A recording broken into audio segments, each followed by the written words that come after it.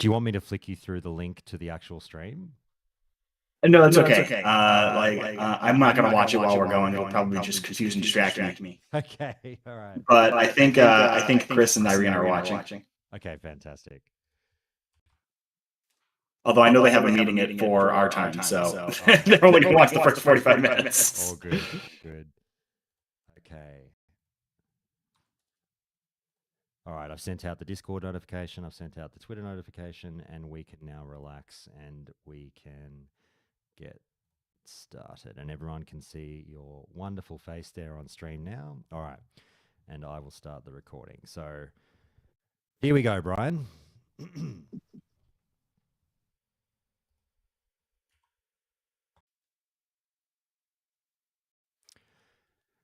Okay, so we're commencing an interview that I have been working on for months, and I'm so happy to finally have this person sit down with me. To be fair, when I say it like that, it's taken months. This wasn't a situation where I had to coax this person into sitting down and talking with me. He was very keen from day one. It's simply, as it always is the case with life, has just been a matter of scheduling. And so I'm so happy to finally be able to say, welcome to Countdown to Classic again, Brian Birmingham. How are you? I'm great. Thanks to see you, Josh.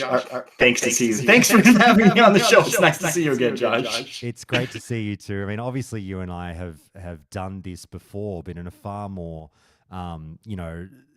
tighter environment in terms of time and supervision on the PR circuit for Blizzard launches in the past. But now, you know, I've managed to get you where we can relax. We've got a couple of hours up our sleeve, and we can just chat and not worry about the clock, which is fantastic. Yeah, it is kind of nice to not have to be worrying about like, am I going to get all the prepared news bulletins in there that we want to make sure we get the talking points out. Apparently, I'm echoing, so I'll just fix that. Sorry, guys, bear with me. Oh, take your time. Okay, that should be okay. Can I just get a test 1, 2, 3 from you now, Brian? Me? Test. Yeah, I fixed it. Guys, that should fix it. I'm so sorry. Thank you for letting me know about the echo. Okay, we're all good now. Did it sound really cool? Was it like Brian? Is. It wouldn't have come through on my actual podcast recording, but on YouTube, they definitely would have heard a very odd echo. But anyway, I basically want to start with. There's so many questions I've got for you, but I want to take a bit of a trip down memory lane with you, Brian, because it's such a unique opportunity that we have. You know, it goes without saying, we don't exactly get to talk super casually on the record with people who were on the Classic team. Blizzard is famously pretty tight-lipped to a certain extent about, the work that they do and what they're developing. And, the PR team is hesitant to loosen that leash and let devs chill out with the creators. So I'm going to make the most of this opportunity because it was only 6 months ago that you were on the Classic team, wasn't it? That's true. Yeah, it's about almost 5 months to the day. Yeah, I think the 23rd of January or something, was it? I thought it was the 29th, but maybe you're right. Maybe it's the 23rd. You would know better than me. But yeah.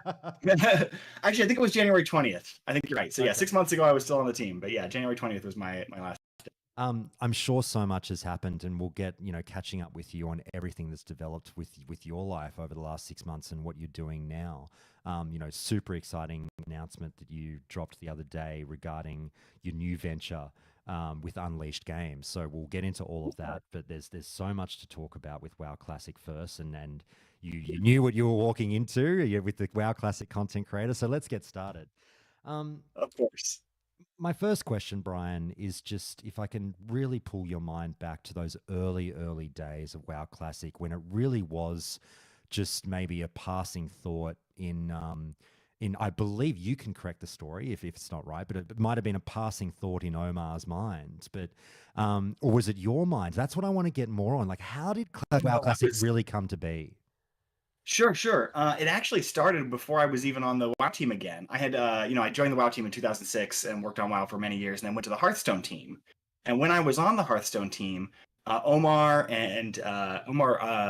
Gonzalez and Jeff Mears and some other people on the team too had worked on some projects Some of them as hackathons, some of them were actually like scheduled work to do research into what it would take to bring Classic back. So I don't actually know whose idea it was to really try to put some effort into it. It probably was partly Omar, and it probably some other people too who gave the green light to do the experiment. It would have been people like Pat Magruder and Pat Dawson, who were engineering leads at the time.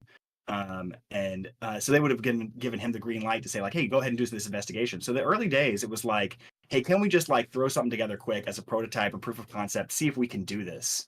And there were a couple different prototypes that happened there, and the one that Omar did was the one that was closest to the one we released on, where he basically took the old 112 data and an old, or a modern branch of World of Warcraft, the code, and said, okay, let me see if I can just take the modern code and point it at the old data. Does that even work at all? How much effort does it take to do this? And he had like, I think it was, again, I wasn't on the team, so this is a little bit hearsay, but I believe he had like 2 weeks to see like how far can you get, and then we'll see if it's worth pursuing after you spent like 2 weeks on it. And in Okay. 2 weeks, Omar had a server up and running. You could log in as a gnome, you could run around, and you could cast frostbolts. And he picked a gnome specifically because it worked well in Dunmoreau, where no one had ever changed the terrain over 15 years. So it was all great. And you walk out into Loch Modan, and immediately there's huge problems, right? Like the lake is drained; it's not supposed to be drained, and there's like flying, Threshodons that are supposed to be swimming in the lake, but they're flying because there's no water. And so it's like but it proved the concept of like, hey, did you get the server up and running? Could you log in with a client? Could you cast spells? Did it feel kind of like Classic? And a lot of the data, being there, meant that a lot of things really did feel right and felt right really soon. But as everybody knows, like the first 90% is it takes half the time, and the second 90% takes that last 10% is really like another 90. And so that even that early prototype, while it was as exciting as it was, we knew we had a lot of work to do. And that all happened actually before I even interviewed for the job, and I was completely unaware of it. So, I so was where were happily you? Which working away team on were you Hearthstone at on? the time. Which team were you on? You're on Hearthstone. That's right. You said that. I was on Hearthstone. I was the tools lead on Hearthstone at that time. And so my first introduction to that was like my journey with Classic began when I was talking to my engineering manager, Derek Duprat, on the Hearthstone team. And we were talking about just career advancement in general. I was really excited about how I was a tools lead now. I had advanced from an individual contributor to a leadership role. It's something I'd always wanted to do, and it was kind of weird because I was at like the end of my like planned career path. It was if you ever asked me what I wanted to do before that point, I would have been like, oh, I want to be an engineering lead, right? I like engineering, I like leading people. I think it would be a really good spot for me to be like right at the engineering lead level. And then now I was, and so it was like, well, so what do you see yourself doing in the next 5 years? You get that question sometimes when you work at a big company and you have like annual reviews. What do you see yourself doing in the next 5 years? And I was like, I don't know. Like this has always been my plan, was to get to this moment, and I don't know where to go from here. And Derek prompted me with like, well, do you really want to focus more on like tools leadership? Is it like, do you feel yourself as a tools engineer through and through, or are you just like a lead in general? Do you want to be like a leader of people? Those are two different paths? You could go further down in either way. And that was a really like inspiring question for me to really think about. Like, oh, that's a really good point. I could grow in either of these two strengths. And I thought like, it would be cool to kind of branch out from leadership. And the week after that conversation, I saw posted on the internal mobility mailing list that Blizzard has that World of Warcraft was hiring a lead engineer for a new team. And there was actually like there was a different name for the title. So there's a little bit of a funny story here where the description of it was, I think I could say this. It was originally posted as lead software engineer Event Realms. And it was like, Event Realms, that sounds exciting. I don't know entirely what that means, but it sounds great. Like new versions of World of Warcraft. At this time, I still didn't even know it was about Classic. And so I went into my interview with the technical director, the engineering manager on World of Warcraft. And they started asking me all these questions about how I would build Classic, and I was like, "Whoa, okay, let me think about that." Like I was all prepared to answer like how you might do variants of World of Warcraft. And when they started asking me about Classic, it really took me by surprise. And I kind of flubbed the interview, and so I have to give them a lot of credit because they realized afterward what the disconnect was. There was this prototype that Omar had made, spent 2 weeks on. They had done a presentation to the entire WoW team about this prototype work and all this like effort that they had done investigating things. So everybody on the World of Warcraft team knew about this effort. And so everybody else who was interviewing for the job knew about this effort because all the other applicants were on team 2 already. And I was the one person who had no idea, and they were like, "Well, this feels terrible." right? We feel really bad. We set you up. We weren't even thinking about it until you came in, and then it was like, oh, of course, Brian. He's been on WoW for 8 years before he was on Hearthstone. Of course, he'd be interested in applying for this role. So they sat me down with the deck that Elmar had given on his prototype work and walked me through it, and then re-asked me some of those interview questions. My answers were very different, a lot more what they were looking for, and then I got the job. So that was actually my start. Was a little bit of a oh man, we messed up in terms of not even knowing what I was applying for. But when I did hear it was for Classic, I was so excited. Like, what would be a more interesting variant of WoW than WoW Classic? And so like that was something that was really exciting for me. And I'm really glad that that's what it turned into, because of course that basically became the role. Was Classic was such an exploding success that it became the thing we wanted to do. That's amazing to hear. And I'll just say straight off the bat here, Brian, I'm laughing because I've already got a few follow-up questions that I didn't have written down in preparation for this interview. And remember how we were just talking about our estimations for time of this interview, and I said, "Oh, it could be 1 hour, it could be two. Let's go. Yeah. Let's go closer to the 2 hour mark." Now that I've heard that first answer to my first question, mate. Look, that's Sure. really fun to hear. Thanks so much for telling us all of that. I'm glad that you seem to have such a great recollection of everything. I mean, we're going back 6 or 7 years ago now. It Um, was a great time. I mean, I've actually told that story internally a number of times because it's so funny, right? To like think like, were you part of the early planning process? Like, no, I interviewed for this job, not even realizing what it was. So yeah, but I was really excited. I have to say, like, knowing that it was going to be Classic really turned it from like, oh, this is a career growth opportunity into like, oh my God, this is a passion project. I can't wait to do this. okay, so just I'll take you back to something you said at the beginning of that answer, and sorry if I do sound like a lawyer, Brian. It's what I do for work, Mm, so you'll get all the probing questions. You're a lawyer, so go ahead. Exactly. It's fun to hear that basically the work order was effectively sent out to people like Omar, and it sounds like is it kind of the case they almost went out and did their own diorama projects, like Diorama Rama, and a few of them went out and had a stab at it. Is that how it was? Sort of. They do like a hackathon. Omar's time, as I understood it, was actually like planned for. They said like, "Hey, take 2 weeks to do this." He didn't spend his hackathon week doing that. But they have periods where they ask engineers or designers and artists to like do a passion project. Just try something that's related to World of Warcraft. And a lot of times those things end up inspiring things that we actually do and put in the game.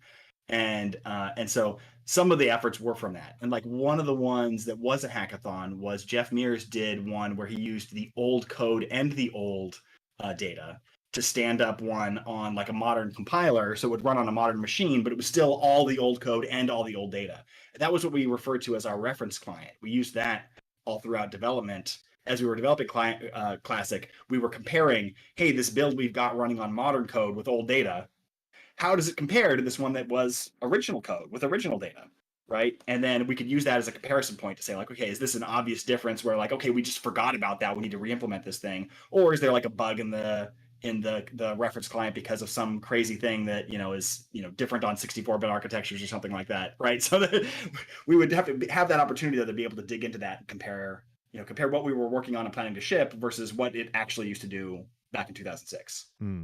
It's funny that you mentioned the old data because I was considering asking this question, but now that it's kind of come up, I'll definitely ask it.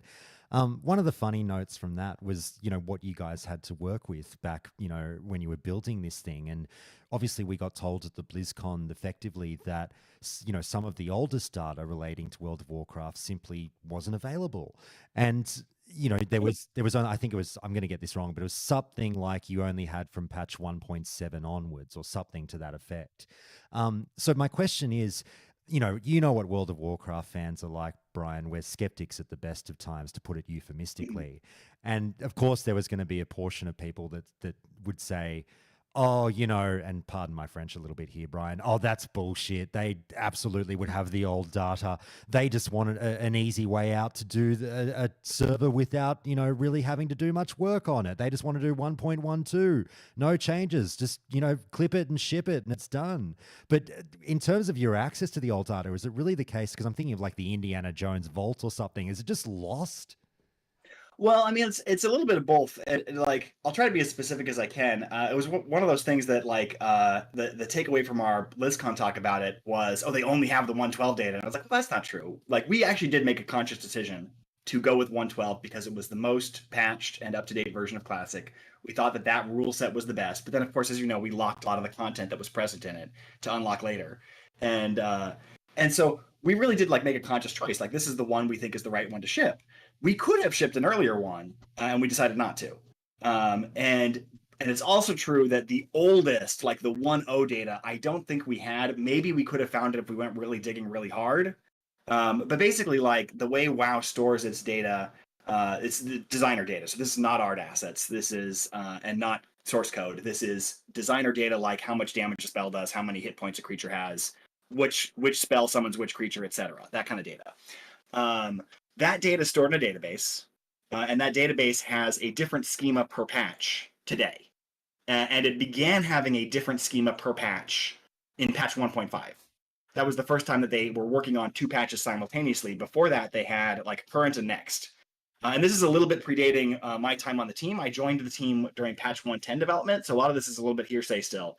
When I was developing this system was in place. We had a new schema in the Oracle database for every patch of the game. Do you mean back in the day when 110 was live, like 15 years ago? Yeah, back in the day in 2006. And so when 110 was live, there was a 110 patch and a 111 patch and a 112 patch. And what I was doing then, when I was originally on the WoW team, I was on the tools team and doing a lot of the work that would make sure that changes you made in 110 would properly show up in 111 and 112.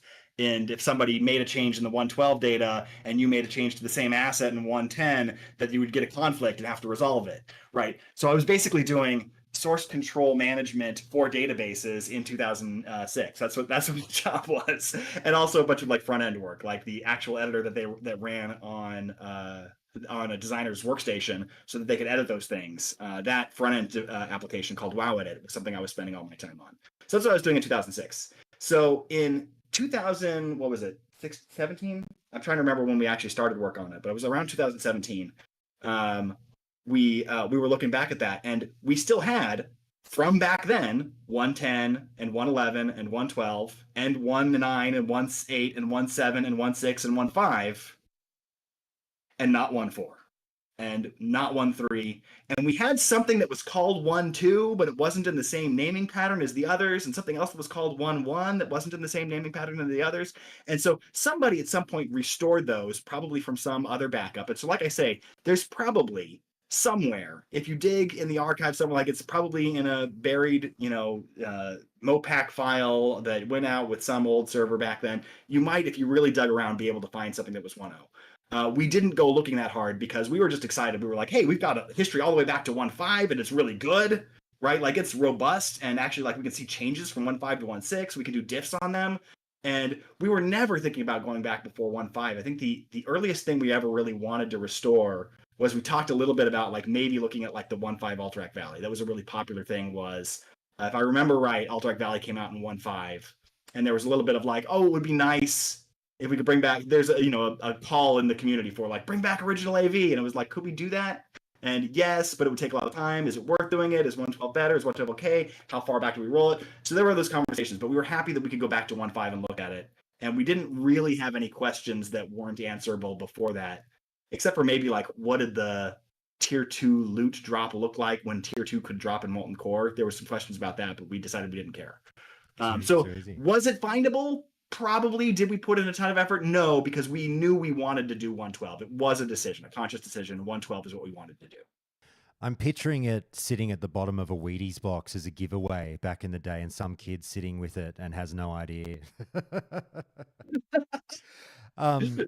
Mates, a database at the bottom of my Wheaties. Exactly. Your Cracker Jack box. Look, it's the digital WoW data. Exactly, the sword of 1,000 truths. Well, actually, there's a funny story about that too. There's tables, a specific table. This is another one of my favorite stories, just like old WoW stories of funny things that are true about the development environment.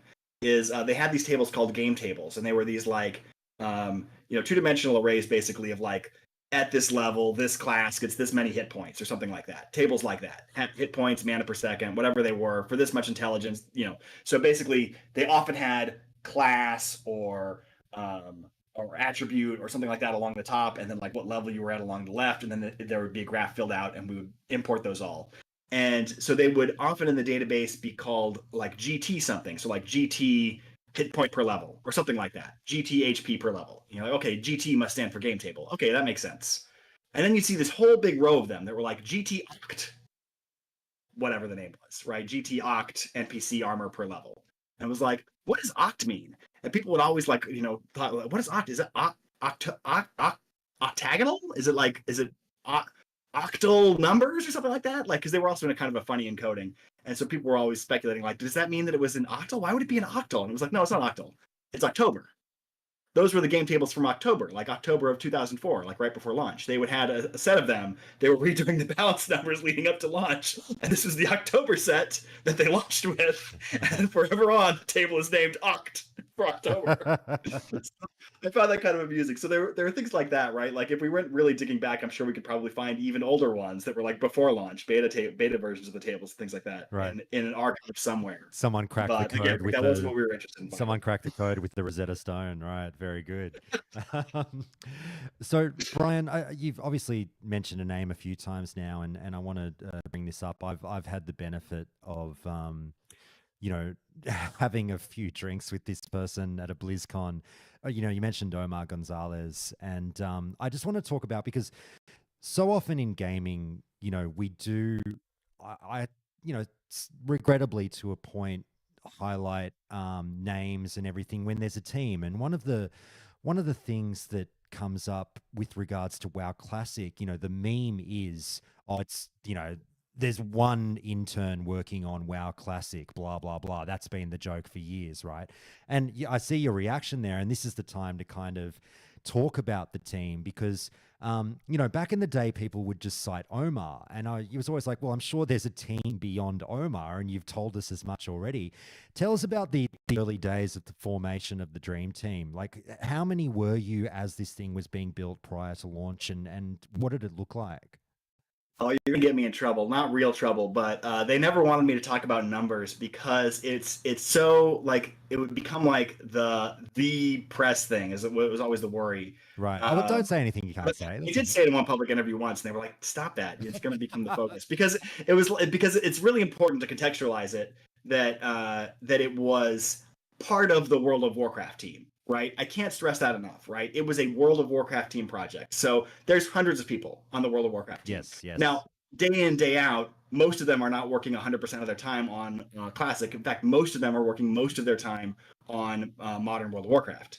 And so there was a core team that was dedicated full time to working on Classic. And it was, let me think if I remember right.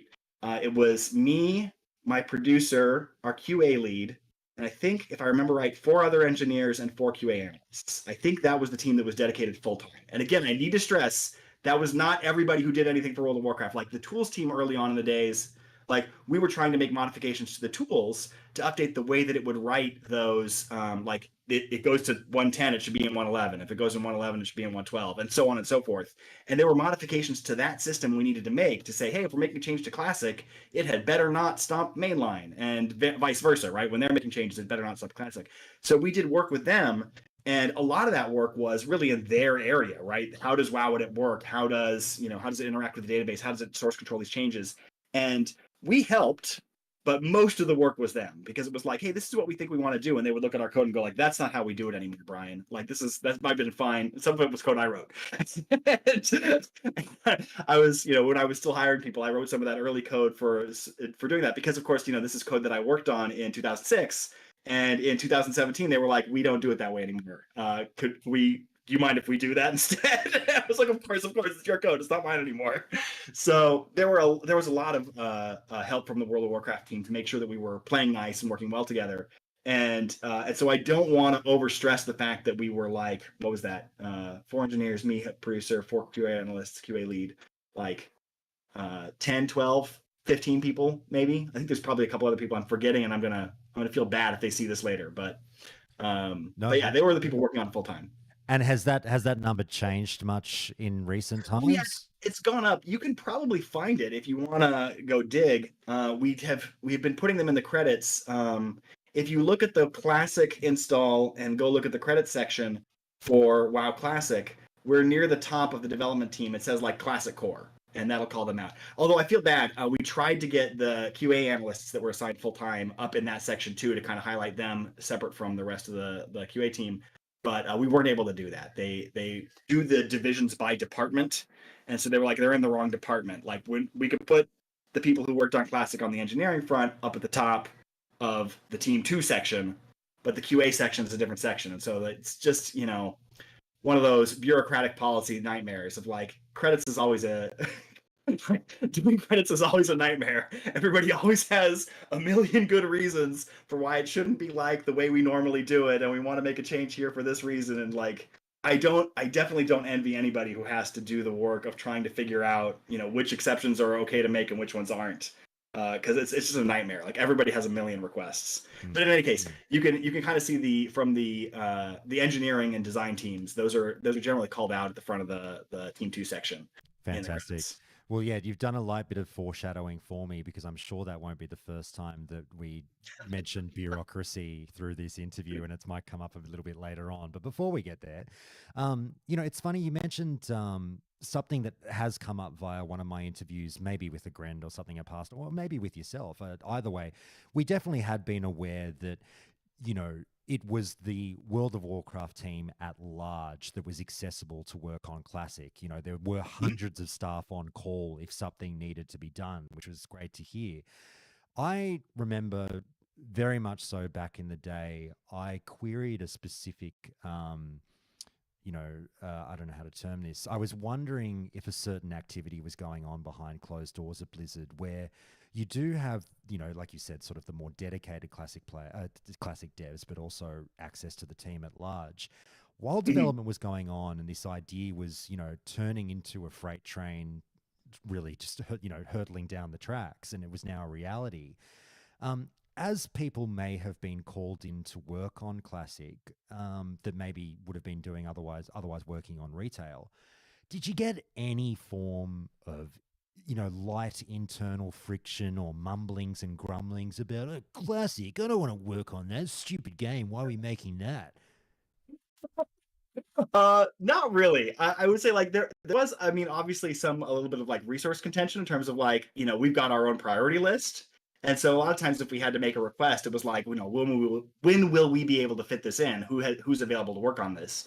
Right? Like when we needed the tools team to come work on the propagation problems that we had right at the very beginning, it meant that they had to put off some of the other work that they had planned for, editor improvements for the rest of the team. But they were things that they were okay to deprioritize because it fit with the team plan of we're going to make this change to make Classic possible. So this is a high priority for the team. But then other times it would be something that might seem really trivial to somebody, and we would care a lot about it. Like, hey, we want to make this tower dragon not visible through the wall the way he's not supposed to be. Like something really like the art being rendered by the modern code is doing something that is correct, and there was a bug covering a bug. I don't know if you're familiar with this in game development, right? Like sometimes, right, like you have an art asset that's built wrong, but the engine's making a mistake. So it renders it in a way that looks correct, even though they're both wrong, right? It's like a two wrongs make a right kind of thing. And so over the years, it's like, oh, we fixed that bug in the engine, in something like, 2010. I don't know, just to give an example, right? And then you look at an old 2006 art asset that's got this bug, and it's like, oh, now it looks wrong. It's like, well, it used to look right in 2006. It's like, well, what do we do? Do we put the engine bug back, or do we fix the model, right? And it's like, you like to say, fix the model. And the really easy thing to say would be like, well, why don't we just use the newest model? And sometimes we did. And so if we could like go and look at the newest model and all it had done was fix the bug, we would just use it. But sometimes it was like, oh, instead of fixing the bug here, what they had done is like it was part of a redesign of this art kit. They remodeled it. The new one looks significantly different than it did in 2006. We don't want it. We really do want to go grab the one from 2006 and fix it in place.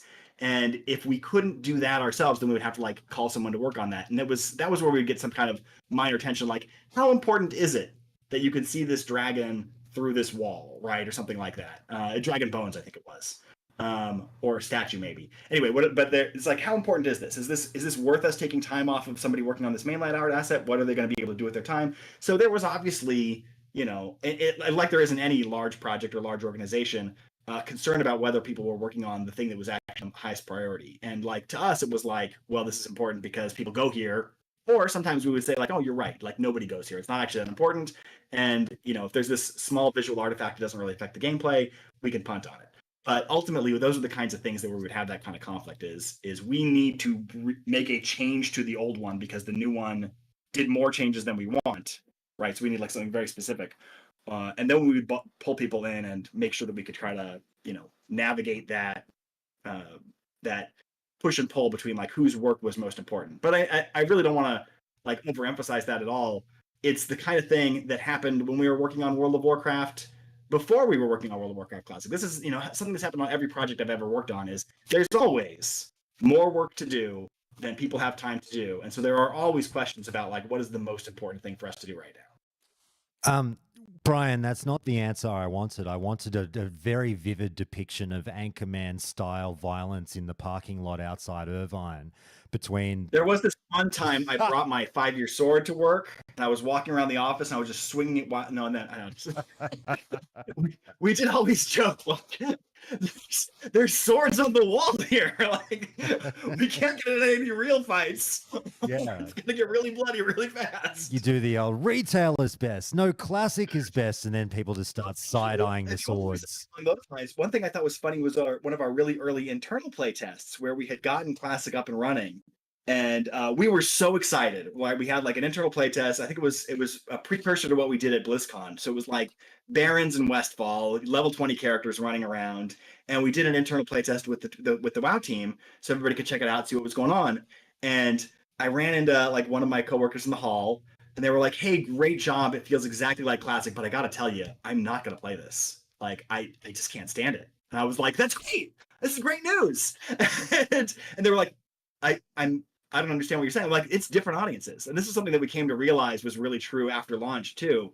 But, some of us internally knew from the beginning was they're both good games. They just appeal to different people. And, sometimes different people at different stages in their life. So there are people who like, I loved it in 2006 and I'm not into that anymore.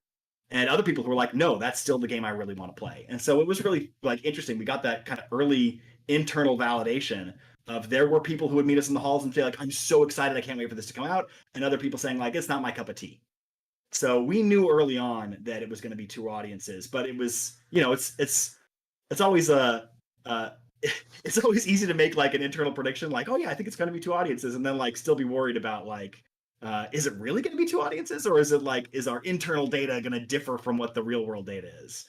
But yeah, that was it was exciting to see those early validations and that kind of like difference of opinion, and like split on which kind of way you like to play the game. That's great to see. Look, I don't know if I don't think you have the stream open, but I can tell you I'm getting questions flying in saying, please ask Brian that, please ask Brian this.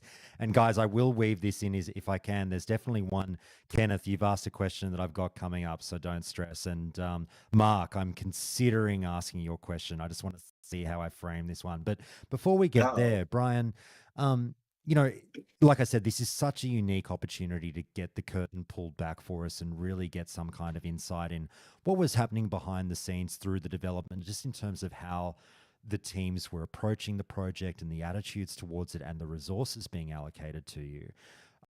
I wanted to ask you as well about a couple more big questions about internal attitudes. And one of the big moments in WoW Classic's life cycle was actually one that came well before development started, and that was the infamous moment at BlizzCon when Jay obviously got up and on stage and uttered those words, "You think you do, but you don't." Much has been made. Yeah, I'm glad you're laughing because, it is something where we should be able to look back and laugh on. I'm not sure if Jay does. No, I think Jay can look back and laugh on that, is what I've been saying. Yeah. I know he was a little sensitive about that for a while. Well, that's exactly what I want to ask about. Can you tell us what happened internally after that moment? Was that a bit of an oh shit moment internally? Because the reaction online was huge. I don't think oh shit so much as like Jay really took a step back and became a huge supporter of World of Warcraft. I think that's probably what spawned.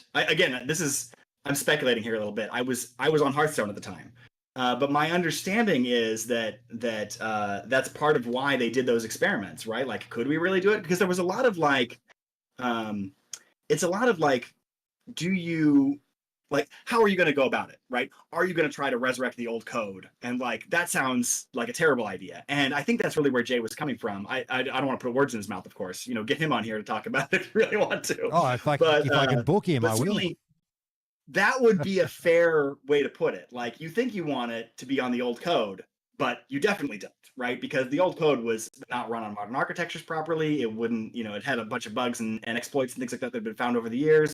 Like even using the old data, the data controls enough that we accidentally put in some old exploits and had to patch them out, right? So if we put back the old code, it would have been a nightmare, like an absolute nightmare. So if you're thinking of it from the perspective of, can we just dust that off the shelf and throw it up on a server somewhere? You might think you want that and you wouldn't. True, right? You really would. but But we could you know play the classic experience Jay. today and really want that? Of course. And so there was a lot of like a lot of skepticism about internally about like whether or not this would be easy to do, whether or not it was, you know, possible to do, whether or not it was worth doing. And that was where those kind of experiments came from. Like, hey, if Omar takes 2 weeks to do a prototype, how close does it get? Right? What does it mean long term in terms of like what our data architecture is going to look like, how we're going to manage changes to the data schemas, right, going forward to make sure that the changes to classic don't modify mainline and vice versa, right? So there was a lot of those kind of questions that hadn't been answered, and you know people were reasonably concerned about. But I mean, like I know that when I joined the team to be the project lead for Classic, I was getting a lot of support from Jay, and so he was a believer and supporter at that time. So he was I feel like unfairly vilified for years after that comment. When, in fact, he was a very strong supporter. I agree with you in that. I think it did become obvious that Jay came around somewhat on the concept of classic, perhaps, you know, as the popularity picked up. But I mean, you and I, to be fair, Brian, I appreciate what you're saying. And I've said for years now that I think Jay was right for the wrong reasons, but we know what he meant in that moment, and it wasn't that. He was querying whether or not we really enjoyed vanilla WoW, and it's obviously been greatly disproven over the years that it's very popular. But to follow, and I'm not inviting you to throw Jay under the bus by any means, but what I'm getting at is this bleeds into my next question of following on from that moment, you know, it really seemed, and we're cutting now to the launch of WoW Classic, you know, with the number of servers that were rolled out, which again, I think could be euphemistically be described as too few.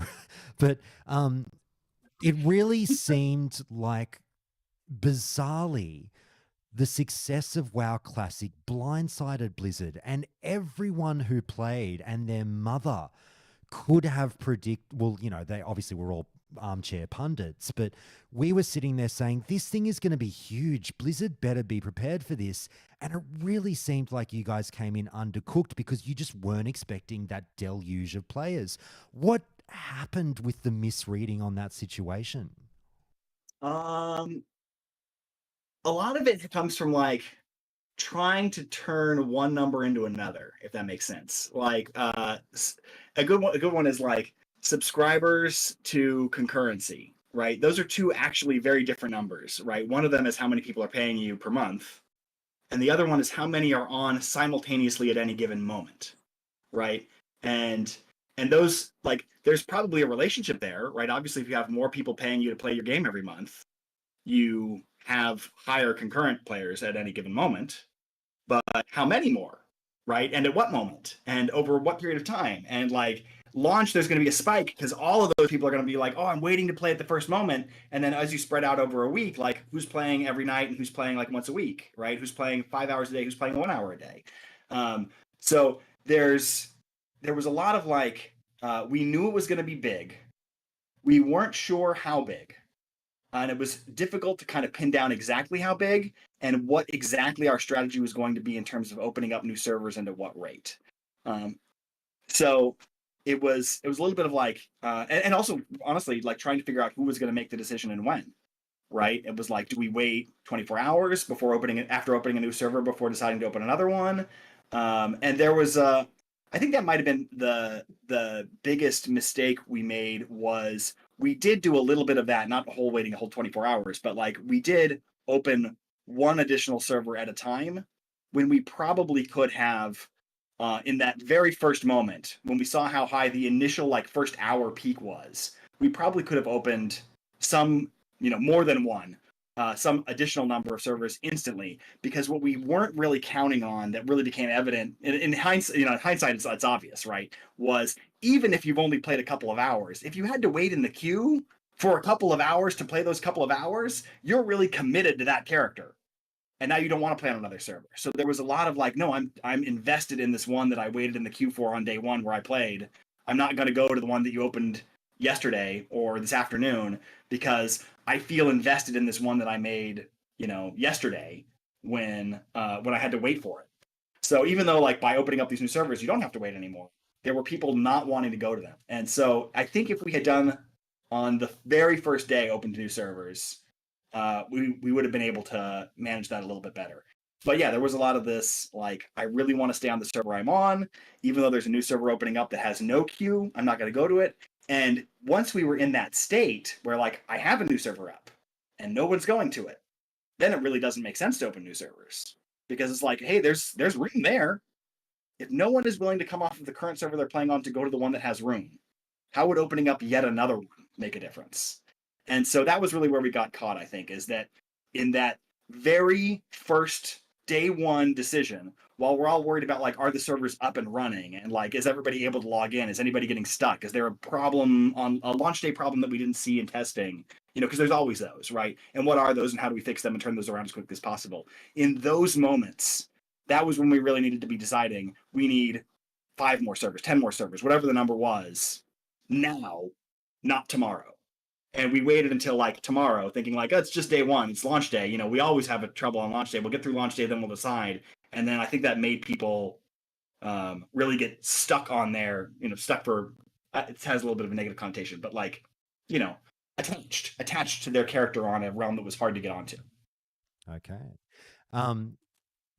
Brian, everyone is having such a good time in chat. They're loving your performance so far. You're doing so well. I can't congratulate and thank you enough. Thank you for all these amazing answers. If I can, questions just come up in chat from Kenneth, and I'm so glad he asked this because I didn't have this one written down, and now I'm jealous of the fact that I didn't. I too have always wondered what the launch of a large MMO like this looks like internally those first 24 hours. So, I don't know if I would go as far. Do I picture the NASA control room and what happens that opening day? Talk to me about the teams, whether you're the nervousness, you all sit down at your stations. What are you watching? What are you doing?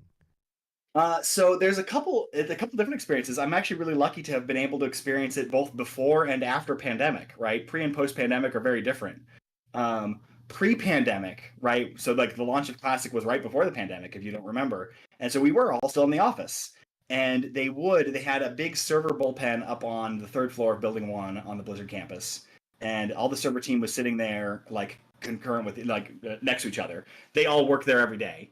But they would also have like extra desks where people would visit, and they would have people come in from other places in the company, like IT specialists, network operations specialists, things like that, that would have like a single person from their team sitting there co-located with the server team, so they could have that kind of quick back and forth person-to-person communication. Can I say, Brian, I presume Bobby came in to pay his respects as well and check out what was going on. No, he didn't usually. Although it was kind of funny, like oftentimes, whoever the executive producer would drop by, or the producer would drop by just to be like, hey, good job, everybody. Would that be like a John Hyde type?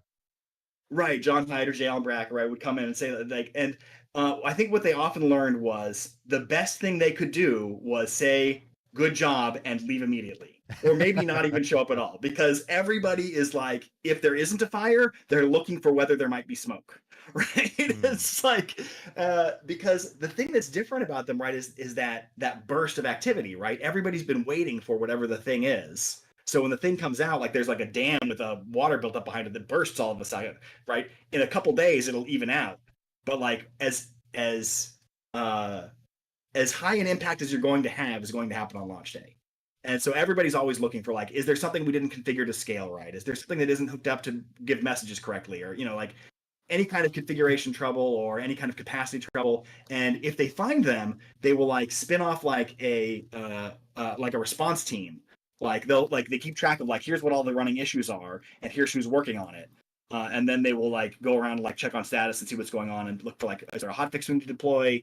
Is there a configuration change we need to make? Is, you know, what do we do about whatever the problem is? And they have different teams working on that.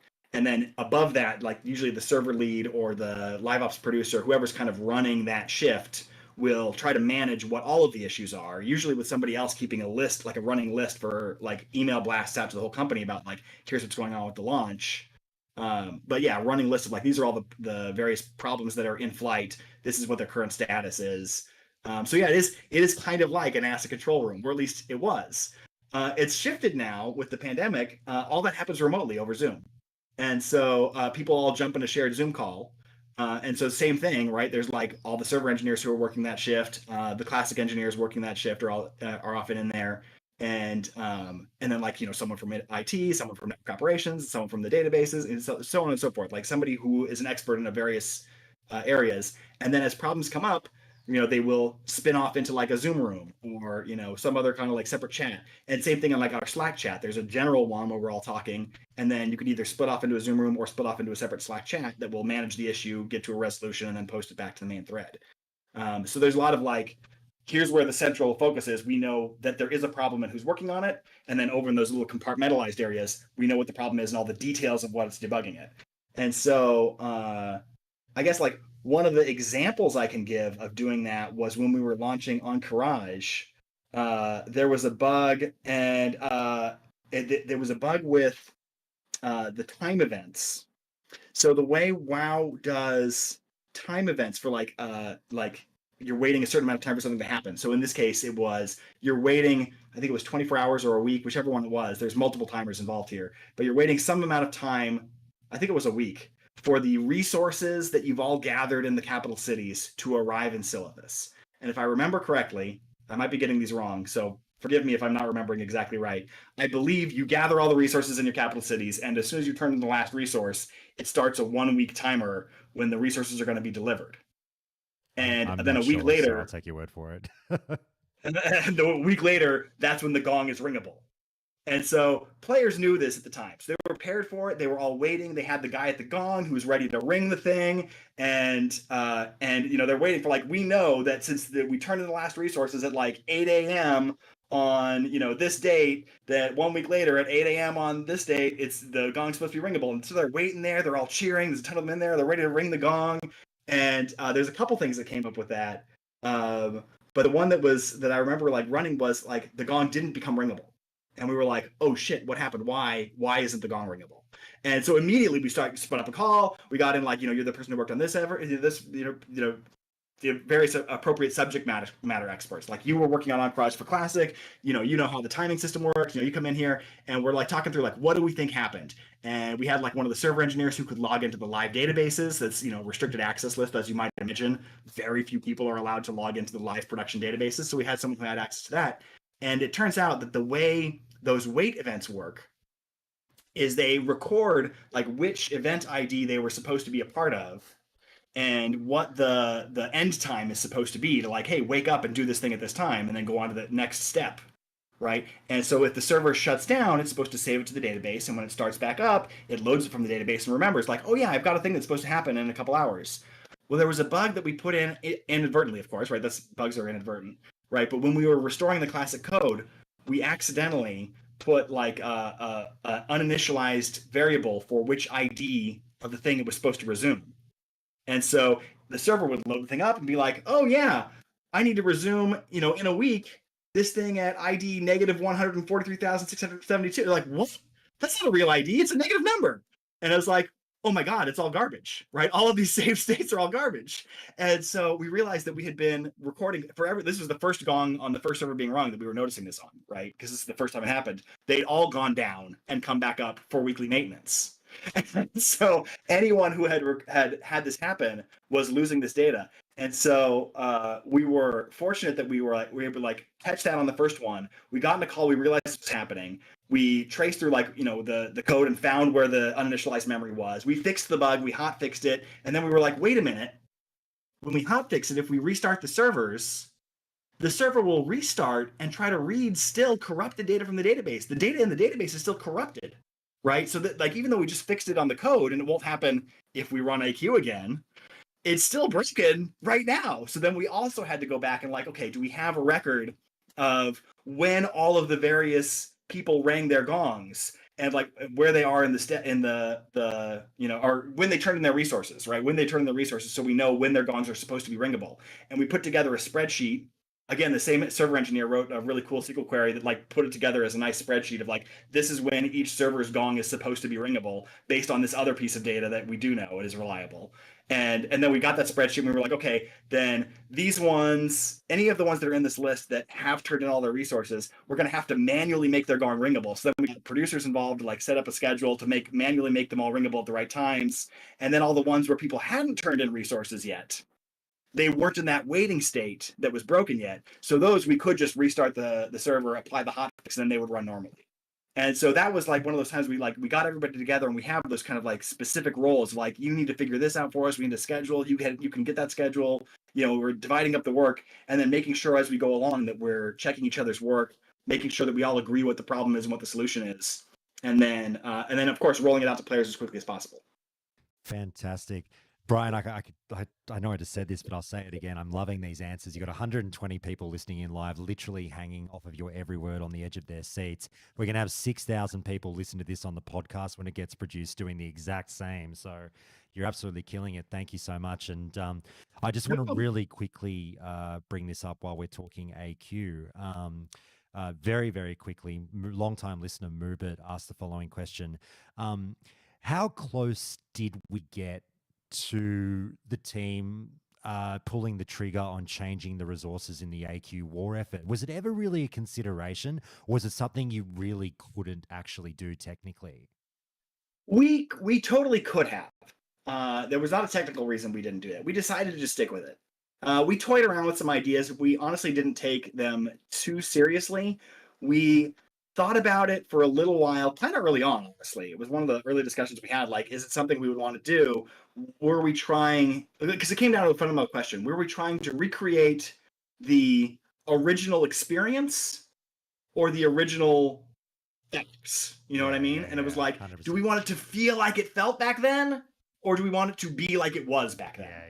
And so it was a little bit of a, you can't put the genie back in the bottle, right? We could try to make it a little closer to how it felt back then, but we weren't going to be able to hit that. So we'd always be, if we went that way, always be trying to decide, is this something we want to change or not, even more than we were already, right? So we decided what we really wanted to do was, for the most part, make it be as it was back then. There were some places where we did deviate from that, right? Like Ectoplasmic Resonator technically wasn't patched until Burning Crusade, I don't think. But we were like, this is so broken, of course we have to fix it. But things like Encourage Resources, we said, people are going to plan for this. People are going to be prepared ahead of time. It's going to make the experience different. But that's part of the fun for people who are doing it a second or a third or a fourth time, is to be able to say, I want to try to maximize or, like, optimize the way I do it. I want to try to, like, plan ahead for this and, like, do, like, my resource mapping. This is what I'm going to do thinking of this thing. And it gives you that kind of feeling of excitement and feeling smart when you've, thought ahead to the fact that you were stockpiling nature resist potions and poison curing potions for what's his name, Viscidus, right? It's like when the price for all those materials goes through the roof on the auction house, and you're like, I stockpiled that ahead of this, I can make a ton of money, or go clear my poisons for free. You feel good. And the same thing for, like, storing linen for those resource turn-ins, right? We wanted people to be able to make the plans. No, fair enough. If you like, rewarding the knowledge of the game, I think was a fair enough strategy. We've got our friend Tim Jones in chat, Brian, saying, we miss you, Brian. Love from the Classic team. Anything you want to say to the Classic team while he's here?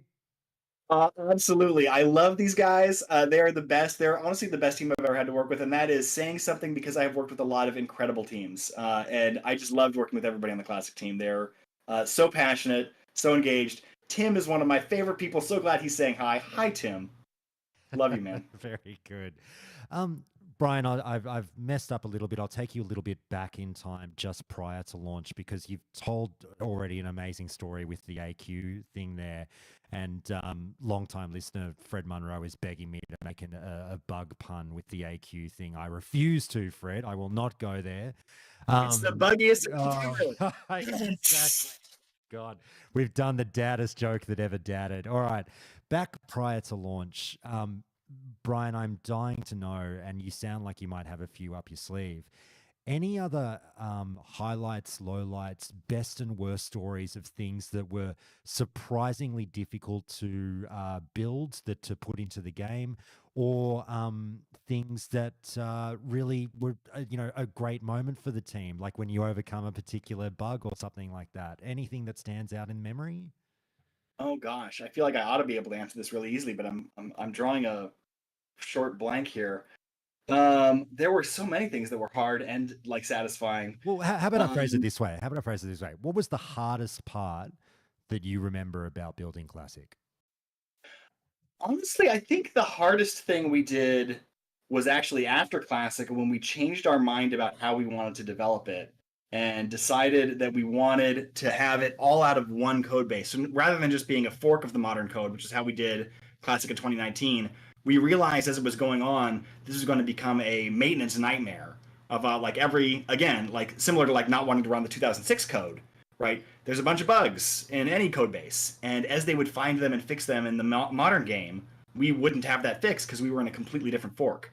And so we made an effort with the launch of Burning Crusade to remerge those two code bases so that they were sharing all the code they could. And that was, I think it was still the right decision to fork originally. I think it would have been nice if we'd known we were going to merge. We might have paid more attention to what we were doing. But one of the things that was nice about that was we were able to look then at the diff history of everything we had done in Classic's development and say like, oh, the places where we needed to make changes to the code to make it work like Classic were here, here, and here, right? And all this other code we didn't change. So theoretically, all this other code we could be using Modern's latest. And so that's what we were broadly trying to do. And then there was a lot of, little like that's an easy way to put it at high level. In the details, of course, it's a huge mess that some of our engineers had to spend months, honestly, teasing apart. And again, this is one of those cases where like the mainline, the modern World of Warcraft team was a huge help here. We could not have done it without them. It was not entirely all us, but we did have classic engineers and modern engineers working on remerging those code bases, trying to figure out which things should actually be the modern version of like the account server, right? The modern version of the party server, right? There's things that are like fundamental game mechanics that have modern reliability and robustness that there's no reason to put the classic version of them back in there or even any version older because like their broad like mechanics are the same. Then of course there's other things like, oh, how do the combat abilities work? Okay, like that's where we do make differences. So all the kinds of things that you would think of as being gameplay, they're actually a fairly small part of the code as things go on a colossal project as large as World of Warcraft. So then we were kind of able to identify those and say these things should probably stay forked for now, and long term it'd be good to even try to like divide those up into the sections of those that are like, oh, this is the event loop. The event loop should really be shared, but what happens on the event loops? How often do you process the event loops? Those are things that are parameterized.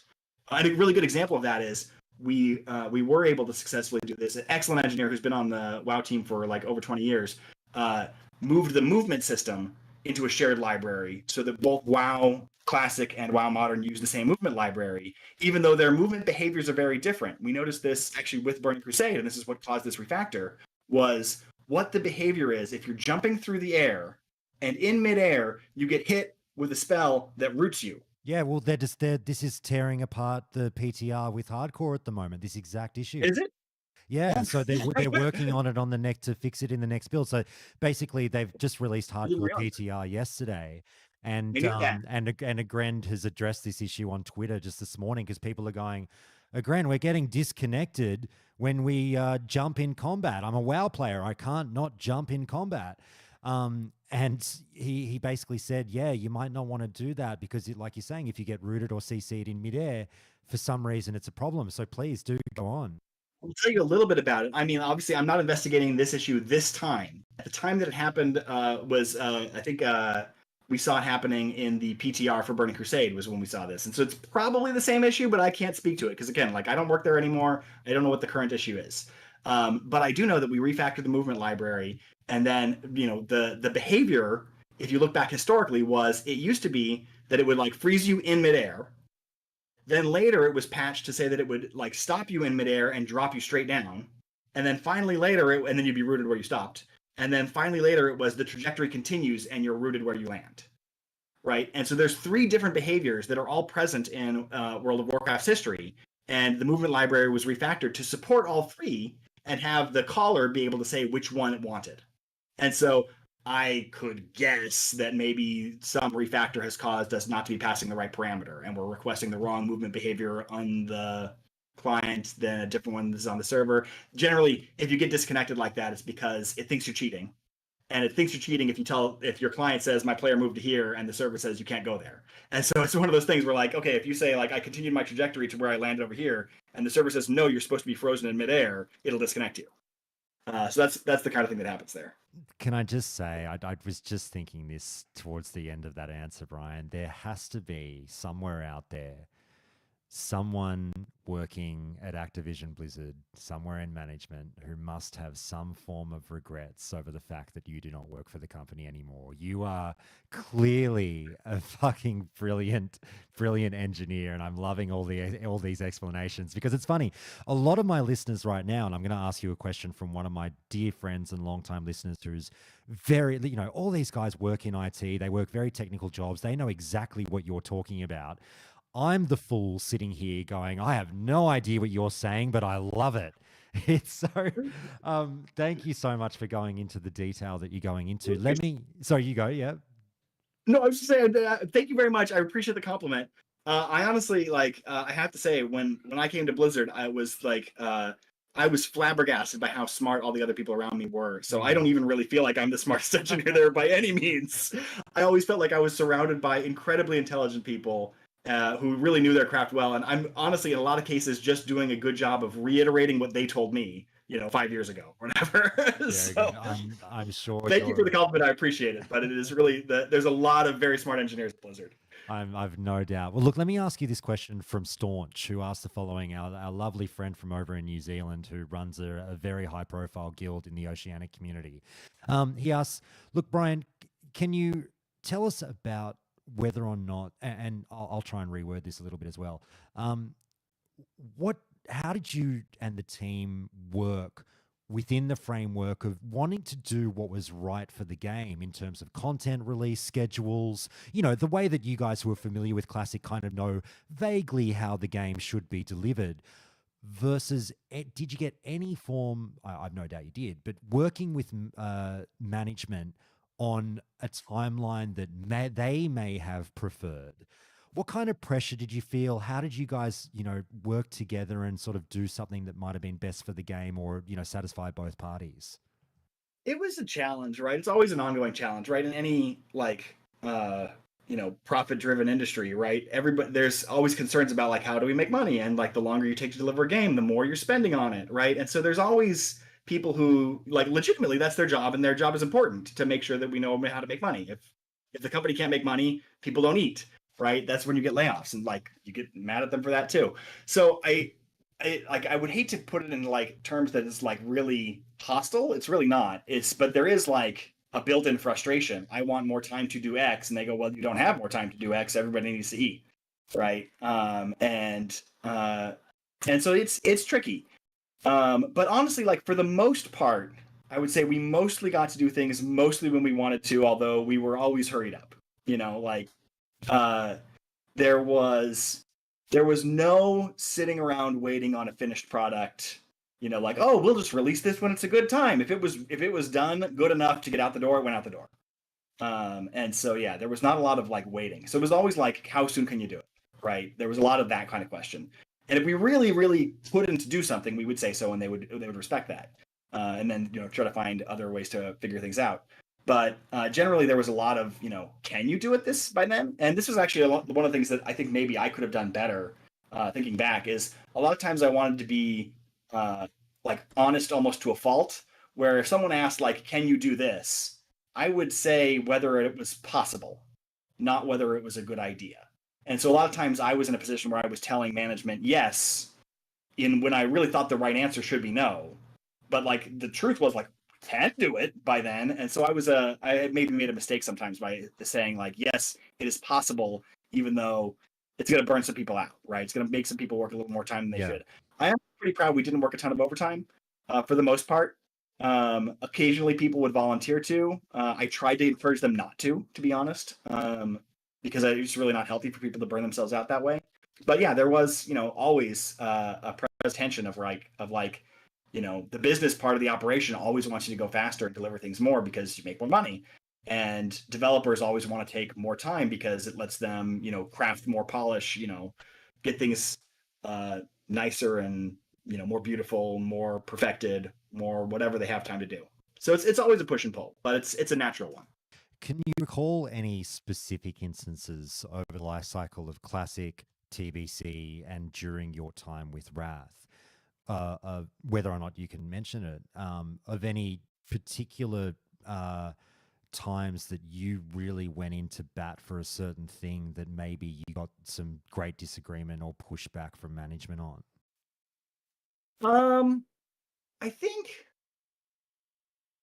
the biggest one that I got pushback on that I eventually like kind of gave in on, right? To be honest, was I mentioned this earlier, was I actually really did like Alterac Valley 1.5, and I really did want to bring it back, and we really didn't have time, right? If I'm being honest, we didn't have time, but it was a thing I kept bringing up and I kept fighting for, and ultimately the decision that we all made together, right? Like I eventually accepted it too, was that we're doing 112 and it would be kind of a weird outlier as like the one thing that we weren't doing the 112 rule set on, um, and also would be a lot of work that was otherwise unnecessary, right? Like we had it built working on 112, and it was like, can we roll it back? What would we have to do to roll it back? We would have to do X, Y, Z, and then it was like, and then we would have to test those things, and we'd have to make sure they all work. And there's a bunch of bugs that we just fixed in the 112 version, and we have to make sure those are still fixed in the 1.5 version. So that was one of the things that I think I really felt like I wish we had time to do that, and honestly, we didn't. So if we'd had, I don't know, another 3 more months, like we could have easily done that. Is that something you were asking for? Would that have been worth it? I think probably not. We probably should have launched when we did. Is that something you were asking for, to delay launch by maybe 3 months to get that done? I was always asking for more time a little bit. I mean, like I said, like my failing was sometimes in not asking for more time. Like the right thing for me to do in my job was to ask for more time, right? But to an honest extent, right? To the line for which things would be a high quality and not burn people out. And sometimes I would lean a little bit too far toward like it is possible, and I would kind of like couch it with, but some people will get burned out, and they would be like, "Well, I heard a yes." You know what I mean? It's like it's not malicious. I'm not trying to throw anybody under the bus here. They're not. They're under pressure too, right? There's a whole hierarchy. So like my boss has a boss has a boss has a boss, right? And they're all being asked for various good reasons, like how can we make these budgets line up? How can we make these timelines line up? How can we make sure this thing comes out before that thing so we're not stepping on each other in the press or in the player base if it's like two WoW expansions coming up on top of each other, right? Like Burning Crusade came out really close to Shadowlands, and we wish it hadn't, but it was hard to avoid that that timing pressure, right? And similarly with Dragonflight and Wrath of the Lich King, they were closer together than we wish they would have been. But yeah, it's hard to kind of balance all these kind of. We've got multiple things coming out. We want to make sure that the revenue's coming in to pay all the employees, and make stockbrokers happy and things like that, and or investors happy. And so there's always a lot of things that are going on that are actually really important to running a business that are going to be at odds with, I want all the time in the world to make the most beautiful game in the world. Like there isn't unlimited time. It's a little bit of a myth. There's this like Blizzard polish means we don't ship it till it's ready, and that means we have all the time in the world. And it's like, well, that's not true, and that was never true. They never had all the time in the world, right? The kind of like famous, Blizzard polish was like, we didn't make a Christmas launch, and we launched in January, and it was amazing, right? It was like they got an extra month, right? Those are the stories that you heard back in the day. Was Blizzard getting a couple extra months to do something, not like years long development of like I can work forever on things. And so everybody would always like unlimited time. But the reality is there's never an infinite amount of time. You always have deadlines. There's always like only so much like runway for the amount of money you have, right? Like Mm. it really is a serious concern, especially is what I'm learning right now, right? Is that like people got to eat, right? So we have to be judicious with our time and make sure that we're spending it on things that we're able to be able to keep the company running and keep it operating so that people can keep working on it. Yeah, absolutely. Look, I'm going to weave that. I'm going to bump that up in my my run sheet here, and we are going to talk about what you're doing now. I just want to ask one more Sure. question before we get there, just before I forget, because I'll kick myself if I forget this. That Go little ahead. tidbit about AV was really, really interesting, and I'm sure a lot of people were like, "Whoa, what? Oh my gosh, we were that close to getting 1.5 AV." If I can push you, is there anything else that you remember? Not necessarily that came, close to being thrown in or that you had big back and forths with management about, but is there stuff that was discussed internally about we kind of want to do this, but we're probably not going to have the time to show the players that you were at least considering it? One thing that we talked about and decided not to do, not really for time, but like it probably would have been a insensitive at the time, was Zul'Gurub was released right around the time of the pandemic, and so we were toying around with the idea of launching the Blood Plague and letting Oh, it run right, wide for like a day or something like that, just to kind of remember that right. originally happening. But that coming out when there was a real life pandemic, raging around the Yeah, yeah, world was yeah. like, we're kind of glad we didn't go that route. And we actually decided not to before it was the pandemic, but because it turned out to be a little more work than we thought it was. When they locked it down after the first time it happened, they locked it down real hard. So it was like, okay, we have to like fully rebuild this ability to make it actually function the way it did on launch, and it's probably not worth it. Let's not do it. And then COVID was hitting and going all over the world. We were like, it's a good thing we weren't. This would not have been funny, Right. right? So, I mean, had COVID never been a thing, the plan might have been to completely recreate the madness and mayhem of that event. Well, like I said, we had already discounted it because it was a lot of work, Right, and right. so that, Well, but it if was you one of had those the things where we time had as to well, I evaluate, like guess. Yeah. maybe we want to have that experience again of running around the world, and what does that do? And it's interesting, right? Mm, To put a positive spin on that, people were studying how people behave during pandemics because of that original accident, that's right. Yeah. and I'm sure some of that those lessons that they learned went into planning for real pandemics and probably helped with the pandemic we had. Yeah, a very good point. Well, look, Brian, here's what we'll do. It's an awkward thing to do in an interview, but I'm happy to do this way. It's my show. I can do what I want. Um, let's put a pin in this thread of conversation. We'll come back to it because you've thrown out the tangent and you've alluded to something else that you're doing now. And I want to take the opportunity to talk about that because I'm honestly very interested in this. You just announced, I believe it was 36 hours ago, yesterday or the day before, that you are involved in a new venture. And this is something that's always exciting in the gaming space. You actually said you're working on a new MMO, I believe, a new family friendly MMO. Well, I saw the word MMO. It's not an MMO, but maybe it's in that genre. It's kind of funny. We're having a hard time deciding what to do. I'll tell you what I get. So I'm working at a new company called Unleashed Games. I'm wearing the T-shirt. UnleashedGames.io is our website, and we're excited because we're taking a lot of the lessons from things like World of Warcraft Classic, and we have people who have worked on EverQuest and Kingdoms of Amalur as well, founding the company, and we're really excited about kind of social gameplay and the way that gameplay can encourage people to play together and to become friends in game. And it's something we felt like Classic really did really well. We were excited. Like one of my co-founders is Chris Zierhut, and he and I were playing WoW Classic together when it came out in 2019, and we saw a lot of that same behavior that we remember from 2004 of people playing together and becoming friends where they didn't know each other prior, right? And making those new relationships in game. And we were really paying attention because we had been working on World of Warcraft back in 2005 and six, shortly after it came out, and so we were around as the player focus shifted to that kind of like hardcore end game raid content, and the gameplay kind of like shifts in that way too to support that interest. And it's like I was saying earlier, it kind of becomes two different games and two different audiences. And so we were thinking like, what if we went the other way, right? Like from Classic, there's like the mainline MMO hardcore raid content, PvP way to go, and then there's like, what if we go like a little bit more family friendly, social knit, community kind of building? Is there an interesting thing to explore there? So that's where we're going. Is we want to try to see if we can do something in the we're calling it the social RPG space or family friendly cooperative RPG. And so that's what we hope to do is make a game that really appeals to people who want to do something like an MMO or an RPG, something that has adventuring, exploring, fighting, crafting, building, those kinds of like RPG mechanics, and really encourages you to do that with other people in a way that feels seamless. So seamless interconnection and seamless friendship making, the way MMOs do, but probably not in the same exact form factor. Like one of the things we're really planning to move away from is this idea of like a single contiguous world, because it gives you lots of problems of like there's too many people, I feel like I can't talk to any of them because I'm in a giant crowd, or there's nobody around and I can't find anybody.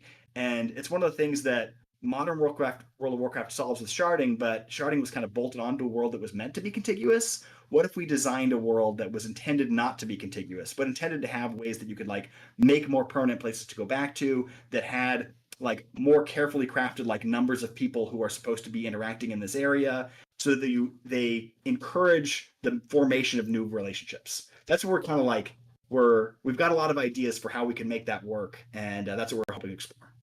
Does that make sense? No, absolutely. Look, I've definitely got more questions on this. Tell me a bit more about the team, because you slyly threw in Chris's name there, and I did see that yesterday. And it's a funny moment because I saw your tweet and you just said Chris with a K, and I was like, hang on, I know a Chris with a K. Is And that Chris? yeah, and I was like, he's not talking about Zierhut. And then I did, the creepy stalker thing where I checked Chris's LinkedIn, and I was like, wow, it is Chris Seahut. He got Chris Seahut. And if people aren't familiar, Chris obviously has, been working on WoW Classic up until very, very recently. And That's correct. and now and it's funny because Chris was highlighted as on the classic team as someone who had, this is our game developer. This is someone who worked on systems back in the day, and he's doing stuff for classic now. And it was really hailed as a win for the classic team to get Chris working for them. Now he's working with you on this this new project. That's a great get as far as I'm concerned. And you mentioned titles such as, EverQuest and Kingdoms of Amalur. People hear titles like that and their ears prick up. So tell me a bit more about the team. So it was founded by Irina Pereira, and she's our CEO, and came also from Blizzard back in. I worked with her in 2006 and seven. I forget exactly which year she left, but she left to go form 38 Studios. She was part of the group that did that. So Yeah, if you yeah, yeah, remember yeah. 38 I Studios do remember history, the story. Yeah. yes, it was a sad story. It had a sad ending with like corporate or Lot of government interference, lawsuits. things like Yeah, a that. lot of With the lawsuits. I don't remember the details. I'm sure you can look it up in the press. But basically, they were doing a great job making an MMO, and it got killed for reasons other than their great work. Yeah, it was And such a while shame. she was there, she worked with Tom Ang and Dave Cham, who are our other two co-founders. And Dave is an amazing engineer and operations expert. He's founded other companies since then, worked in management roles across a bunch of different organizations. So he's going to be our COO. And Tom Ang is going to be our chief art officer, as he's done lots of illustration for all kinds of different things. He's an award-winning illustrator, worked on all kinds of games, hundreds of games even. Like he put together an art production pipeline that can produce games really fast for mobile. And so he's going to be working with us as well. And then, as you said, I'm working with Chris Searhut, and then myself. Chris is going to be our design officer, and then I'm going to be our technology officer. And so it's really exciting to be like starting to work with all these people again. Like Irina and Chris, I remember very fondly working with them in the past. Chris, as you mentioned, like even up until recently, and also meeting like new people like Dave and Tom, who although I haven't worked with them, Irina has, and they're fantastic. I'm already like getting along with them. Dave and I are finishing each other's sentences. It's a great feeling, great relationship. Oh, that's great to hear. Yeah. I games that if you've got people that have experience on those games. I love Kingdoms of Amalur, quite frankly. It really was a phenomenal game. The devs did great work on that one, and it was a sad story what happened with the ownership of that game in the end. But Mm-hmm. that's great that the kind of you get a feeling for the ideals and approach that you've got on board with the team. So that's fantastic. It's so, I don't need to tell you how monumental of a challenge it must seem to sit there and not only just design a game from scratch these days, you know, in the modern market, but also do something that invites, like you're saying, online gameplay and maybe massively multiplayer online gameplay. Is it, I mean, obviously you guys have come to terms with that challenge because you've pulled the trigger on doing this, but is it, talk to me from not only a developer's mindset but maybe like a founder's mindset as well, of like, is it with some nervousness, trepidation, fear, anxiety, or confidence that you build a game like this from scratch in this day and age? All of the above. I think you're absolutely right. There's a lot of nervousness. Like when I left Blizzard, my first thought was I imagined that I would just go get a job somewhere else. It didn't originally occur to me that I would, be founding a game studio. I was thinking like, okay, yeah, I'll look around. I'm sure there's the jobs out there. I'll find one. Well, you're busy road And tripping it was, America as well.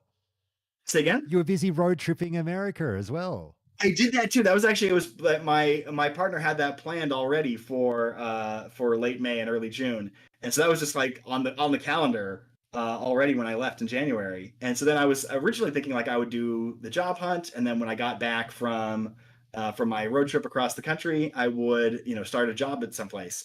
And then one of the places that talked to me pretty shortly after I worked out was Irina. And when Irina reached out to me and said like, hey, I really want to talk to you about this new thing I'm doing. And it was really exciting. It was like the most exciting thing I heard about. And so as we were talking about like how serious was it going to be, like what would we need to do for fundraising, how could we get this off the ground, could we start talking about going to GDC and raising funds there. And it started to all get kind of real right around the road trip time. And so like we applied to and got accepted to Speedrun, which is a program that's run from Andreessen Horowitz, and it's new this year, but it was basically an accelerator program for startups to kind of get into the games industry and make new game companies or other companies related to games, tangential to games. And so we were really excited to get involved in that project. And actually, we got accepted to that while I was on the road trip. So I was like driving to Arkansas, was where our final destination was for my partner's retreat. And as we're driving home from Arkansas through Texas, we were like pretty near Dallas, I want to say, when we heard that we were going to be that we were going to enter Speedrun, and they were like, "We'd like you to fly out to San Francisco on Monday." I was like, "This Monday? Like I'm in Texas," and they were like, "Yeah, no, really, this Monday. Like we can fly you from Texas, whatever." So we ended up, my family stayed in Texas for a couple days while I flew from Texas to San Francisco and then back to them in Texas, and then finished driving home to Southern California. So that was our first introduction to speedrun. But it was really great program where they talked a lot about like the various challenges that you have as a founder. Things like raising money, hiring, going to market, marketing yourselves, and things like that. And all the various different things you could do to try to address those concerns. And also the thing that was really cool was meeting other people who were doing the same thing. So because it was a cohort of multiple companies all doing this, we could talk and compare notes. Like, what are you doing about this strategy? How are you handling this problem? And give each other advice and encouragement. And so that's been really helpful, and really kind of like made it so that when I came back from the road trip, instead of taking a job anywhere else, I said I'm ready to go full time on Unleashed. That's great to hear. Now, look, I think it's fair to say, from the sounds of things, early days would be the term. Very early. So actually, I guess I wanted to call that out too. Is one of the concerns I had with talking to you is I was sure that at some point we would be talking about what I'm doing currently, and I was like, hey, is it okay if I talk about this? Like, I came from, like you said, like you kind of alluded to earlier, the Blizzard culture of like we don't say anything, and we really want to take a different approach. We want to try to be a little bit open book, and that means that there's going to be things like we're talking about this thing and like it's not going to be ready next month or probably even this year, but probably 18 months we'll have something we can really show. Maybe, Oh, hopefully, really? we'll Oh, see. wow. I thought you were going to say 5 years. But I mean, like that's the thing. That's the other thing is like everybody says something like that, but when I say something, it's like, is it going to be ready to ship? I don't know. Like we'll see, and we're kind of inviting people to come along with us and try to see what's going on, because a lot of it, like, we plan as best we can, but things change, right? And so you always have to be ready to be flexible. So when I say like 18 months, I don't mean like for launch, right? No, Like, but we you have publish something to show off. actually shot myself in the foot now. This is me putting my foot in my mouth. This is the thing I probably wasn't supposed to say. But anyway, I want to talk to my founders, make sure that they were okay with me doing an interview with you and talking about what we're doing now, because I didn't want us to get into a situation where we were arguing over what it was okay to say. And broadly, we agreed that it's okay to talk about like the broad direction. We want to make a social RPG. We want to make a game that is family friendly. We want to make a game that makes you make relationships in the game, and we want to design gameplay that makes that possible and encourages that. And we think that that's something we could do. It's something we think that we have done before, and that we've watched kind of accidentally get pushed by the wayside. Like, we've been participants. I'm not trying to blame anybody here.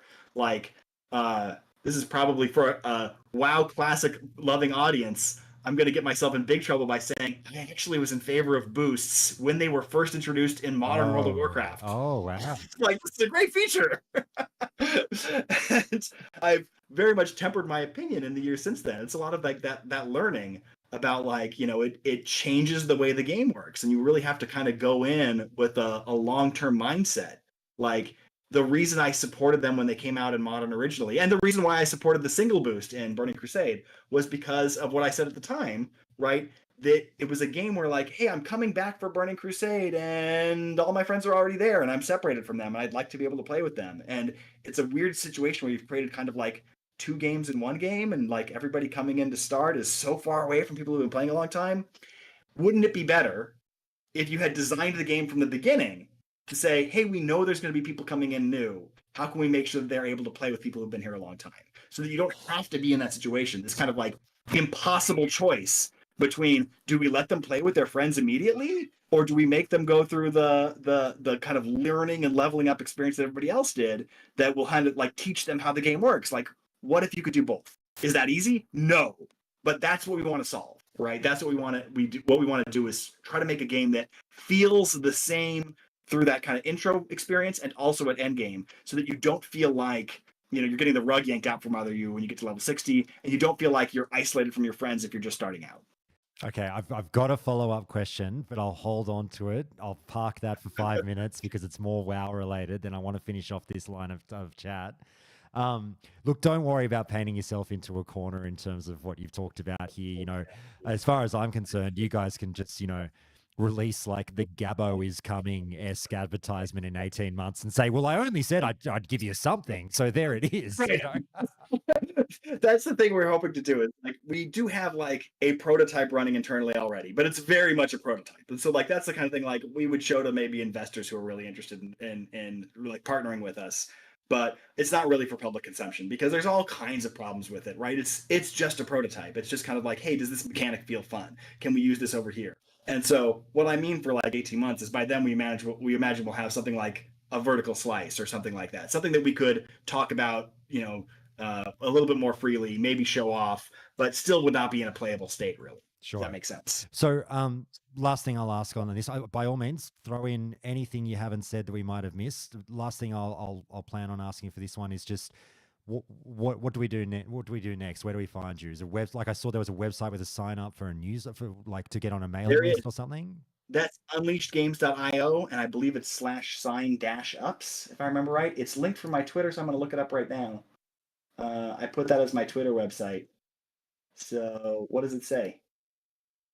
Show me my profile, Twitter. Yeah, unleashedgames.io /sign-up. Very good. So people can throw their email addresses in there for updates. Yeah. And then we will send out updates to people. So yeah, that's the thing we want to do, is we want to make sure that people that are interested in those updates can get them early. Even though, like I said, it's in those early days where we're really starting from the ground up. We have very little, but what we have is exciting still, because it's those first moments of like, hey, does this even feel fun? Is this even what we want to do? Does this system work and support the kinds of gameplay we want it to? Do we have to throw it all out and start over? Right? That's the kind of stage we're at right now, but it's still something we're excited about and happy to talk about with people who are interested in that kind of like early peak. It's a super exciting time. I've signed up. I look forward to seeing what you guys are working on. It's a really interesting time, with MMOs or, like you say, social RPGs or online, social experiences really spicing up again. It'll be so fun to see what everyone puts out there in the end. And, I sort of, I'll get to that one later. But what I'll say is, Is that pretty much everything you're able to say at this point, Brian? Should we move on, or did you have anything else you wanted to get out there? So I don't think if there's anything else that's really important to bring up, and I don't think there is. Yeah, social RPG, unleashedgames.io, sign up. And yeah, we'll put you on the newsletter if you're interested in hearing about it. Beautiful. All right. Before I ask this follow-up question, I couldn't help but Go ahead. notice we've got our friend Josh Greenfield, aka Agren, sitting here in chat listening along. I probably should give him a heads up that I was doing this. I did not. Hi, Josh. I can appreciate that. I think we've Sorry, got. Josh. I think we've also got. You might know this name. Was there someone on the classic team, Matt Everett? Does that ring a bell? Yeah, Absolutely. Matt's very here. good. Fantastic. Everyone's here cheering you on, Brian. Well, look, they can watch as I not so much grill you, but grab a point that you just made. I couldn't help but overhear you say, Brian, when you were talking about the boost, you said that your opinion on it had been tempered since over the years, since your first, positivity towards it. What did you mean by that? Because it sounded like you said you loved the concept of boosts when World of Warcraft first introduced them. And then you still sounded positive towards boosts in terms of TBC and Wrath. But you did make that comment that your opinion has been tempered on it over the years. So if I can discuss for a bit of follow-up on that, what do you mean? Well, it's more that I like limiting it in Burning Crusade and Lich King to only one per account was something I was really supportive of. Like efforts to try to say like unlimited boost is something that I didn't really like. I was usually opposed to that, and it's because of that I want it's that difficult space that you're in between like I want people who come to the game to join their friends, their existing friends, to be able to play with them if they can. Right? That's nice if you're able to do that. And if you don't have the ability to boost up to someone who's at the the new content, you're inherently separated from them, and that's unfortunate. And I thought the boost was a nice way to bridge that gap. But it is a little unfortunate if you can just all my characters are level 60 now because I bought all the 60 boosts, right? It feels a little bit too much like you're skipping the interesting content. It depopulates the lower level zones too much. There's costs that come with it, and so I supported the one per account restriction because of that. I wish, and this is something like wouldn't have been possible in Classic, right? But I wish that there was like a we don't need boosts solution, and that's kind of what I hope that we can find something that feels like that with the new game. Again, very early days, don't have any solution to that right now, but that's where we'd be looking is like, how can we make it so that you don't feel like you need to pay to skip something to play with your friends when you start out and they've been playing for a long time? How can we make that work? Maybe like if I was going to redo things from scratch, like go back in time and do it all over again, maybe we could do maybe you could do Burning Crusade servers as completely separate servers that everybody starts level 1 on. Right? But that'd be kind of weird if you had like a level 60 character and you were like, but I want to take my level 60 accomplishments into Burning Crusade. And we're like, you can't. That would feel weird. But that would be like another way to do it would be like launch it as if it was a complete game sequel as opposed to an expansion pack. But that feels bad. Then it's like, okay, well, if I want to keep playing Classic and I want to play Burning Crusade, we can't play together. That feels bad too. But I don't know, maybe you're stuck in that situation anyway. So, I mean, I guess what I'm really saying is that the tempering I'm imagining is it doesn't seem like an obvious win to me like it did when we first introduced it. When we first introduced it, I was thinking like I was coming explicitly from the perspective of I knew so many people who had leveled halfway through a prior expansion, quit World of Warcraft, heard the new expansion was coming back, came back for it, and found themselves still stuck halfway through the old expansion that they quit in. And they were like, why would I keep playing this game I quit in order to play this other new game that I want to try? Like, it felt so much like it was solving that problem perfectly. And so I've backed off a little bit from that opinion where I say, like, okay, it's not a perfect solution. There's still a problem there. The problem maybe is levels entirely, but like, how do you take those out of an RPG? Like, there has to be some kind of feeling of progression and advancement. So I don't know, maybe there's something in terms of like a broader, like broad levels of power, like instead of linear power, instead of going like deep down a long line of like, I'm always more powerful in this one specific way. What if you added new capabilities on the side, right? Like, to use a really trivial one, your frost gear and your fire gear and your nature gear, right? Those are not the most engaging ways of playing, but they are a way that you could say like, hey, I gained a kind of power as opposed to more power, right? I gained the ability to resist nature damage. I only can do it when I'm taking off some of this other gear that does other things. And I gained the ability to resist fire damage. And again, I can only do it if I'm taking off some of this other gear that does other things. And so you gain like a breadth of capabilities as opposed to like this one straight linear path. And I feel like levels really kind of drive you toward that linear path. And I think that there's a lot we can explore that would introduce that kind of breadth of experience that might make it so that, you might be the person who knows how to do A, B, C, D, E, and F, and your friend comes in and they want to do G, and you're like, great, you can do your G along with my A. And if I get bored of A, I'll do B. And then, you keep doing your G, and then you're master of G, and we're whatever G is. I'm just using letters here. I'm sorry, I'm laughing. Engineer. I'm laughing like an infant. Here to get something more creative in terms of what A, B, C, D, and E. I'm just laughing like a child with the G to my A, but that's all right. Look, Brian, the next few questions. Thank you for answering that. I appreciate the clarification. Look, the next few questions I've got may have the members of the Classic team watching along, having a pull of their frozen margarita nervously. Oh, no. But the last thing I would want to do is make my former team uncomfortable. I love them to bits. I can imagine. But some of these questions are definitely coming in thick and fast from chat. But this one they haven't asked, and I've drawn up myself. It might be a quick answer. When did the move to TBC become a foregone conclusion internally? Pretty early. Pretty early after launch. Because like there were certainly skeptics, right? There, like, people who were working on Classic full time, of course, were all true believers. We were like, this is going to be huge. It's going to be a huge success. But there were, of course, people in other capacities who thought it would be a flash in the pan. It would be a quick nostalgia moment. It wouldn't have legs. It would be popular at first, but not for a long time after. So there certainly those people existed, and it's like anybody is going to color their perceptions by what their own perception of a thing is. And so anybody who is in that like other audience, like I mentioned before, right? There's really two audiences. There's people who like modern World of Warcraft. There's people who like classic World of Warcraft. There are people who like both, but they appeal to different people. And so there were people who were in that camp of like, hey, you did a great job. You recreated Classic and I hate it. And good job, but I'm not going to play it. It's like, okay, that's fine. That would think like everybody else is going to think this too.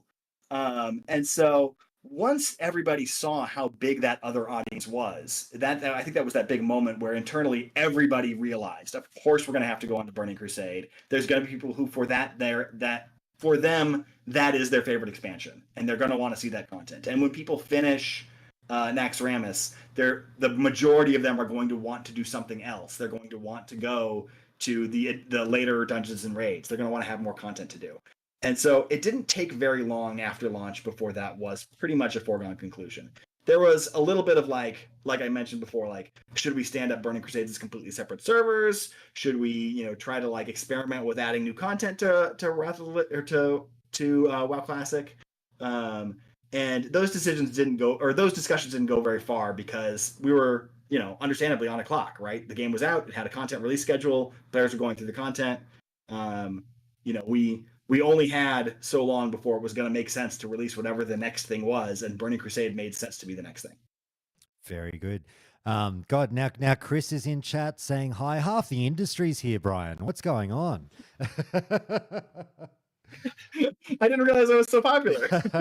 Hi, Chris. It's good to see you. God, I'll tell you, Brian, if I can tackle Chris for a drink and some stories one day as well, I would, but that's for another time.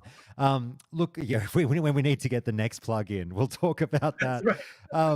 Mate, I'm not sure if you're going to be able to answer this one real quick, but it sort of made me think again about that relationship between management and the team where, recently the WoW token was introduced to Wrath Classic, and there was something about the way in which it was rolled out and kind of the announcement itself and the way that the news was delivered to us that made me think that something was a bit different with this situation, almost like it could, and I really don't know anything here. Like, I wondered, is this something that even took the Classic team by surprise? Is it a situation where conceivably one day management could just walk in and be like, hey guys, you're doing this tomorrow, whether you like it or not, just shut up and do it? Or does that stuff just not happen? It goes through months of planning. Would it happen? It could, but it usually doesn't. in my experience. Generally, there's a prolonged conversation because there's always like things. Any manager knows that they don't know everything about the how something works, right? So there's always an element of can you, right? Like I was saying before, that was one of my roles, was to answer the question of like, can we do this? Can we not do this?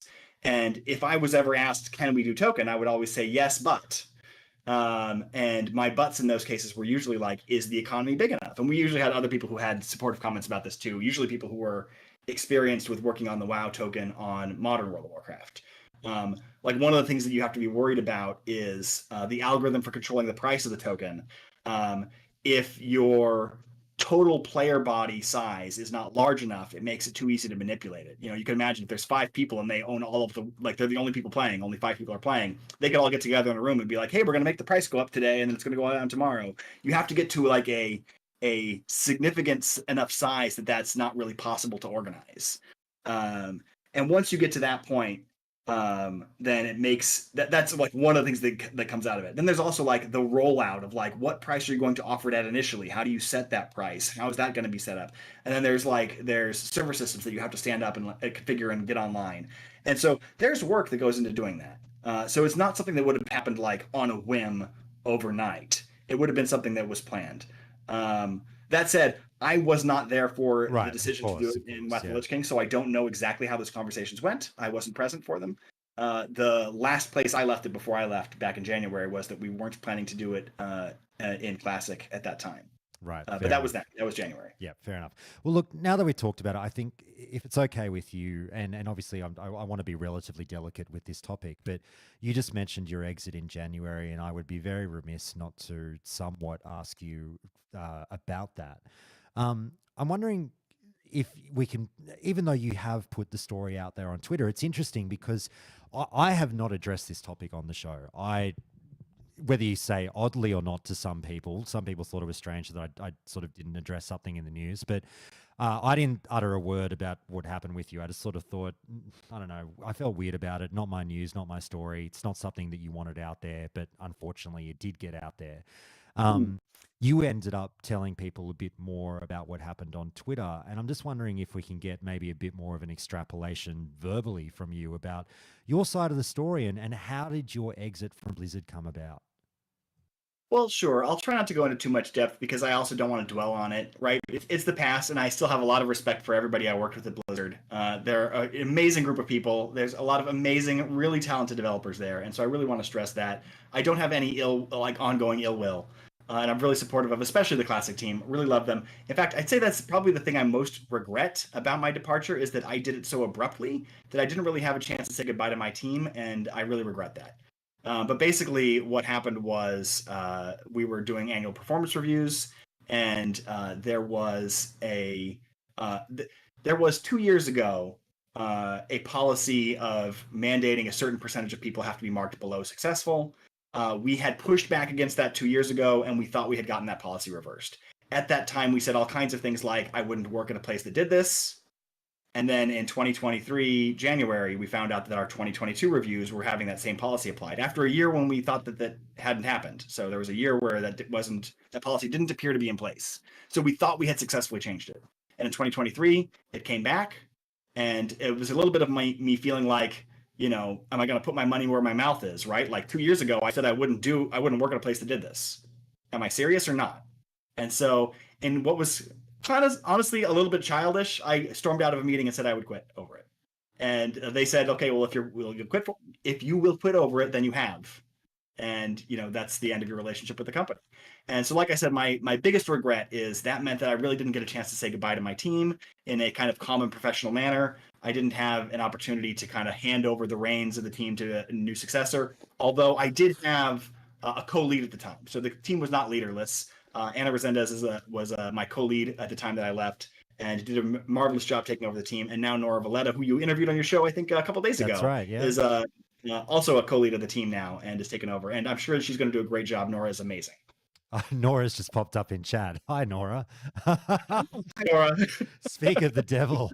I met Nora for the first time at BlizzCon. I think it was like 4 or 5 years ago. It might have been the last BlizzCon we had before the pandemic. No, I don't know. But anyway, we met because we both signed up to be tour guides of the BlizzCon arena for investors. They would come by and they would like, if they were investors in Activision Blizzard, they would ask for a tour of, or friends of executives or things like that that would come by. They would ask for a tour of the convention, and we would take them around and show them all the things that were on display and things like that. And Nora and I were in the training together for doing the tour guide work. So that was pretty fun. That's where I first met her. And then she later applied to the Classic team, and I was really excited to have her on board. Very good. God, we're saying these names and people are just apparating in the chat. I wonder how far we can push this thing. If I just say Phil Spencer or something, is he going to pop up? We'll see what happens. Mate, Makes me wonder, like, are those really the people that we say they are? They're like fake usernames. If Bobby Kotick shows up in the stream, I don't think it's really him. No, I would wager you'd probably be right on that one.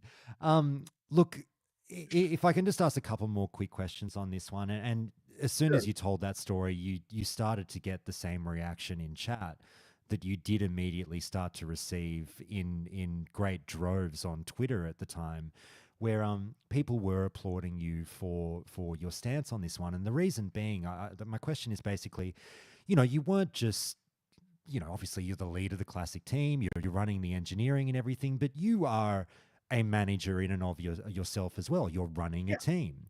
And so like your performance reviews. Exactly. Your duties as a manager are performance reviews. You have to somewhat have some say in the career progression of your staff.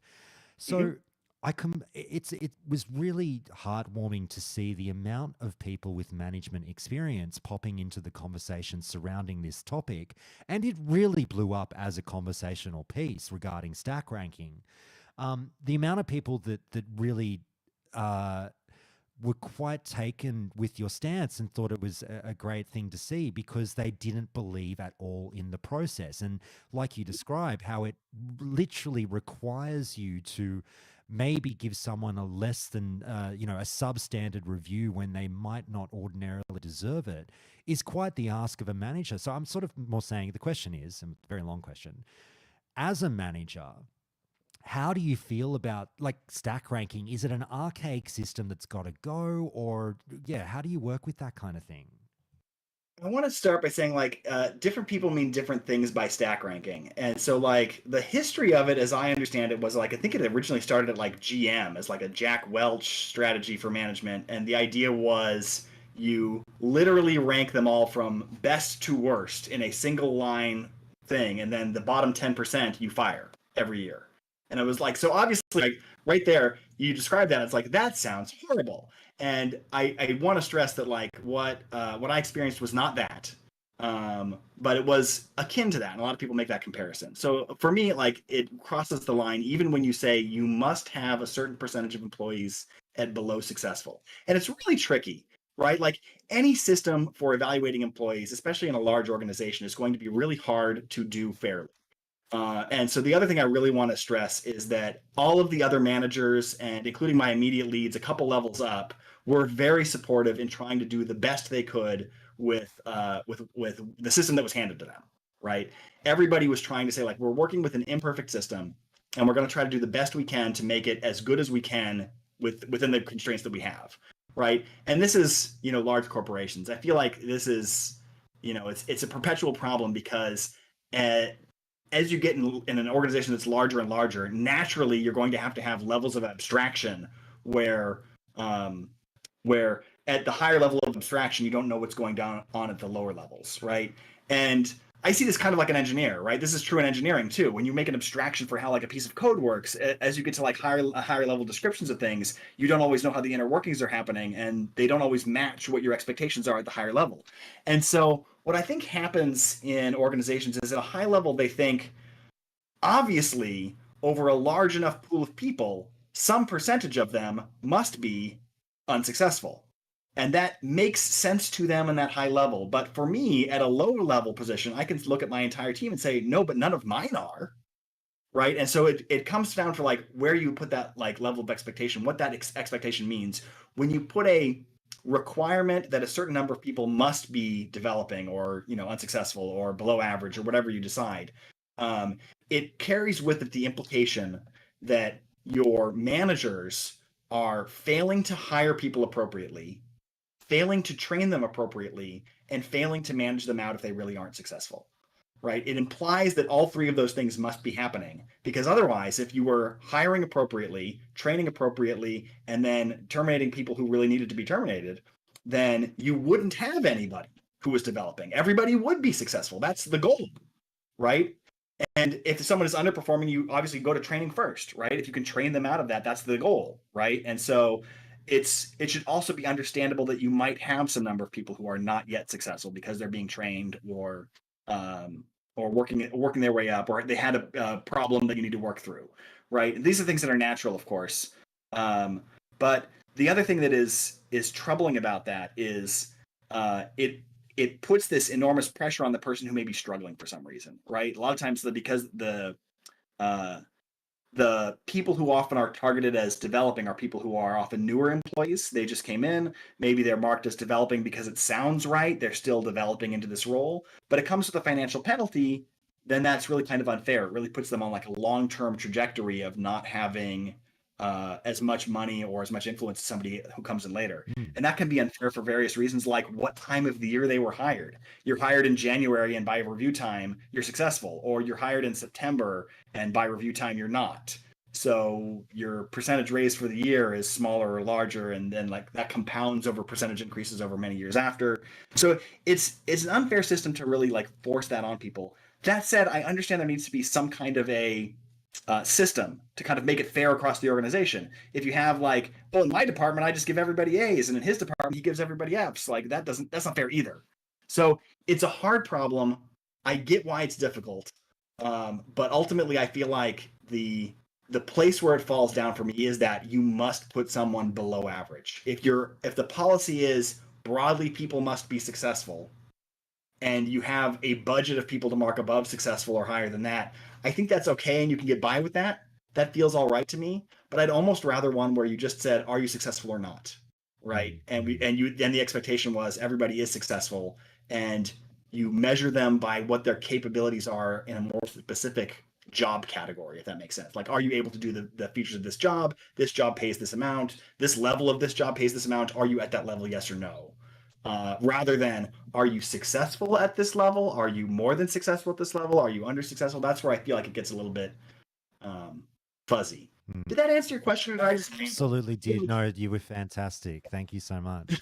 And I agree with a lot of what you said, but what you've said there really does kind of flow into my next question, and this might be the question that a lot of the devs sort of pull their chairs a little bit closer to their screens for. But you know, is it fair to say, or ask, I should say, do you believe that Activision Blizzard has a problem with the relationship between the bulk of the staff, being devs and low to mid tier management, and what we colloquially refer to as the C suite? It depends what you mean, because I mean, like like I said, it's a very large organization, so it's the number of levels up you have to go before things start to fall apart. Because it's also really easy to like take something someone said out of context, and also it's really hard, to always know what someone's thinking, right? Because they always want to put on a good face. So how far up the problem goes, I do think somewhere there's a problem. I think somewhere there's a disconnect. I don't know exactly where it is. I was, as it goes, although I was well known in the press for WoW Classic, I'm actually a fairly low level manager at Blizzard, right? I'm the lowest tier of manager you could get, and so my experience with the upper echelons of the organization is very limited. So my experience was that the people I worked with were really genuine, decent people who really were trying their best to do right by all of their employees. And how far up is the disconnect? I don't know. But I know that things like this illustrate that there must be some disconnect, because we know that 2 years ago we had this problem where we were mandated to have a certain percentage of developing employees, and we know we pushed back against that. We know we got widespread support from people to push back against that, and then we saw it come back 2 years later. So somewhere there's a disconnect. I don't know what that disconnect is. I don't know who it's with. But I hope, if anything good comes out of my departure, that it is that system is revisited and hopefully changed. Okay, very well said. Let's move on to more positive pastures, Brian. And we're on the home stretch now. Don't worry, I won't keep you too much longer. I think we've got the last probably 10 to 15 minutes coming up. You've done so very well. Look, these ones might be relatively quick answers. I hope not, but they probably will be. Without treading on the feet of the good devs who are working on whatever they're working on right now. And I'm not an idiot. I know you are not contractually allowed to talk about anything in future development at Activision, Blizzard Entertainment, whatever, blah, blah, blah. Now, please hear the tongue firmly in my cheek as I ask the following question. You must have been there while there was some form of very progressive talks or development on the next seasonal server for World of Warcraft Classic. Now that we can presume that or know that, my question would be, without getting yourself in trouble, we have been told we should be very excited for what's coming. How excited should we be, Brian? Do you know anything? So excited. I do know a fair amount. I don't know a ton because a lot of the development has happened since I left, but I do know that what I was there for was very exciting. I know I was excited to see that hardcore kept going after I left, that I wasn't sure that was going to make it. I wasn't sure anything would happen after that. Like, like when you leave, you never know what happens after you leave, right? But I am excited that so far, everything I was working on at the time that I left, I've seen hints of or announcements for that it's continuing. And I gotta say, I'm really excited. I would have been happy to stay and work on that if I didn't quit for the obvious reason that I did. It was a really exciting project. I'm looking forward to playing it. And I'm looking forward to playing hardcore too. Like I didn't ever play with the mod like people did, but I did enjoy that experience. I played Season of Mastery with the buff on, the Soul of Iron buff, and deleted characters that died, and I had a really good time doing it. For me, that feeling of like, this really matters because if I die, I'm really gonna stop, is what makes the game more exciting. I always played Diablo in hardcore, and I was excited to have an opportunity to try World of Warcraft that way. Even though World of Warcraft isn't really built for it, it's still a fun way to do it, and I'm really excited to see the changes that Josh and Nora announced last week, talking about how they're doing it. I really think those are great ideas. Those are things I didn't participate in those discussions of, and I was really excited to see what they decided to do. That really seems like a really good choice to me. Very good. Very well said. You navigated those dangerous waters very well. Let me add in this cheeky caveat, and then we'll move on to the next one. Having said that, Brian, you're sitting here with me, someone who's played a boatload of World of Warcraft Classic, someone who's a big fan, someone who would like to think they've seen and done it all. Do you think what they're working on is still even capable of blowing a cynic like mine's socks off? Oh, you're so cynical, Josh. I think so. Very I think good. so. I think you'll be pleasantly surprised. Like I said, I was in it for the early development. I haven't seen the last 5 months of work on it, but I was really impressed with the way everything was coming together then. I would be shocked if it wasn't amazing to you. Okay. Because they're such a talented team. Okay. Now, I think I can ask this question. I think there's.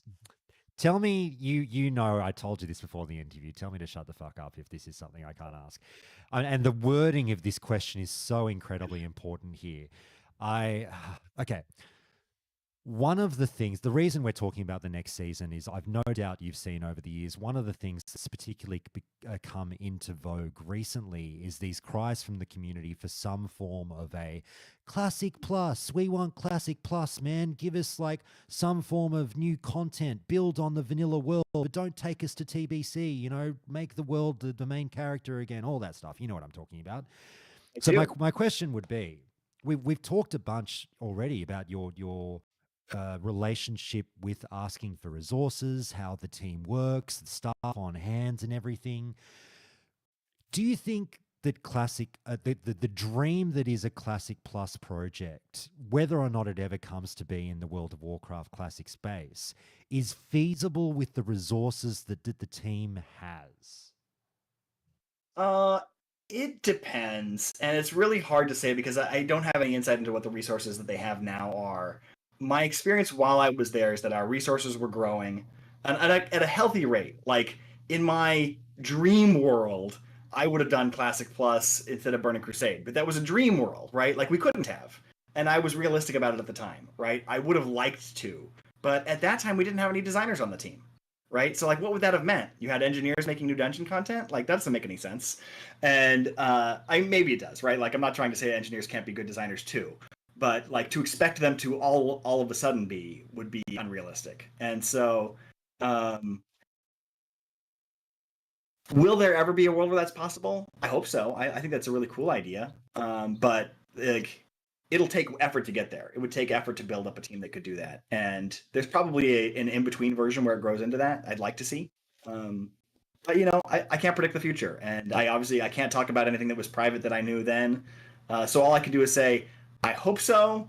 But I'm just joining the community of dreamers now, as someone who dreams of a world that may never come. Very good. And I'll be pleasantly surprised if it ever does. No, you're smashing it, Brian. You're doing great. Look, two very random questions that have no connect to anything we've talked about whatsoever. I remember a listener threw this question in the chat earlier. I want to throw it in there for them. I'm so sorry I forgot the name of the listener.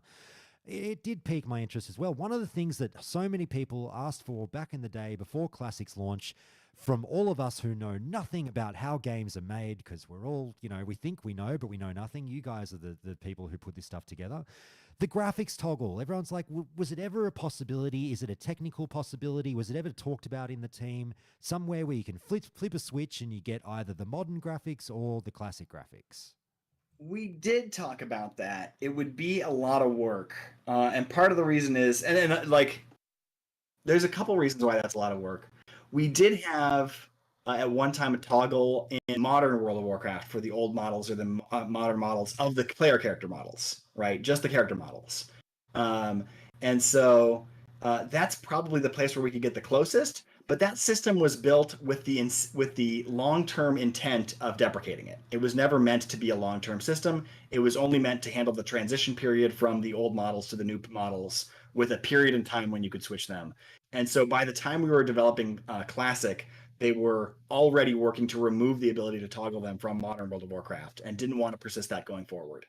And so we decided, like, hey, is it okay if we use this system that now once again only supports one model? Can we import the old models and have that be the one model is the old one? And yes, and so that means that in the classic data space, the new model is the old model. And like in order to like make it have a toggle, you'd have to like bring back the toggle system. You'd have to say like, okay, the old one is the new one, or there's a new one. You'd have to rebuild that system again. And then the other thing that made us want to do the original models originally was that it doesn't feel great if the models look worse than the world around them. And over time, of course, as the Blizzard developers got better technology and more practice building the World of Warcraft art, the zones look beautiful. Like the Wrath of the Lich King zones are really spectacular, and they continue to go that way, where they just get more and more beautiful over time. And it starts to feel a little bit weird to be this like to have this disconnect where one thing doesn't look like the other. And if we had put the original models in World of Warcraft Classic, it would have looked really bad against the terrain, right? Where it would have made the terrain look really bad because your character model looks so good. And similarly, vice versa. You don't want to get into a situation where where your character model looks really bad if your terrain looks really good, or vice versa. So you have a lot of those kind of concerns. Hi, Malcolm. My son decided to join us. Oh, hi, Malcolm. We've got to leave soon. I've got to cut after this. No, he's reminding me we have somewhere we have to go. No, that's fine. We're absolutely almost done, so you're all good. Look, I won't. I'll just let you know. I'll let you know. Just reminding him to close the door on his way out. Oh, okay. That's all great to hear. Thanks so much for going into that. Was that pretty much wrap it up? All I was going to say, my last question, we don't have to get into it if you've got to run. I was going to ask you, just interestingly, about your thoughts or any memories from internal ruminations on the Microsoft merger that's now in closing submissions in the FTC case. We can't talk about. Yeah, that's fine. Anything which I wouldn't legally be allowed to engage in the question. So like really, literally, they were very specific. You can't say anything about this at all. It is like, yeah, that's a legal requirement. That when there's very good. I didn't know that. Thank you for letting me know. The employees cannot talk about it at all. So Wow. yeah, that's why that's a no bueno question. No, no, 100%. Thank you for letting me know. I feel You should know that, Josh. You're a I didn't lawyer in realize that would have Australia. extended to former employees, but there you go. Wow, that's really interesting. I think so. I don't know, but I mean, certainly I couldn't talk about anything that I knew at the time, which was nothing. Yeah, yeah, no, But all good, all yeah, good. it still all falls under insider trading rules. So former employee, current employee, you can't give any information that you would Oh, know of about that. course. Insider trading Now I rules. feel like a fool. You're dead right. Thank you, Brian. Well, look, mate, we won't get you in trouble. You have been Happy to give you a legal education on your show, no, I Josh. need it. Well, I mean, this is why I'm a bloody criminal lawyer and I don't do anything else. Um, Brian, you have been an absolute delight. Everyone has been raving in chat about how great they've thought this interview was. I've had such a wonderful time. I hope this was fun for you. I truly hope so.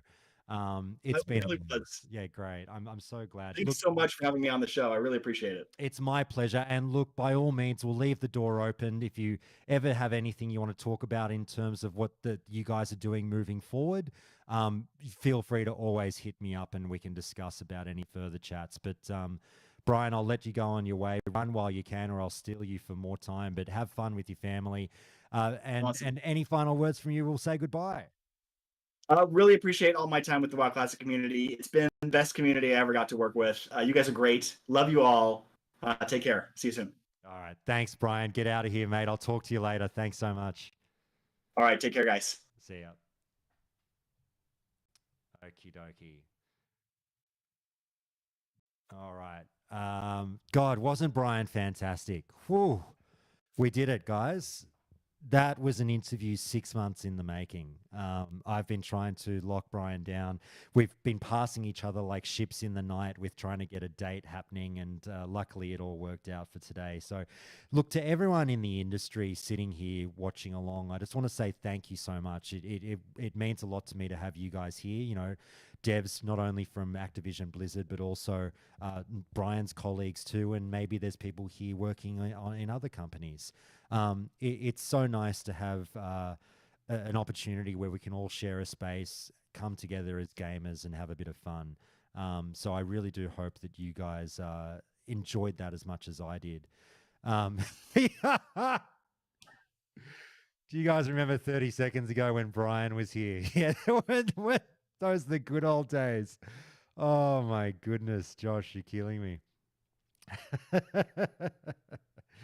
um, Guys, look, don't go anywhere because I'm going to fire up hardcore PTR. We're going to have a go with that one and have some fun. So I will, let's see here. Where are we? Okay, let's do the bloody PTR thing. Fire up my launcher. Yes, I do want. Hey, why does BattleNet always? I don't know. BattleNet always gives me a bloody pop up before it launches now. It never used to do that because it's updating every time, but it won't actually update. Annoying. Anyway, um, oh, of course, my bad. How about we take that off? Let's get rid of that. Where are we? Boom. Oh, wrong one. And boom. There you go. Sorry about that. I don't think there was anything horribly incriminating in there. Um, let's see. No, there's literally nothing controversial in there that you would have seen. Brian and I weren't DMing each other trade secrets or anything, so it's all good that you saw that Discord about DMs about me having a coffee in the morning. But let me just do the following. I will turn my camera on. Video capture device. Happy days. Yep, there we go. Look, let's make that a bit smaller, shall we? I've got to act like I know what I'm doing when I stream a video game, right? I still call it a video game. I'm such a fucking boomer. And let's do the game capture when I launch the actual bloody game. World of Warcraft, Classic Era, PTR. Let's do this. Oh no, what is going on? Critical error. Critical error. Everything has crashed. No, let's try that again. Come on. Don't make me restart my computer. I think, no, we're good now. Very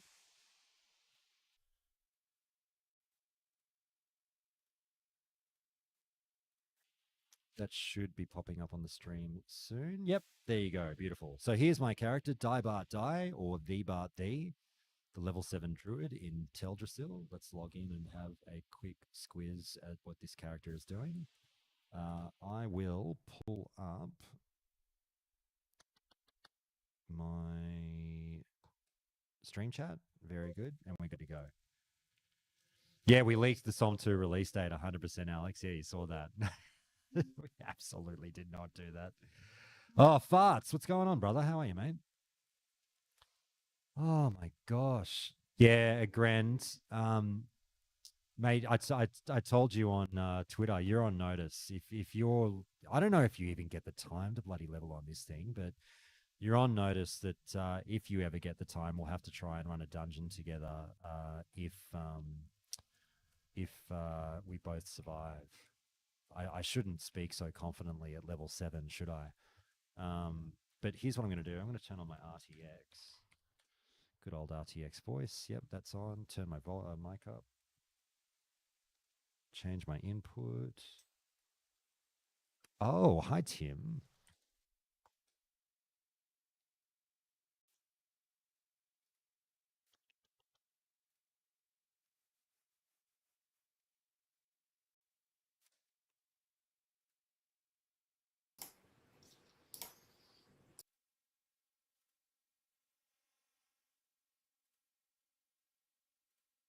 Okay. Oop, that's an echo.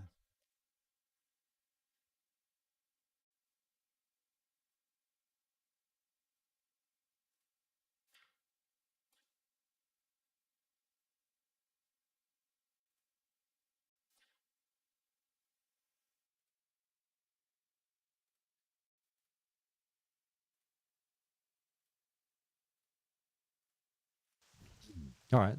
That's more like it. Let's turn the game volume up a little bit. I'll get the microphone away from my face.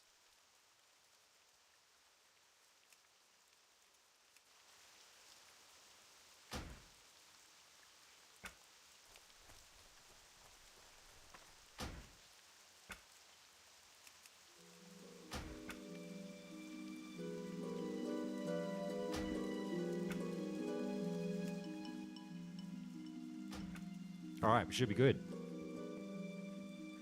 Oh, let's get comfortable. No, you go have a good one, Hunk. Thanks for dropping by, mate. I appreciate it. Arcos, don't play Brett, Josh. I won't. I'm playing a druid. You've not leveled on the PTR yet? Way too busy. Oh, mate, I can fucking imagine. No, it's all good. Yeah, I've had that similar concern, mate, about like burnout. But like, you know, going too hard on the PTR when you know that. Let's see if this quest. No, the new build hasn't gone out, so this quest will still be bugged, right? Hello. Yeah, it doesn't like that. On the way. Oh, now I can hand it in. I couldn't hand it in yesterday. Sweet. Although it didn't like something with my add-ons, did it? Yeah, I'm a druid, Malfurion. I am a druid. I need to hold this microphone close to my mouth. Sorry, guys. Okay. Let's do this. I think I still need to, yeah, okay. You get the gist of it. Professional streamer and all that. All right, Questy is still not working. Why is Questy not working? It was working for like half an hour last night, and then it just decided to stop working. What quest do I have? Twisted Hatred. Let's go see Ferocitus. At least I know where he is. Somewhere over here, right? All right, let's rebuff with Thorns. Rebuff with Mark of the Wilds. Let's kill a Webwood Worker. Webwood Worker. And the object is to not die. Obviously, that's the name of the game. I might turn my sound just a little bit. Let's go like this. That's a bit better. Sound effects. Yeah, let's do that. That should be a bit better, hopefully. Get my microphone right in my mouth. There we go, like I'm fucking eating it.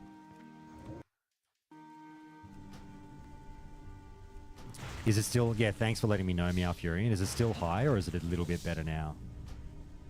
Thanks, Josh. Have a good one, mate. Catch you later.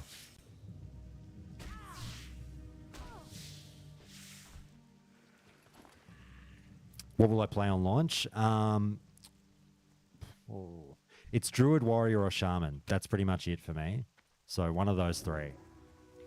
I love healers, but I was really enjoying. I've never played Classic Warrior before, and I fired one up recently and got it to like level 20 on Era, and I was really enjoying it. But like, I'm hesitant to play a warrior in hardcore because, like I say, I'm only learning the class and really know nothing of it. Even though I've played a shitload of WoW Classic, you know, I know vaguely what I'm supposed to do with a warrior. I just haven't fucked around with a warrior enough to really back myself to not die.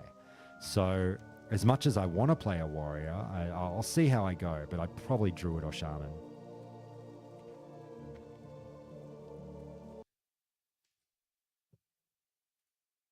Oh, let me just save the audio file from that Brian interview. Brian. Okay, beautiful. That's done. Fuck, wasn't he great? I'm so stoked with how that turned out. I'm glad you guys were loving that as it was going along. He was fantastic. I should shoot him a DM and just say thank you so much again.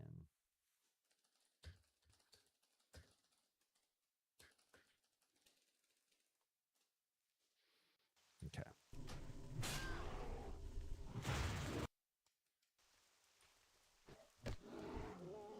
All right, let's do some leveling, kids. Sound is good now. Thanks, Malfurion. Did you roll Druid, Malfurion? I presume. Now, Ferocitus, isn't he just up the back here? Yeah, he's over here. I can't cast that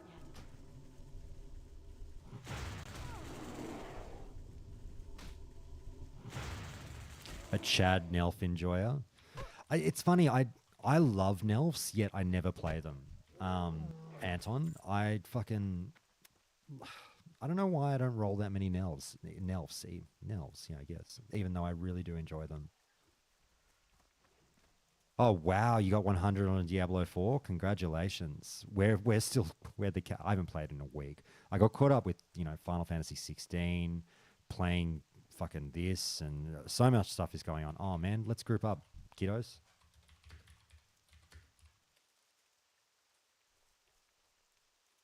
I will dance for you. Invite me, you sons of bitches. Oop. Yay, thank you.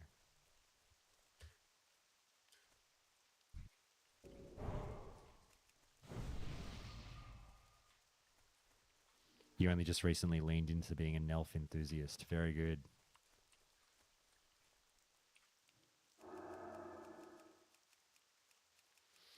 Is this guy going to join us? Invite him so we don't get beaten for Zid tag. Yeah.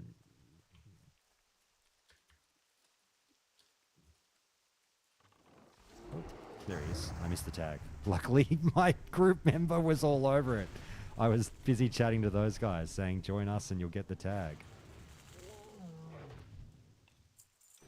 Very good. Okay, so that's that, right? Oh, you've got to click on it, don't you?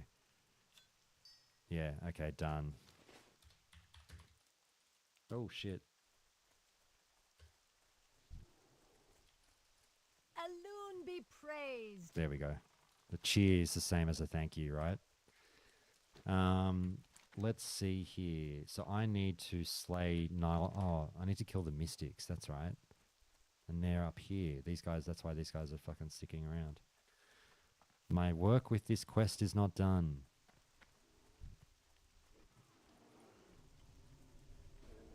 This is going to be some tough goings. Let's re-invite, shall we?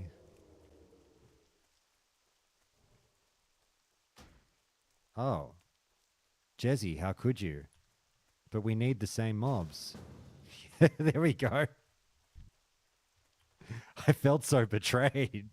But we just helped each other kill Ferocitus. How could you leave me? Don't leave me all alone.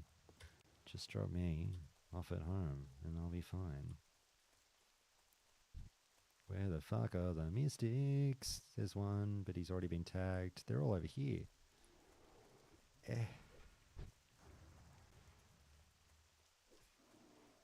You played a Tauren Druid for Classic through Wrath, but suddenly a Night Elf Druid missed Warstomp. Warstomp's so good. I don't know if I could play a Druid without Warstomp in a PvP server. Oh, hello. That's still recharging. Yeah. That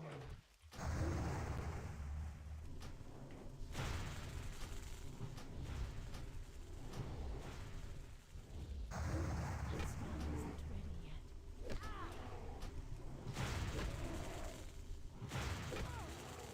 All right. We're doing it. Oh, they got one. Oop, there's another one. Oh. I will run out of mana. This is going to get very dangerous very quickly.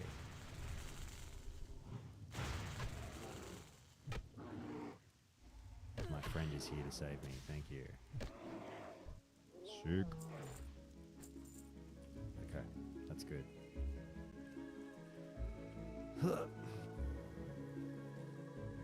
wonder if I've got a loot. Oh, you got one? I'm out of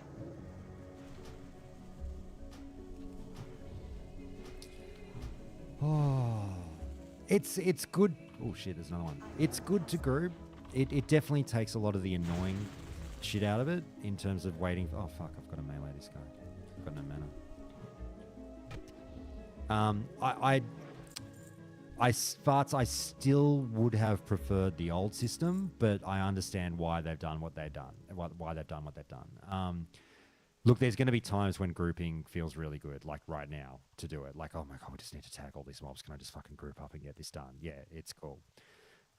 It does make content a bit more like trivial in terms of like elite quests and shit like that, but That spell isn't ready yet. it's done. What's done is done. Oh shit, we're in trubs here. That's all right. We can do this. I've got to get away. Okay, I can do this. I've got this. We got this. Don't go that way, Josh. I'm all over it. Aha. Shifty, shifty. Oh, no, no, no. What's he done?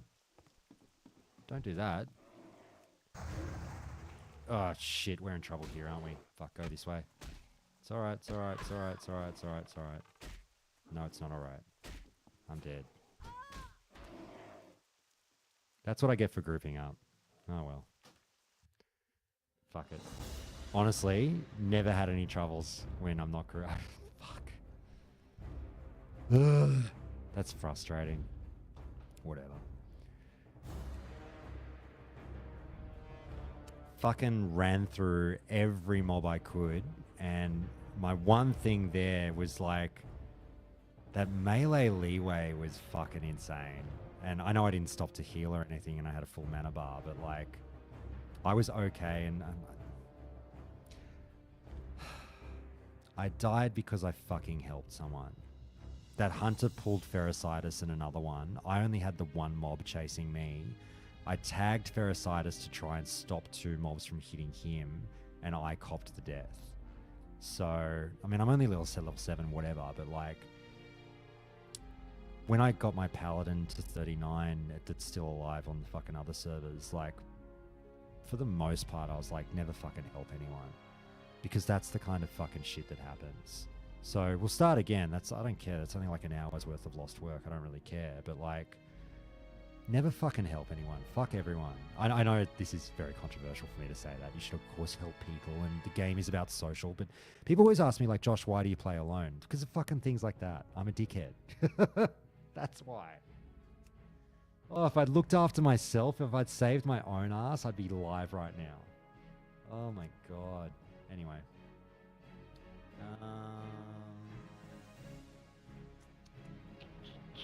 Let's create the same character. There's some weird as fuck mob pathing. Is there? One of those mobs, I mean, I don't think I saw anything too crazy just then. Like, one of them was chasing me for a long time, but I mean, that happens in Classic. That's alright. These things happen. I just want to do the same thing. Yep. Let's go.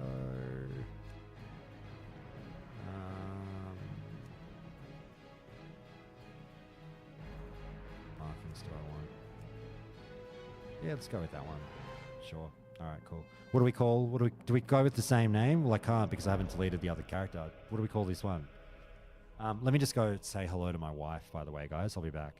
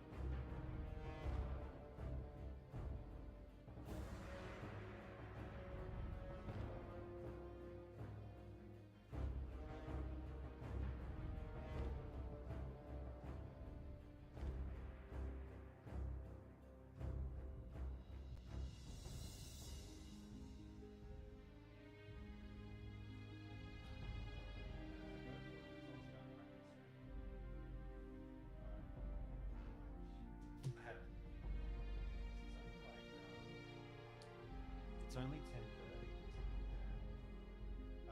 Guys, let me just have a quick pee break. 1 second.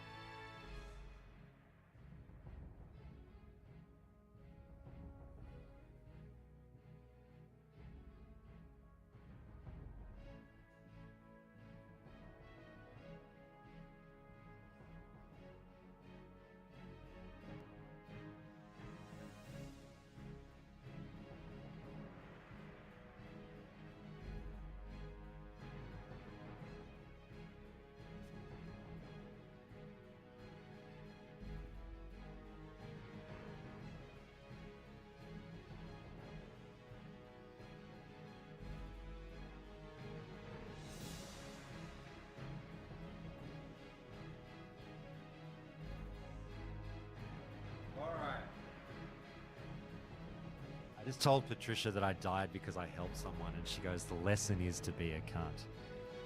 And I was like, "I think so." No, we'll see how we go. Oh, really? So is that what happens? If you run back to your corpse, it gives you an option to auto remake the same name at level 1. Oh, I see. Knifey Spoony? I do like that. Spoony. Is that how you technically spell Knifey Spoony? There probably should be some E's in there. But Knifey Spoony. That'll do, right? Okay. All right, here's positives to take out of that. Rule number 1, we learned to be a cunt. Rule number 2, I didn't get any bags on that character. It was a fucking cursed character. I hated everything about it. This one's going to be different. We're going to get all the bag drops, guys. Here we go. We go again. Knifey Spoony, engage. Yeah, I agree. Here we go. Enter world. That's a great suggestion, Tim. Knifey Spoony. I love it. Oh, my weak auras. I don't have those abilities yet. That's right. So we just go, let's load when spell known. Mark of the Wilds. Yep, beautiful. Wait, what do you mean? Fucking, here we go. Mark of the Wilds. Oh my god. Stop giving me grief. Let's just not load it for now. Never, and same with Thorns. Never. Alright, we're good. Alright, let's start. Our journey begins now. Hiya! Let's do the... Oh my god, why am I getting all these lure errors? Which add-on is it? Questy. I'm guessing. Let me figure this out. Add-ons... Maybe it's Gathermate that's giving us grief. We'll see how we go. It's probably Questy. But anyway. Alright.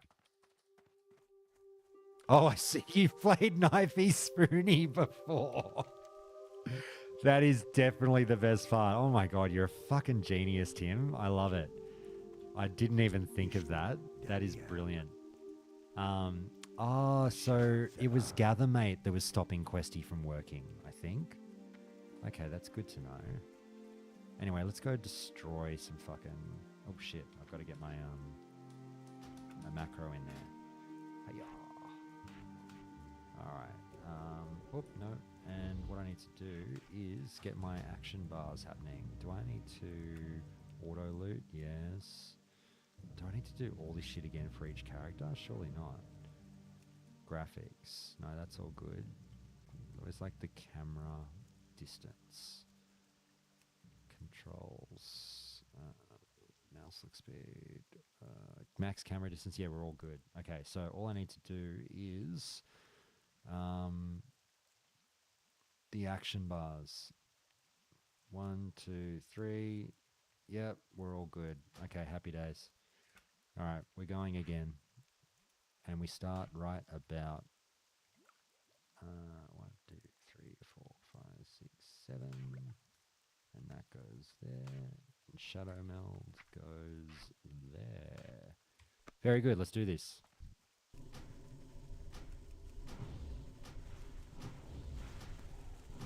I know, Spidey, I feel dumb for not realizing now. I can't believe I didn't think of that. Is there an option in these options to have the loot window, yes, pop up at your mouse? Very good, thank you.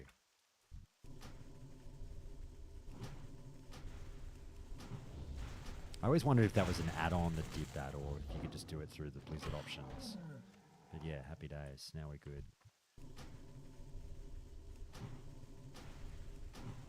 Farts. I'm too dense to articulate it in a good way. If someone pulls mobs and range resets them, the mobs no longer evade and run back. They will stop for a second at that max leash range and then re-aggro.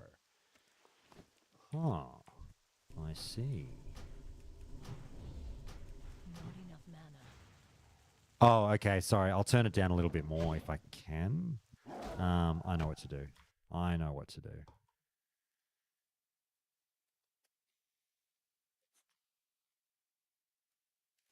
That should be a little bit better.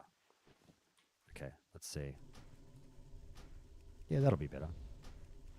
That can't be that loud. That'll be okay now. Right? So let me know if that's still too loud. All right, we're not stopping. We're not leaving this little area until I get a bag. That's the fucking rule. All right? We are not leaving Shadow Glen until I get a fucking bag. Or 2. Them's the rules for this one. Ooh, braces. Ooh, leather pants. No, cloth pants.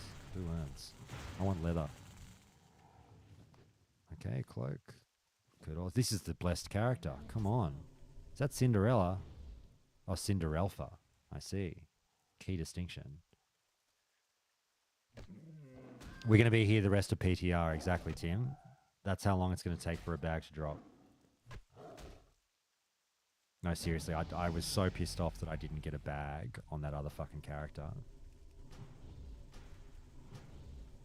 I would have done that. Thank you so much. Patricia just gave me a coffee and I'm very, very grateful for it. Let's throw the frayed shoes on. Oop, I don't need any more of them. Oh, shit. I do need 3 more thistle boys.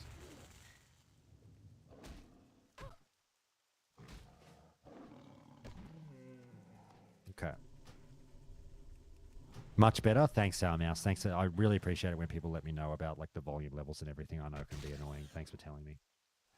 I've used up all of my HC drop luck getting a freezing band on my mage. Did you really? On Blood Sale, Tim? That's fucking awesome. This is the second last one of these I need.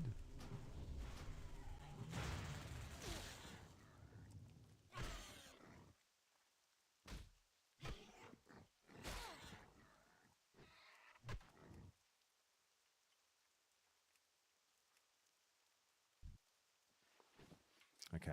One more boar. Hello, Mr. Boar. You are about to die. Hope you lived a good life.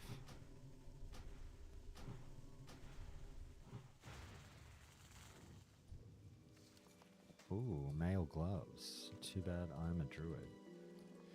What have I got? You know, it's not a bad little haul. I got, even though it's all cloth, boots. No, it's all shit. What am I talking about? Fuck it. All right, get this quest. Hello, my name is Knifey Spoony. I believe you have a task for me. Very good. Thank you very much.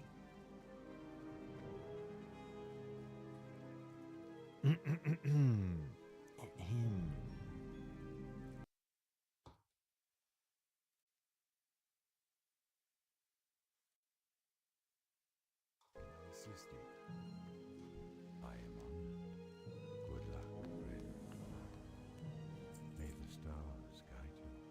Go in peace. Denadris. Okie dokie. Oops.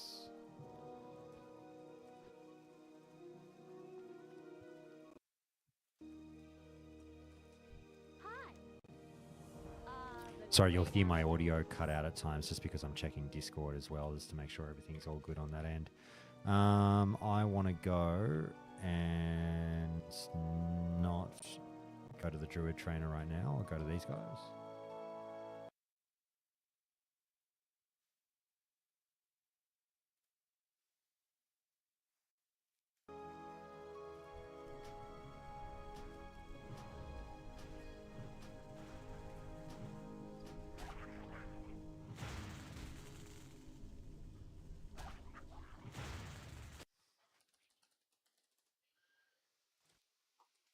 Okay. Well, we had an early death, so that was a bit of content for you, right? That's what I'm supposed to do as a content creator, die, and everyone gets to do the Fs in chat. Thank God it was just a level 7.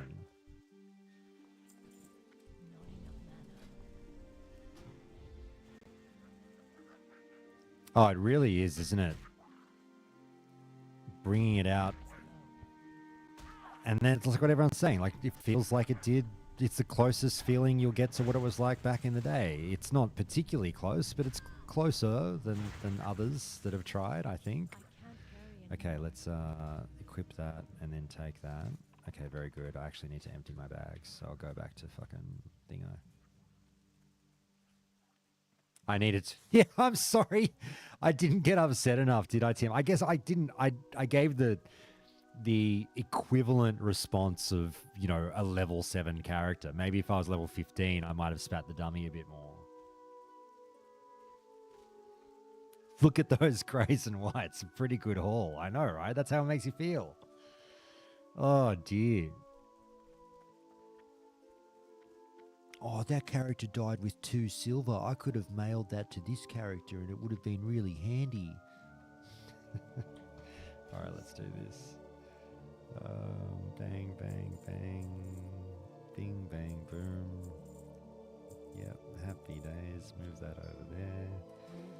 Equip the gloves, and we're laughing. All right, let's go.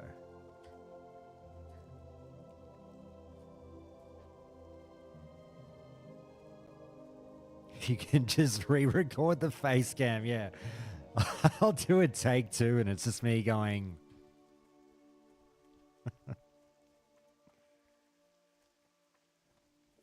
Yeah, it does demand a bit of focus, doesn't it? I was being way too cavalier when I was dashing from mob to mob when I died. I really should have... Like, I didn't stop to heal because I was like, I'm fine. This mob is going to leash soon. It's fine. And it just didn't leash. And I was like, oh, my God. Oh, my God.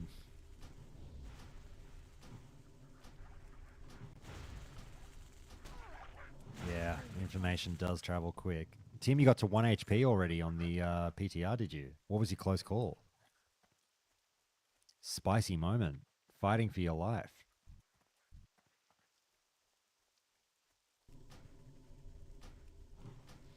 A snow leopard snuck up on you. Oh, there's Nixium. I wonder if that's actually Nixium.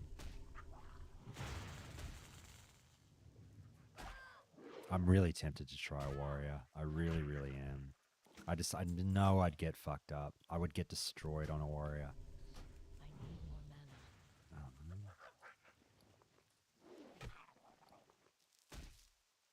mana. Almost was the end of you.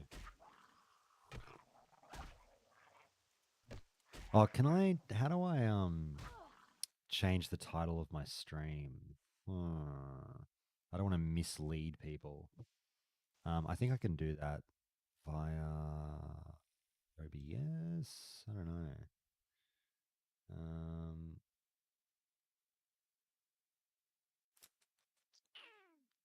let's see.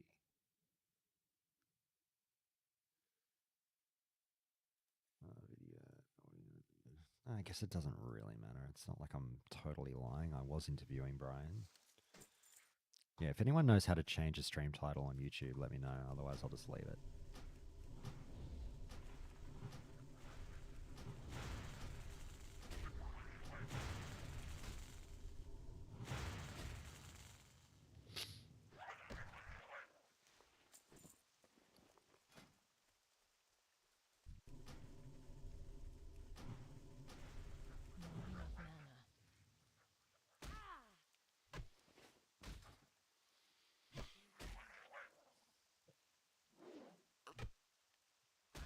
Not enough mana. Oh, that's good coffee. I need this.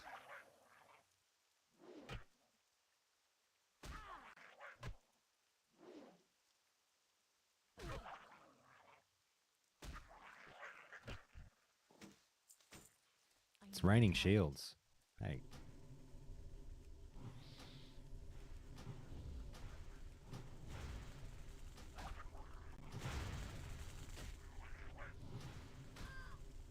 All right, we're going to race to catch up to where I was before. Let's go, go, go. Let's go. Must go fast. Ding-a-ling. Very good.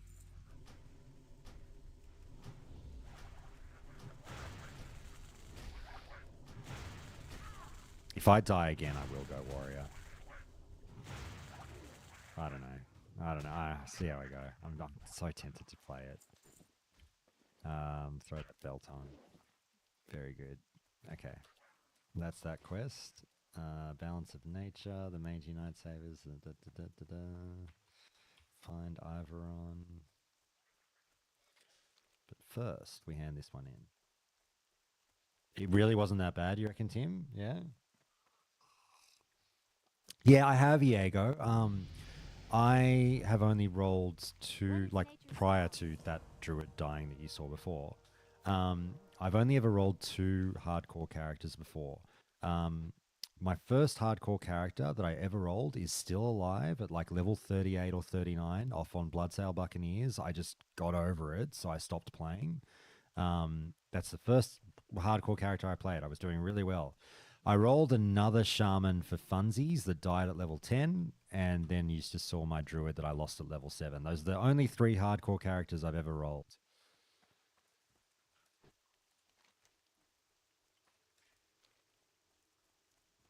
Okay, I want to ding 4 before I go to the druid trainer. Let's pick up Webwood Venom. Can I assist you? Patricia's going to play some Factorio. Factory must grow. And you got your cabbage soup. Is it good? Yeah, she's been on a cabbage soup trend lately. It's all she eats for lunch. There's more than cabbage in the soup, but she just calls it cabbage soup. Okay, what am I actually doing here? Oh, the thistle boars, of course.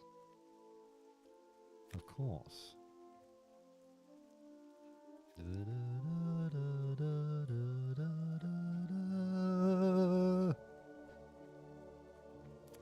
Oh, Tim, don't get me started on the Final Fantasy 16 thing. She hasn't played 1 second of it, and it's been out for a week.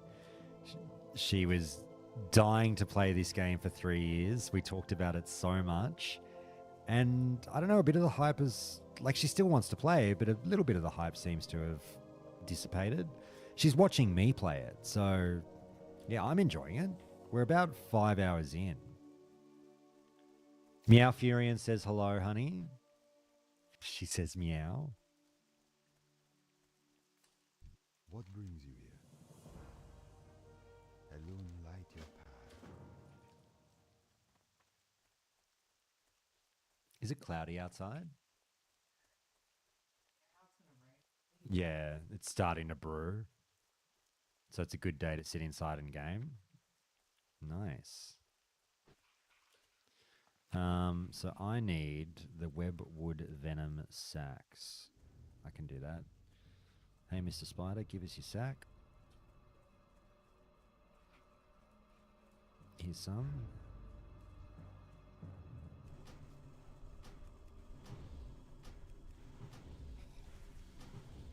I know, Patty's changed, right? It's like we don't even recognize her anymore. Tim is throwing some serious shade at you. Tim, she's saying that she thought you were buds. No, it's not just cabbage and hot water. She puts like pork, udon, cabbage, hot enoki mushrooms, and boiling hot water. And miso soup. There you go. That's Patricia's cabbage soup. And she's literally eaten it every day for lunch for 3 months. Tim is shocked you're not playing Final Fantasy. See, she says she's shocked as well. What's that? Tell Tim to go fuck himself? No, I'm not telling Tim that, honey.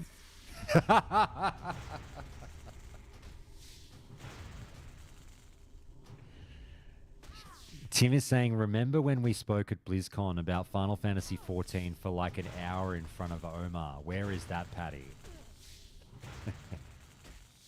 That Patty's dead. Oh dear.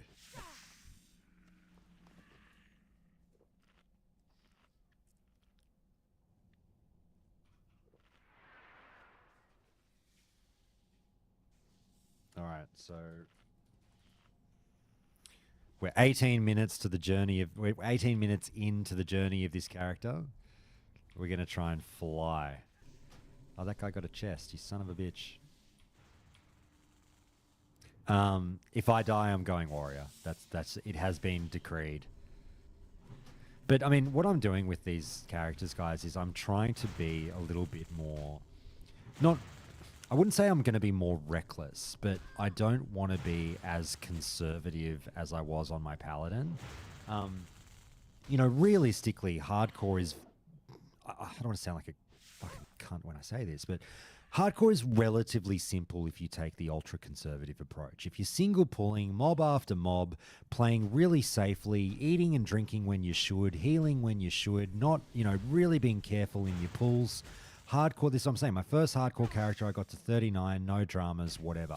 Because I was being hyper cautious, not running dungeons, to single pulling all the way doing the quests, right? I wouldn't say I want to be reckless, but I don't want to be as hyper cautious through this PTR or on official hardcore. I want to fuck around a bit more, have a bit more fun with it. It's going to be more fun if you do throw caution to the wind a little bit more, so we'll see how we go. Yeah, hardcore is just about patience. And if you balance that patience, like if you start to get a bit risky with that patience, that's when you hold your feet to the fire and have arguably a little bit more fun, quote unquote. You know what I mean? Oh, I almost died, all that shit. If you're ultra patient, as I was with my paladin, you will succeed. And it's kind of not that big of a challenge and not that much fun, arguably, because you're never getting into spicy moments. I wouldn't say I had that many wildly fun moments on my paladin that I, again, got to 39 or whatever.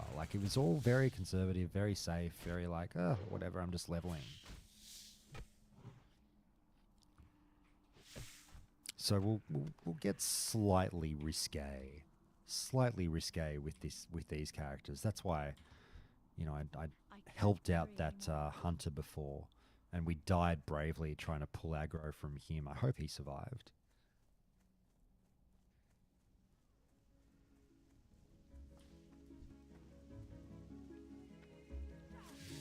Where the spiders at?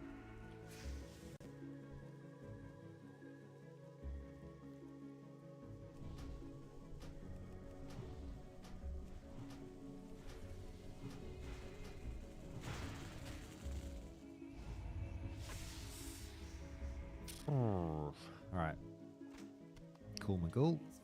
Oh my god, I can't take that shield. I'm going to throw out that cloth belt and take that shield instead, because that will be just a little bit more copper that I need at this stage. That could be the difference between me training Moonfire and not. Man, druids are cool. I like druids.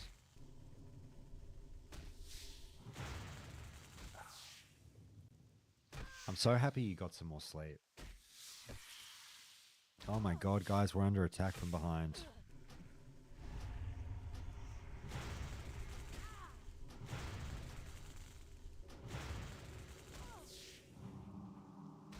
That guy thought I was going to die. He was going to sit there and watch me die, and now he's been robbed of the show.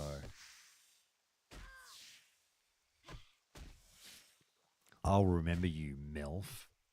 Didn't even want to try and intervene. Just thought I was up shit creek because I had, low health. I can't I'll carry remember anymore. you. I will remember you.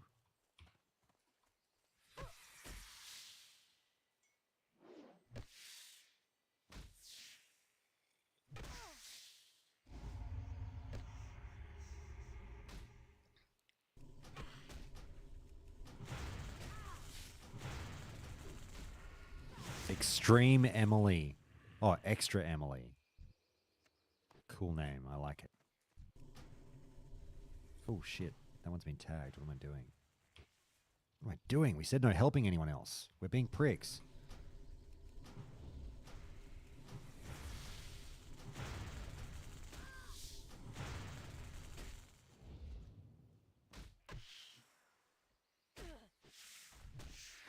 Inventory is full. Inventory is full. Remember, we're not leaving till we get a bag.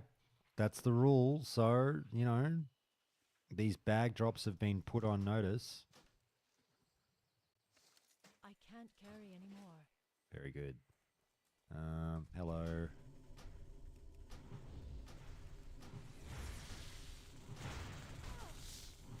You know what I would love?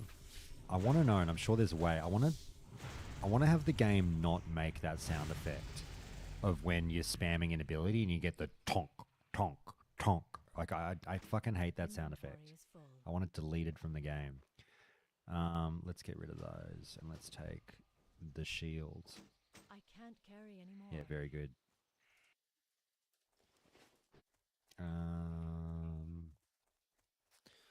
Spiders, hello. Can we get some music? Come on, loop the music game. Sound, sound, sound. Loop music. There we go. Give me a spider. Spider-Man, Spider-Man. Ooh.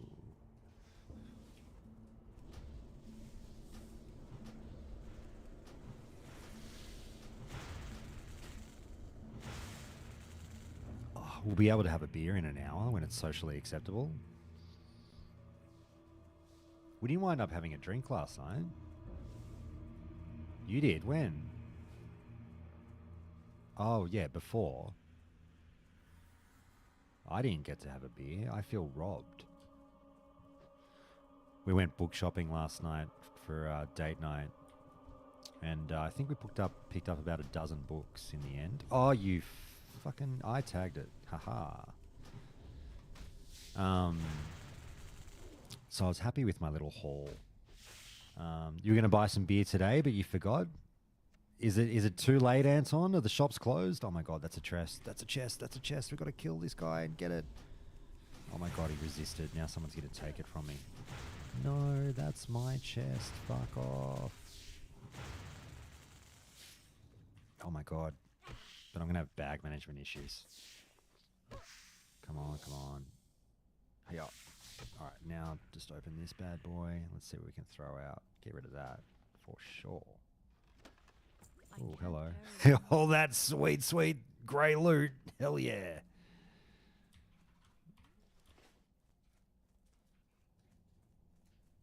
Okay, what do I need? Oh, no, I'm done.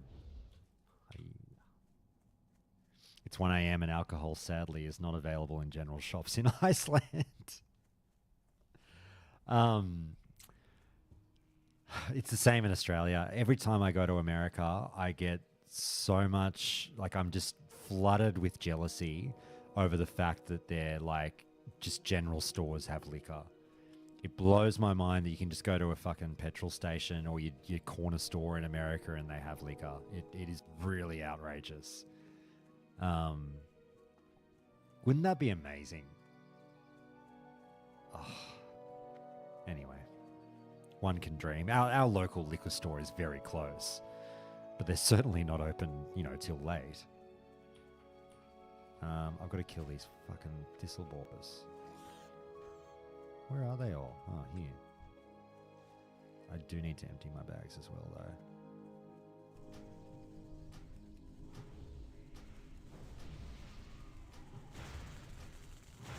Sorry, bro, I haven't trained to Mark of the Wild yet. I can't buff you. Inventory is full. All right, let's just go fucking empty our bags and train. This is going to be silly otherwise. It's like that in most European countries. We legit buy it from the government. Yeah, it's the same from us. For us. Alcohol is very alcohol and cigarettes and everything. Obviously, very heavily taxed and you know, a lot of laws surrounding all that stuff. Hello. Dear Ladris, Ooh, okay, I want that. farewell. Yes. Sick. Okay, happy days. Oh, are the liquor stores closed on Sundays for you? I always hated that about certain parts of like the South in America. How like the liquor stores were closed on Sundays. I was just like, oh, killing me. We don't have anything like that here.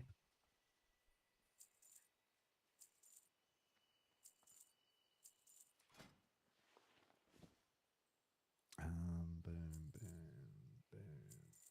Get rid of that. Get rid of that. Get rid of that. And we're laughing. Okay. Go in peace. Still want a bag drop. I still want a bag drop. Oh, hello. Quest to hand in. She's just going to send me back to old mate.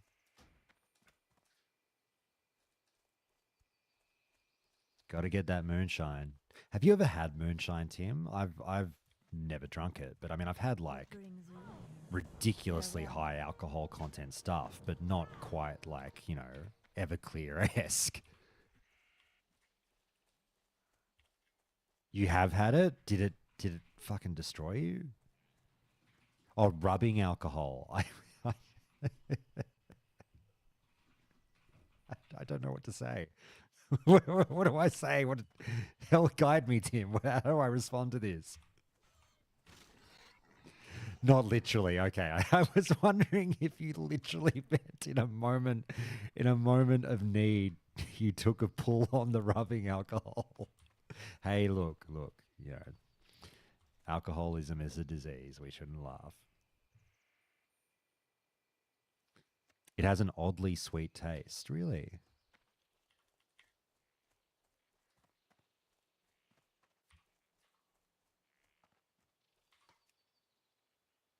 You and Anton had loads of Icelandic moonshine.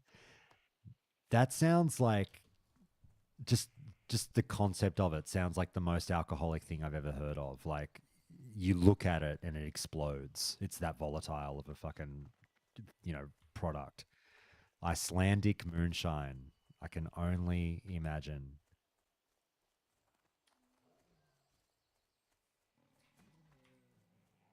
Trying to think of what the most alcoholic thing I've ever had is. Probably grappa. Isn't grappa like 90%? I don't know. It's up there. Have you guys had grappa before? The Italian one? I was concerned it might make you go blind. Oh no. You call it Landi. Ah. Baiju? Have you heard of Baiju, honey? No, I've never heard of Baiju, Tim. Is that like Korean moonshine or what? Yeah, I've got to look up the spelling myself. Hang on one second.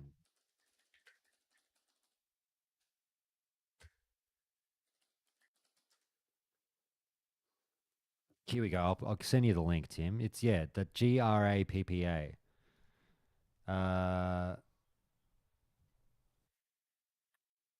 Oh wait, they reckon that it only gets up to 60%. Oh, okay, I thought it was much higher than that for some reason. I thought it really put hairs on your chest. Here you go. There's the wiki link. Because my one of my best mates growing up had an Italian mother, and she would, you know, laugh, get her giggles, and say, "Wake up," and she would literally wake up and do like a shot of grappa in the morning to fucking, you know, pull her to her senses, so to speak, to start the day. So I always thought it was like 80 to 90%, but it must be 60%. I mean, 80 to 90% is your Everclear, isn't it, basically?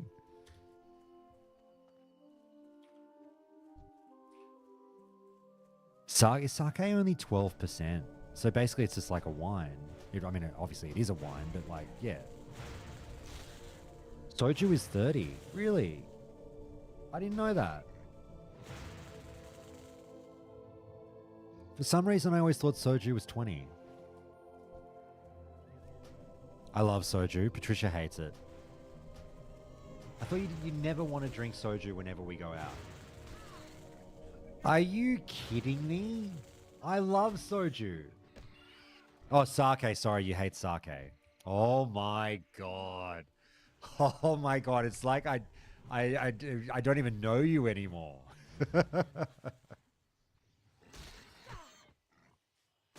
Yeah, but I had to drive, didn't I? No, I didn't. Why didn't I have any? No, you got a funky soju that was flavored. Anyway. Can we go drink soju again sometime? I absolutely drink soju.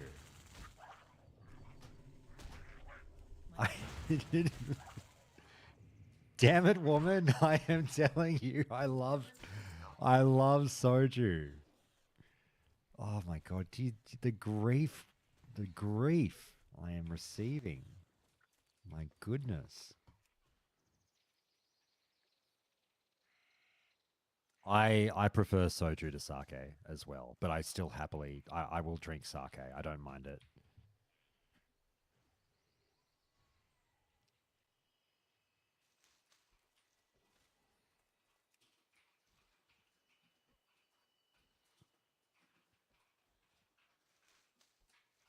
All right, very good.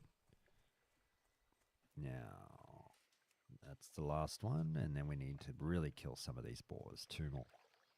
There's one. No! That was my mob! You son of a bitch. I still haven't trained. I probably should go train, huh? No, this guy's going to take it. He's going to take it. No! Is that person called Acid Bath? Yes. Okay, wow. I love seeing everyone's names. I've got the best name though, right, Tim? Have y'all ever tried an exotic little drink called Miller Lite? I have tried Miller Lite. I fucking hate it. Miller Lite is so bad. Oh my god.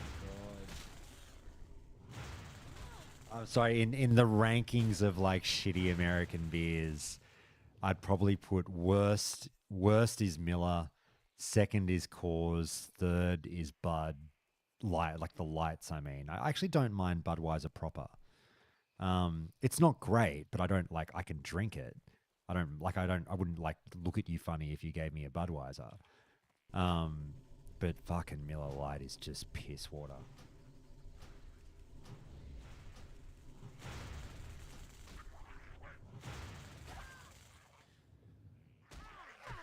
Most delectable fruits of the vine. I haven't had a PBR in years. I can't remember what they taste like. I remember them being a bit of a joke, but I also remember them being like not that bad. I don't know. Is that heresy? Tim, what's the verdict on PBR? I am dead and he is me. Very good.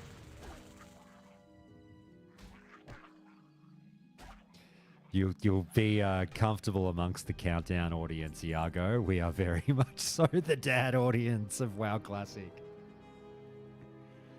Oh dear. Nah, we're the fucking cool kids. We're the cool kids here. Okay. Okay.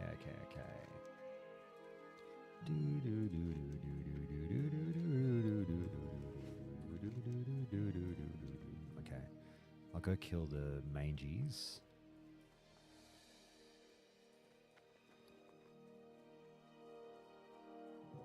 I still haven't gone to train. I just couldn't be fucked walking up that ramp.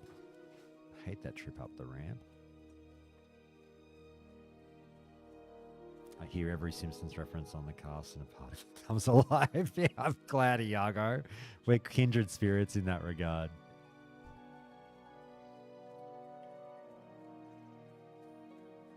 Oh, did they like it? Did they really like it? That would be amazing if your daughters loved it. There's not Einstein, but I mean, we can always make one. It's early days. Obviously, I just fucking died. But you know, with this character, if I get there, if people want to, I'm happy to make a guild on the PTR and we can dick around.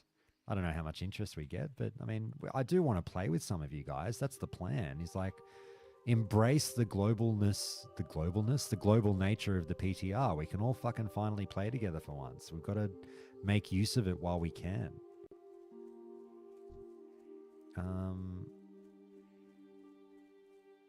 Where are the mangies? There they are.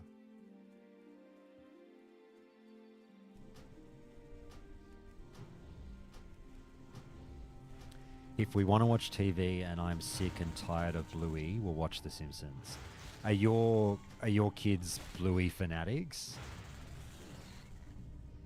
Yeah, what's your Bluey fact? Hit me. What? Right, I think you've told me that one.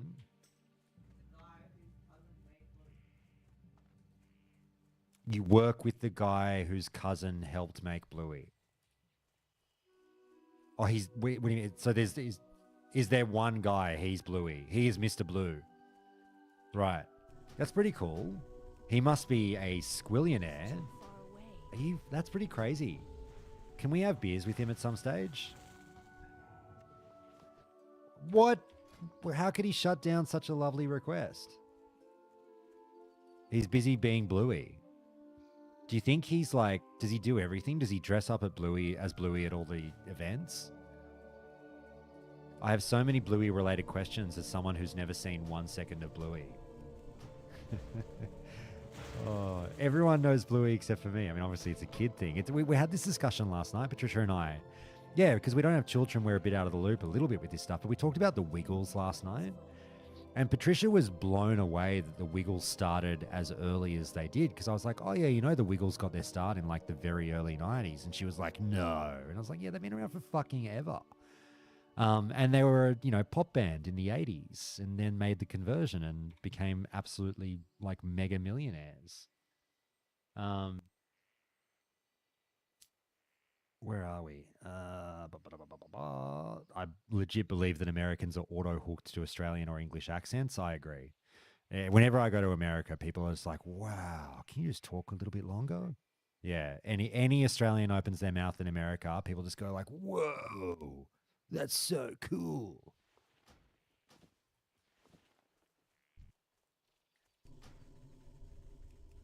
Tim just said, who is Bluey? Tim, how dare you? Quite frankly, you know what? We've been meaning to have a fucking long, hard conversation with you for a long time, Timothy. You have been out of line on this channel for years now with questions like, who's Bluey? Please stop DMing me. I don't want these kinds of images. Like, fuck, I'm just sick of it, Tim. Settle down. Bluey is a very, very, very popular children's TV show, Tim. So for us childless people out there, we are a bit more oblivious as to what's happening in the world of Bluey. But Bluey is basically this global sensation that every parent just parks their kid in front of the TV and has them watch Bluey. It's an Australian-made show about an Australian cartoon blue healer, I believe. And yeah, is it actually watchable by parents? Like, is Bluey like really? Oh, so it's a bit of fun for the adults. Oh, that's cool. I didn't know that. Like laughing or crying. Oh.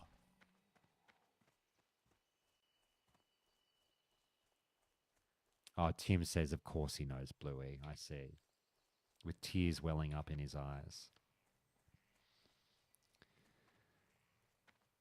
It's far more appreciable as an adult. Yeah, the kids don't realize how good they've got it. Kids don't appreciate anything. Fucking kids. Fucking kids these days. Useless, a lot of them. Oh, dear. How old are yours, Iago? Vishnu Daldiye.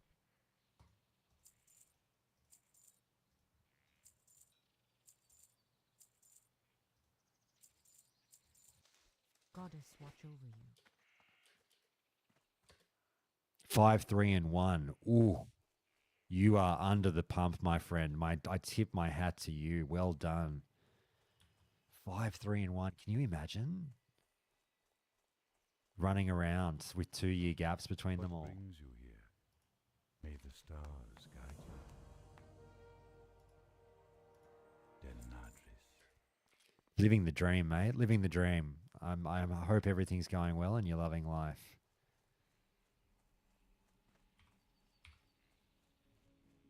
You're running HC in real life.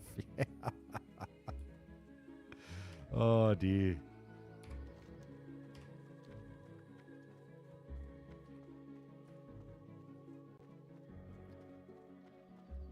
Okay. I think this guy spelled Tesseract. Is that how? That's not how. It's the Marvel Tesseract is a Tesseract, right? As opposed to Tesseract. I don't know. Maybe I'm the one in the wrong. Parenting is all peaks and valleys. It's either extreme highs or ungodly lows. Oh God, I can imagine. I'm telling you, the first time I lose my child in a shopping center, it's not going to happen. I would hope, but I would just fucking lose my mind. Oh, I'm going to be the worst. Like, you're going to hate me with a kid. You're just going to be like, if you fucking ask where our child is one more time, I'm going to end you. That's what you're going to be saying to me. I'll never sleep, ever, because I'll just be watching the child breathe until they're 15 years old. I won't sleep for 15 years because I want to ensure that they live through every night. Oh, God. I'll be so bad. Have I ever lost my dog, even for a few seconds? Yes. I mean, Patricia's laughing, but it wasn't funny at the time. I axed one time in, the 4 years that we've had dogs. One time I left the side gate open because we had to like go out the side gate to take our rubbish out at one of our old houses. And one time I left it open and left the dogs outside. And I was so fucking lucky that for some reason I realized that I did it like 3 or 4 minutes after I'd left it open. So I ran outside and went, oh God, the dogs. Doug hadn't moved, but fucking baby Ralphie, he would have been 1 and a bit at the time. Baby Ralphie had gone walkabout, and I was like, oh, no, where the fuck is he? And I've run out to our front yard, and, we lived right on the road. Like, he could have been on the road. He could have done anything. He could have gone, out of sight by then. But luckily, he'd only walked to the neighbour's property, and it's really hard to describe. For some reason, our neighbour had so you had to walk up a flight of stairs to get to their front door, and they had a wide plank of wood for whatever god unfucking known reason that connected the landing outside their front door to the top of their garage. I still to this day don't know why the fuck they had it. They were weird. They were weird people, our neighbors. So our dog has gone next door, walked up the stairs to their front door, and then climbed this wooden plank. It's literally like walking the plank. Climbed this wooden plank and just was like standing on top of their garage. And so my neighbor has seen me run out to the front of our house going, Ralph, where the fuck are you, Ralph? And she's like, oh, I think he's here.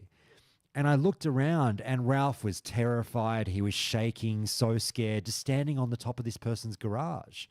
And I was like, what the fuck? And I was like, oh, thank you so much for letting me know. And I said, do you mind if I come over and collect him? And I walked over and like, again, I walked the plank myself. And I was like, what the fuck am I doing? Like balancing, like walking this wooden plank. And I was on top of their garage that probably wasn't meant to support a fucking person's weight. And I quickly just picked him up and said, come on, mate, you coming with me? And he was terrified, but he was so happy that I was there. And I took him home and thank God nothing happened to him. It could have been really bad. But yeah, I shat my fucking pants the one time I've lost one of my dogs. So I know what you mean, Tim.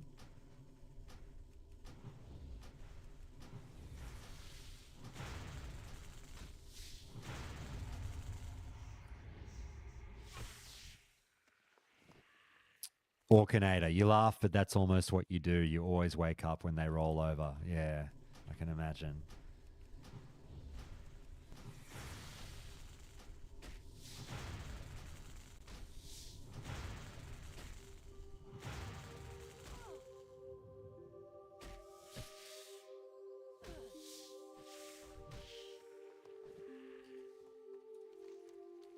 Still no bag drops.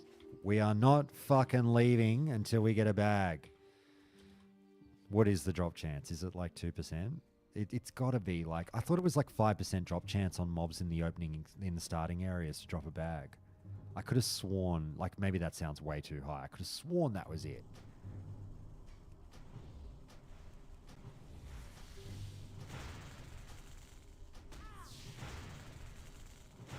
Have I traveled to the kingdom of cardboard crack? I haven't. Look, obviously we did that big Magic podcast a couple of years ago with Bubba and Mike.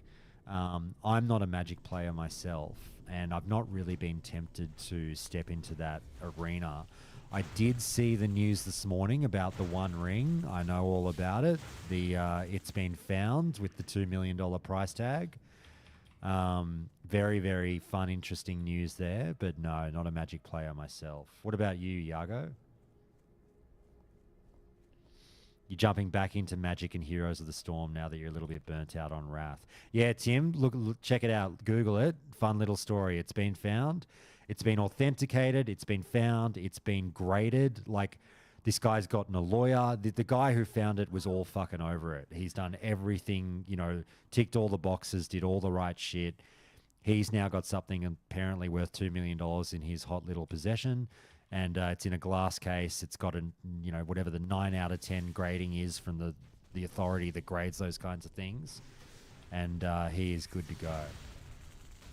And I'm sure he's being flooded with offers to buy it as we speak. Not necessarily for 2 million, but for some amount.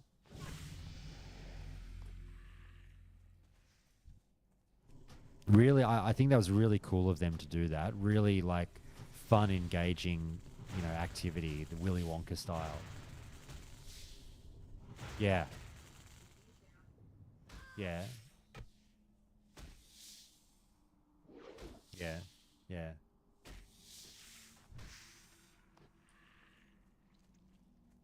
Right.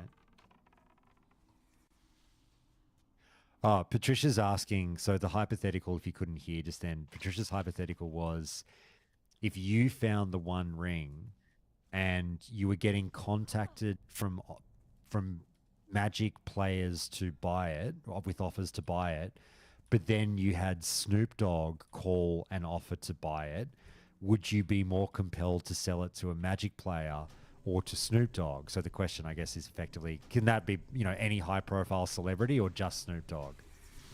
Or just... Only Snoop Dogg, she's saying.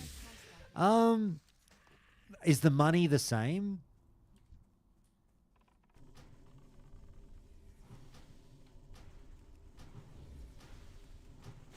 Oh, no. So wait, you're your hypothetical has changed. I'm not making any money if I give it to the Magic player, but yeah,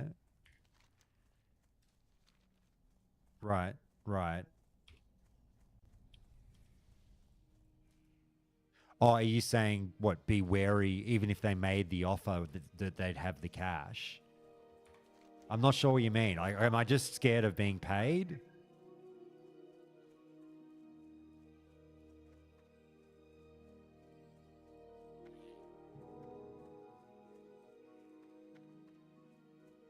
I sell it to the person who's got the fucking cash. That's what I do.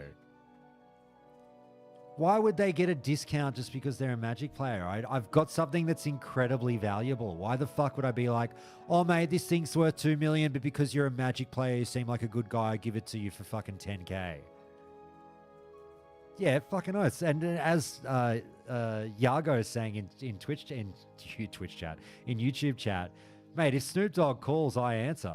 You know, that's them's the fucking rules. You know what I mean?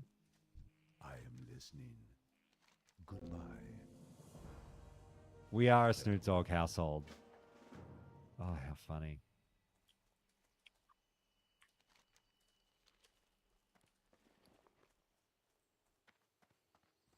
Thanks, Orkinator. Have a good one. I'm glad you enjoyed the interview. Thanks for hanging out and watching the stream as well. I appreciate that. You're a legend. Have a good sleep. Vit says that they would do the right thing and sell it to a Magic player. You're a more honorable person than us, I am Vit. honored. Be careful.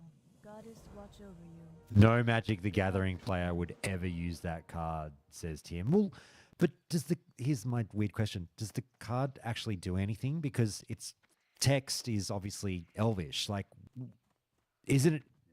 I don't know the story. Is it a useless card? Greetings. Because it appears to be a useless card. I don't know.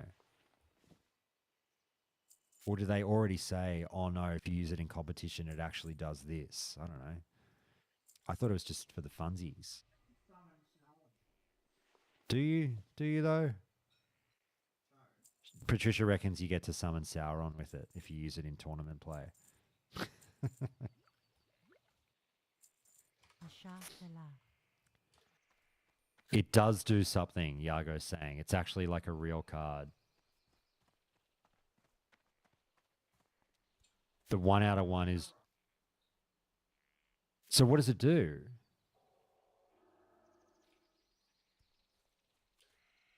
Oh, the one... Oh, so the 1 out of the 1 is just that version. So is there other versions of the card that don't have the Elvish writing that everyone else has that are the regular, I can play this and it does something? Is that what you mean, Yago?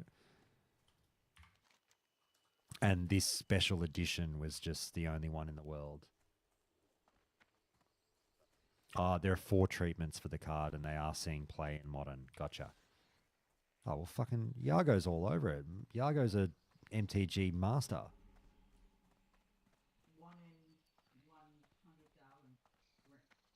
Well, no. Basically, this is just like a limited edition print of a otherwise somewhat common card. It's got a extended border, fancy pants, and the 1 out of the 1 out of 1 Elvish writing. Okay, Mr. Drew. I guess I should finally train, right? I'm listening. Okay, let's grab all this shit. Oh, God. Sorry about that. I just burped right into the microphone. That's fucking disgusting. You guys should be appalled. Sorry.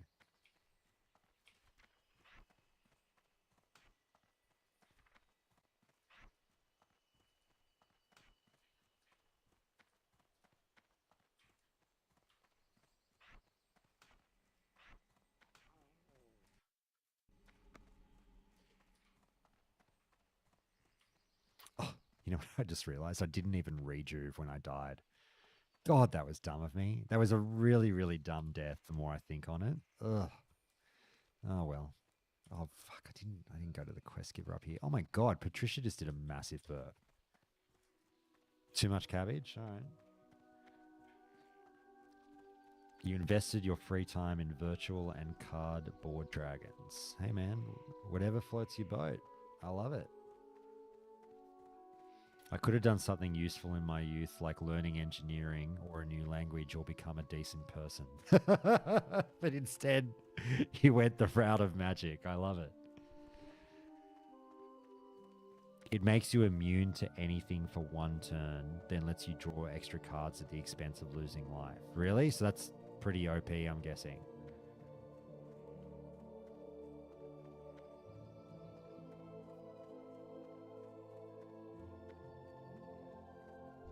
Greetings, Deadladris.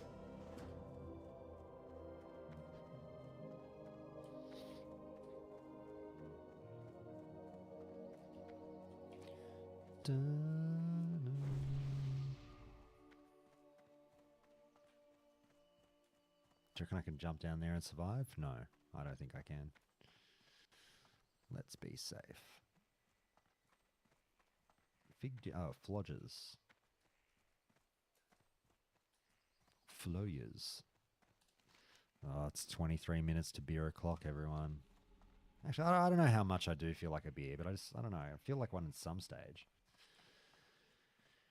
Drawing cards is very good in Magic, I can imagine. Okay, got to fill the file, sorry, and talk to old mate Iveron. Oh no, I'm going to fail. All right, I've got to go back and I did this last time as well. I completely forgot about the timer. Oh dear. Oh no.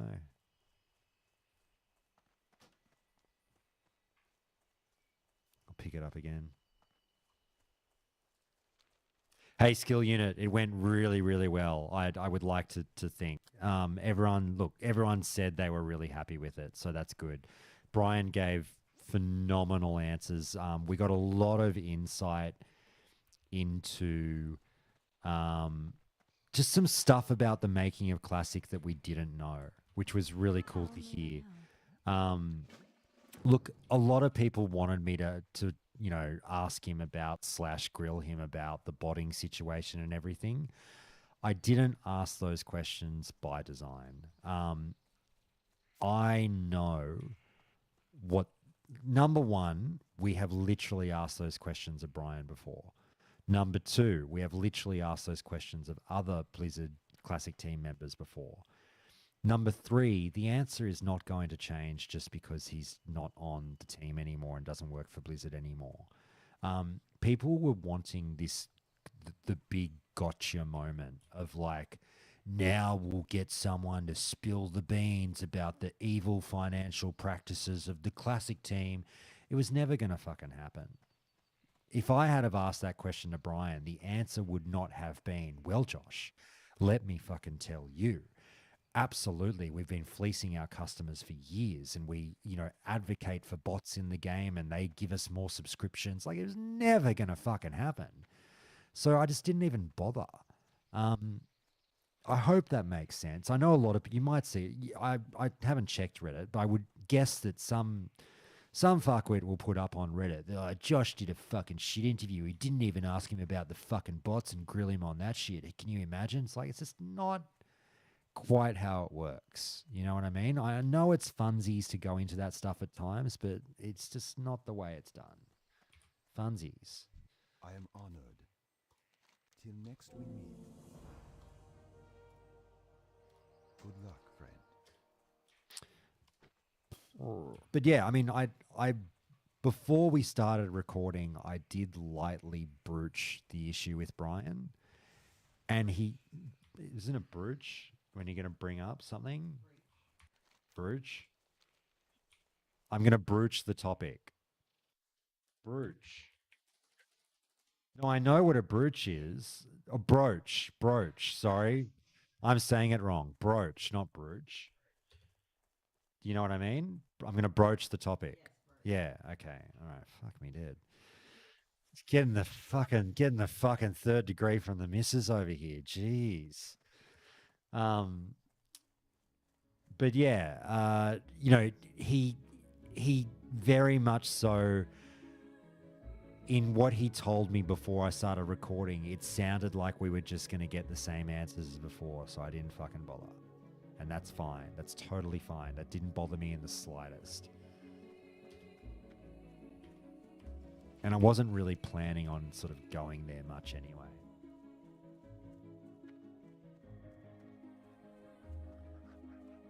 Yeah, Tim. Look, that was probably the toughest point of the interview for me. When we started talking about the boost and his feelings towards it, I really had to make an executive decision on how far I wanted to dig in there. And to be honest with you, now that I know when the interview ended, when his son came in and had to grab, this masterful move by Brian. I'm not throwing him under the bus, but I would have done this if I was in his position. Sending the kid in for the save for when he might have maybe wanted to end the interview. Not saying he did this, but like I would have been like, all right, buddy, at the 2-hour mark, you come in and grab me and say, Daddy's got to go. So when the kid came in and said, Dad, we've got to go, he's like, oh, he did actually tell me he had something he had to do with the family that night. So I was expecting it. But the interview ending when it did, I had literally to the second gotten all my questions in. So I'm really glad that I didn't harp on about the boosting thing and waste time and lose questions that I really wanted to ask, because I just didn't I just didn't care as much about, I wanted to ask him, but I'm still kind of like, we've mostly heard what he's got to say on this. And if I'm diving in any deeper, it's just again kind of wanting the gotcha moment where it's like, aha, so there are people on Blizzard that don't like the boost, and yet we still fucking get it. It just wouldn't have served as much of a purpose. Do you know what I mean? So I'm glad that I kind of moved on and at least got answers on, like, you know, as non-answery in a way, fun as they were, about like the SOM 2 stuff and whatnot. Like we wouldn't have been able to cover that if I had to run out of time.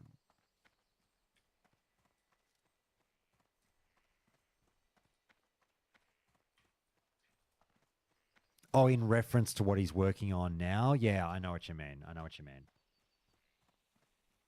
Well, I think he pretty much answered that, where he's like, the goal on what they're working on now is to, if they're able to, somehow come up with a halfway point of design where it's like, we don't want people to feel like they need to buy a boost and pay money to catch up, but we want some form of fun in-game mechanic that allows people to play with their friends and not get left behind, which makes a lot of sense. All right, are we done here? We're done. We're not leaving until I get a bag. Our journey begins now. We're going to kill level 1s and 2s until I get a fucking bag. Start the timer, everyone. Someone start a timer. I'm starting this at 11:44 my time. Let's see how long it takes to get a fucking bag. Let's see how many times I swear while I'm waiting.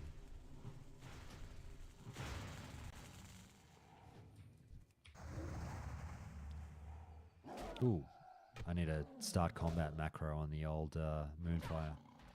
Let's quickly do that now. Macros. Kaboom.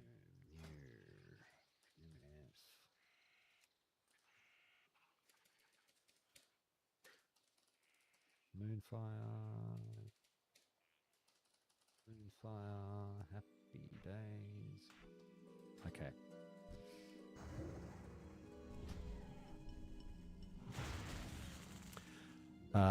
Thanks, Iago. Thanks for dropping by, mate. Thanks so much for watching the stream and everything after the interview. I appreciate you, brother. We'll catch you another time. Thanks for listening to the podcast, mate. I appreciate it. It's really fun chatting with you, mate. You're a legend. Tim, what if you, from this point, either grind until you get a bag drop or grind until you earn 5 silver to buy one? Is it 5 silver? I thought it was a little bit more for a 6-slotter, or am I getting that way wrong? You're probably right, Tim.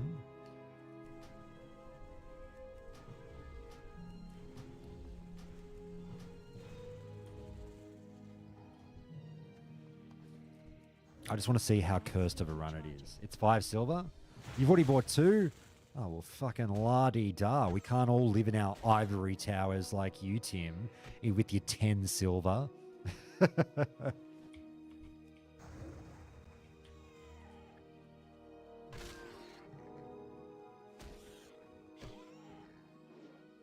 Did you go Alliance or Horde, Tim? Better have gone for Alliance, you fucking bastard.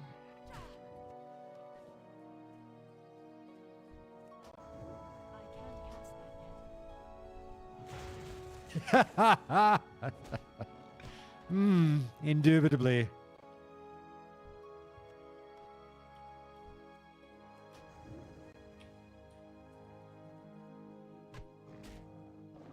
I'm already out of bag space. This will be fun. I can't carry anymore. My dog is barking up a storm outside. Let's go empty these bags.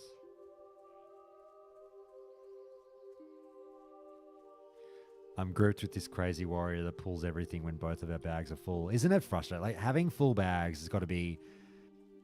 Well, do you think it's definitely in the top 5 for most frustrating things or situations in WoW?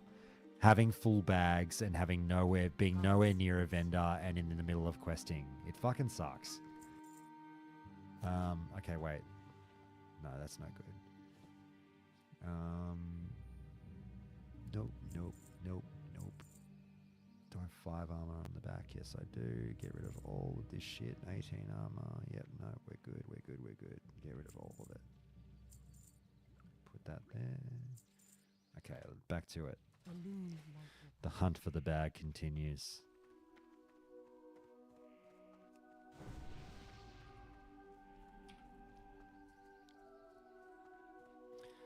I'm sitting over a mob deciding what to delete, and he's pulling 3 mobs at once. I'm anxious for you, Vid. Oh, OG Pube Sniffer. I saw you celebrating you getting your handle back. I'm glad you figured that out on YouTube, mate. How to get your handle that you wanted. Welcome back, mate. How are you? Being a Mana user and realizing that you don't buy water when you're miles from any sort of vendor. Oh my God, I know that you didn't buy water. I fucking hate that. And you're like, oh, I forgot. It's the worst. I do agree.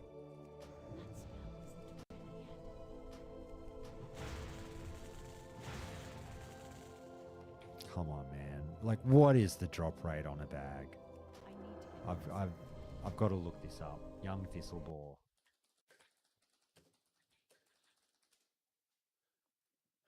Let's see what the odds are. The odds may not ever be in our favor. Oh no, I can't grind for that. I thought it was like a 1 to 2% chance. It's 0.1. All right, we're not grinding for a bag. 0.1% of a chance for bags to drop. I swear to God, I've seen databases where it says they're like a 5% chance. What the fuck? All right, we're not grinding for a bag. Fuck, I'm dead. How unfortunate. It's not even 1%. It's 0.1. What a joke. How is that in the game? How was 0.1 of a chance to have a bag drop a good design decision? Like, granted, vanilla's not perfect, but like, fucking hell, man. Yeah, but every mob can drop one. I get that, but it's still a 1 in 1,000 roll.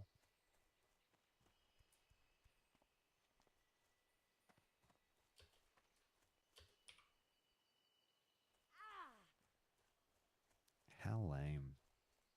How fucking lame.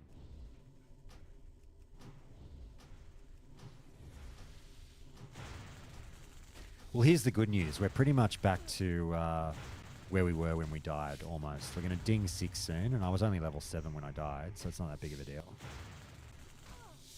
Let me get to Dolinar. Yeah, just kill this guy. Come on. Miss, how dare you.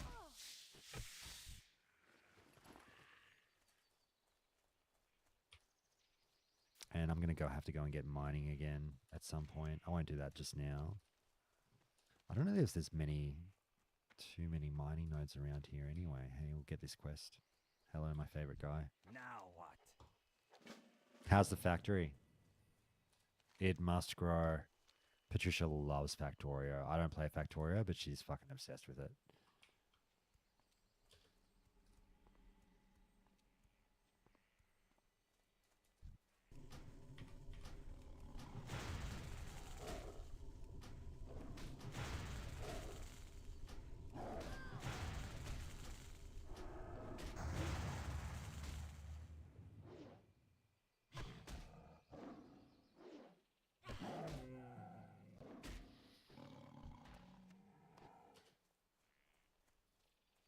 Dolinar, here I come. Okie dokie. Mm-mm-mm-mm-mm.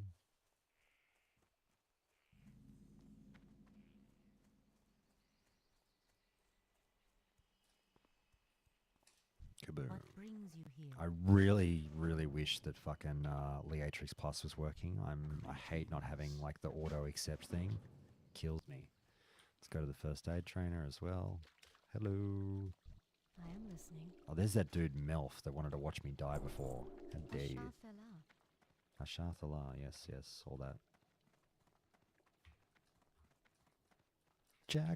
Jackie. I feel like that'd be a hard name to get. Jackie? There's someone called Beyonce. Greetings. Good luck, friend. Denadris. Oops. Farewell. May the stars guide you. All right, very good.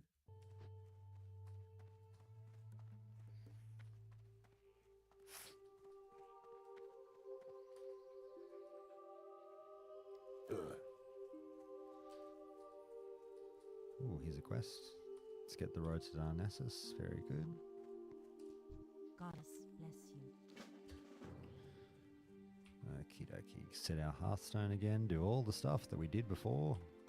I am honored. I am honored too. Oop, no, I need that. Farewell. Okie dokie.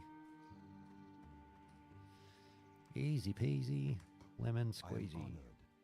Be careful. Goddess watch over you. Good luck, friend. Okay, cool Magoo. How much time have we taken so far? Okay, so the death was about, you know, realistically it was about like an hour and 20 minutes setback. That's not too bad.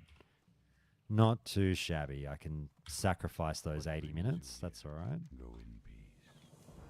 Good luck, friend. Okay, now I'll just go do the cooking thing. Or he doesn't have that up yet. How may I help? I'd like to train in cooking, please. Actually, let's just hold off for Alone now. light your path.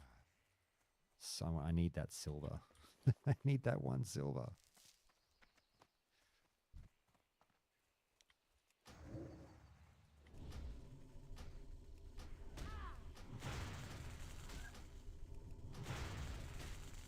Lesser magic wands are on the AH for 16 silver. So glad I don't have to grind linen cloth and do tailoring and enchanting for a wand. Fair enough. Fair enough.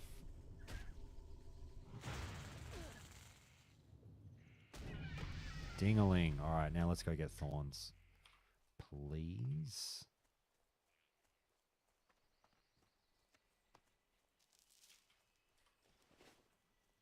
Oh, that guy's named... Oh, Piz. Thought it was please. It's Piz. No, I'm good. Thank you. Hitman. Greetings. All right, I want thorns and I want wrath. Very good. Okay, happy days. Let's pop thorns right there. Very good. And wrath 2 should be there. Yes. Okay, now we're cooking with gas. Patricia loves it when I say that. Yeah. Patty loves it when I say that. Absolutely. That's still recharging. Oh my god. I should be opening with wrath.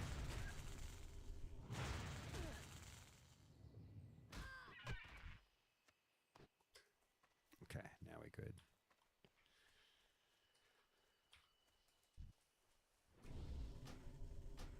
I need more mana. Not enough mana.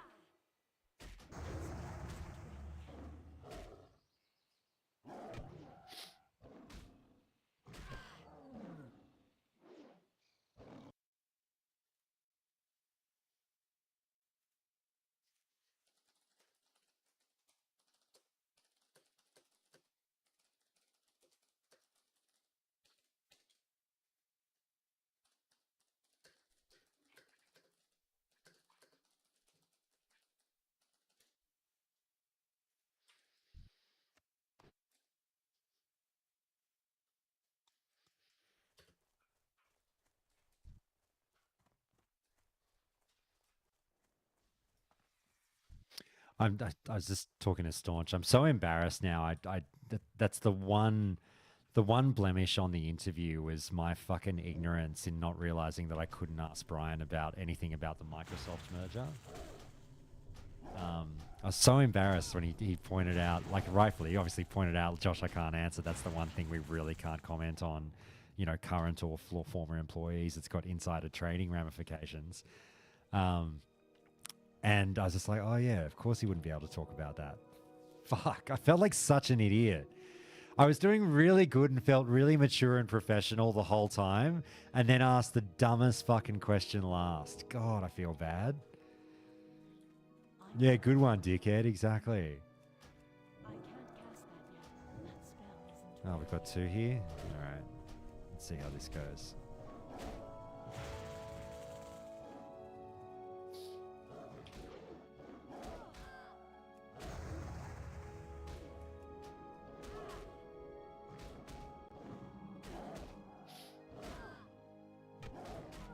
She'll be right. She'll be right.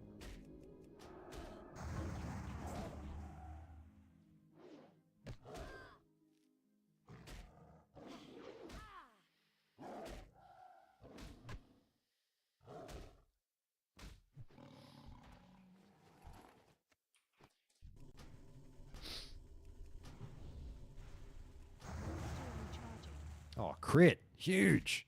Needed that. Big damage, as our friend Executus would say.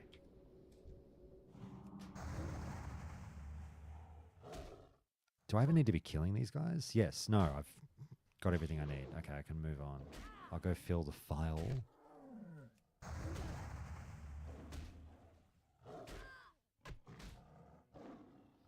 Yeah, I know, right, Tim? Imagine that.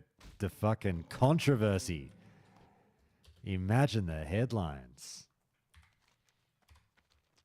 They're in final submissions on the FTC case. The challenge to that right now. It'll be really interesting to see what happens there. I think Microsoft will still probably wind up winning, but it's really interesting what's going on over there with that challenge from the FTC. Well, only twice. Oh, right. Yeah, it's not new that people want to stop Microsoft from taking over the world.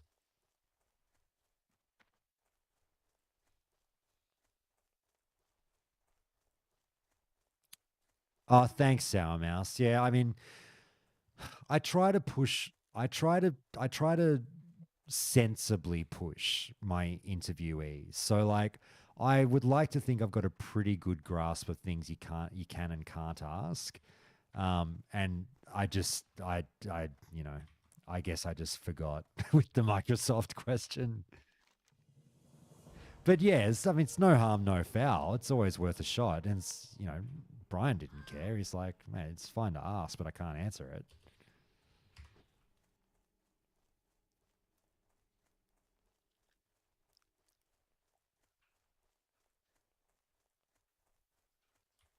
The one thing I'm really looking forward to is being able to go back and listen to it and actually like appreciate his answers more, because I've just got so much running through my head as that interview is happening. You're trying to think of the next question. You're trying to catch follow-up questions. You're trying to moderate chat. It's all fucking happening.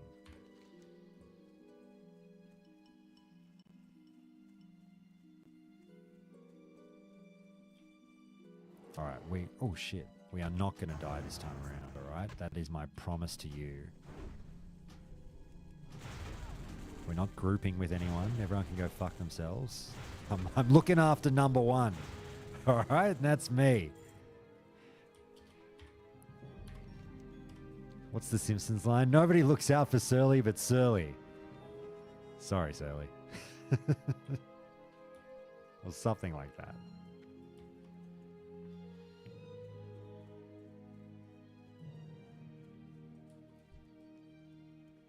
Oh, I definitely need the owls. The owls have it.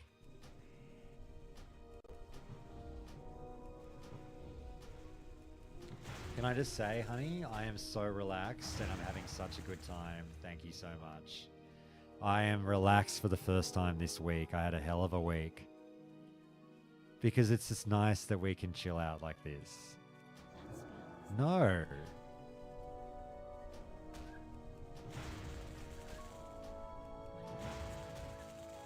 Oh, is that right, Tim? It's pretty commonplace that the FTC would step in and be like, no, no, don't form a monopoly. Please stop.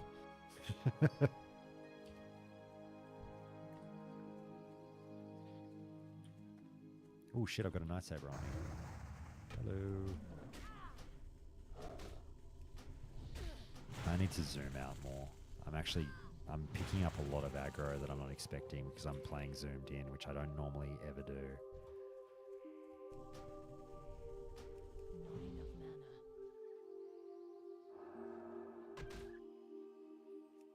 Still recharging. Yeah, it's going really good, Tim.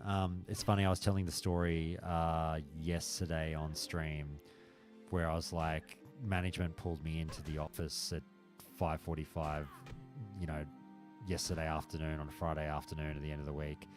And they've gone, oh, Josh, can we just have a word with you? And I'm like shitting bricks going, oh, fuck, you know, it's my end of my third week on the new job. And I'm like, oh, fuck, what have I done? And it was the boss at first was just like, oh, mate, can I just have a chat with you? And I was like, yeah, sure, no worries. But I'm like fucking sweating. And then like the other two members of the senior management team like follow him into his office. And I'm like, oh my God, what are they doing here? What's going on? Yeah, I won't die telling this story. And basically they sat me down, they closed the door and they go, look, we just want to say, we're really, really happy with how you've gone these first 3 weeks and we're really stoked to have you here and everything's working out great. And we're really happy we went through with the hire. And I'm just like, oh my God, I've been a mess of anxiety since you pulled me in here. Thank you so much for saying that. So it was really nice to just get that affirmation. Everything's going really well. Look, I've got a lot to learn. I'm doing something that whilst I have years of experience in the field, I've never done it from this perspective. You know, I was a criminal prosecutor for years. Now I'm criminal defense. It's same, but different. You know what I mean? You're really tackling things from a different angle, and it's a niche skill to pick up looking at things from the defensive angle. So I'm just learning as I go, and it's fun being experienced, but also kind of being back to square one as well in a certain way. Hey, Ralphie. Hi, buddy. How are you? Come here. Ralphie. Come here. Oh, he's found his food and he doesn't care about me anymore. Look at the size of that guy's sword. What's he got? Asmund Fresh. Is that the real Asmund? Look at the fucking side of his sword. That's a sick fucking sword. Anyway. Anywho. I don't think it is Asmund if he's actually saying it's your boy in all caps. in /say. Anywho. What do I need? Oh.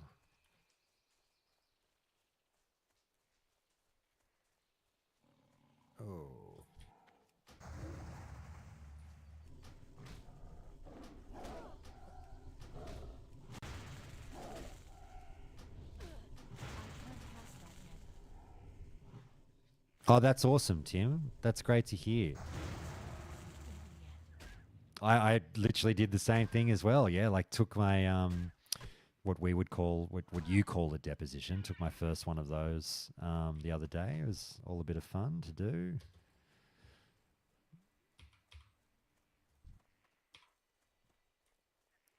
Yeah. Oh, isn't it the best? We bought a new kettle, and Patricia and I are acting like we bought a new house. It's the greatest purchase we've ever made. The $40 kettle we bought that replaced the one we've had for the last 5 years, which was also $30 or $40. Actually, the last one was probably $20, wasn't it? It was pretty cheap. Yeah. All right, what am I doing here? I am looking for spider silk. Do I have any bag space? I got one spot for bag space. Hi, boys. Hey, Doug. I'm going to go into Shadow Melds. Come here. Where are you? Doug, come here. Oh, hello, mates. How are you? Oh, you all right? You go do your thing. They don't care about me today. Yeah, no, I'm literally in the exact same boat, Tim. Getting used to billable hours is a struggle in and of itself.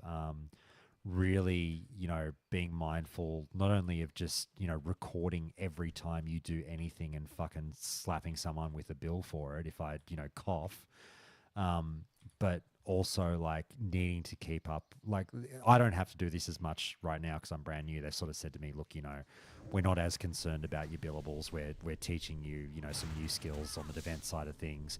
You don't have that many files, so you don't have that much work to do. So it's not fair to sort of, your first month or two or three really hammer you on billables. This is about teaching you shit.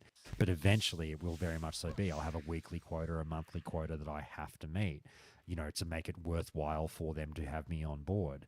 And that will be stressful, I'm sure. But like, it's basically it's relatively standard. I have to bill basically for half of the day. So half my day at work, I need to be absolutely doing work for clients that they will be paying for.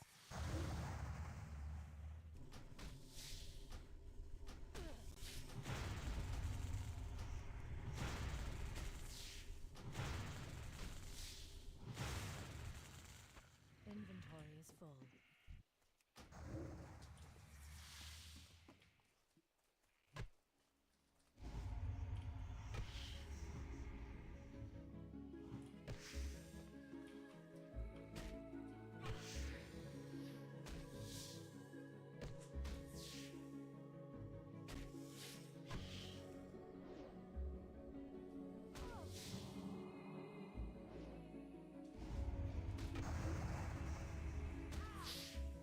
Fucking this spider doesn't want to go down, does he? Jesus.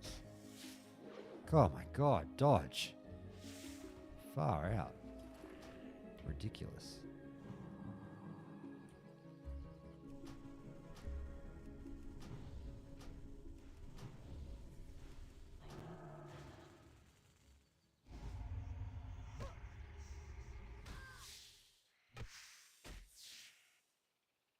Oh, I feel bad, Tim. I feel like I didn't know that you were looking.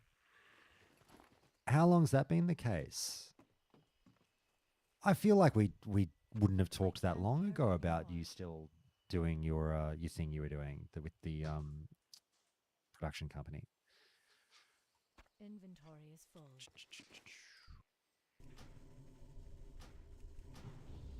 I need to get closer.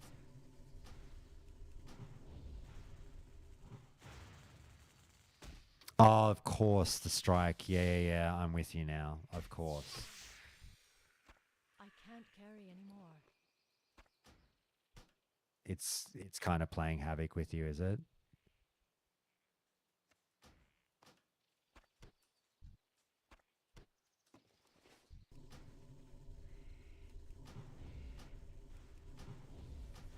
Really, Tim? Far out. Yeah, it's pretty fucking deep ramifications, isn't it? That's such a shame. Well, I'm sorry, mate. I hope that you're keeping your chin up through it all, and something comes up soon. God, these dogs are going crazy. Keep us posted on the job hunt, mate. Be wishing you the best. Trust me, mate. I fucking know. I just went through basically what was it? I was looking for about 4 months as well. When I seriously started looking to the moment that the offer came through. That's still recharging. Thanks, OG Pube Sniffer. You're the fucking. But hey, don't you dare besmirch OG Pube Sniffer. OG's been around for ages. He pops in every now and again. Thanks, mate. Have a good one. It is a great name.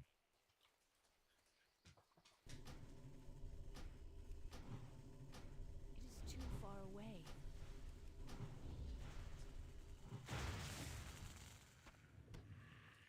What do I need? I need one more. One more spider silk. There we go. Here we go. Oh, I don't have thorns up. How about I... Oh, because of my fucking weak aura isn't loaded. Let's take care of that.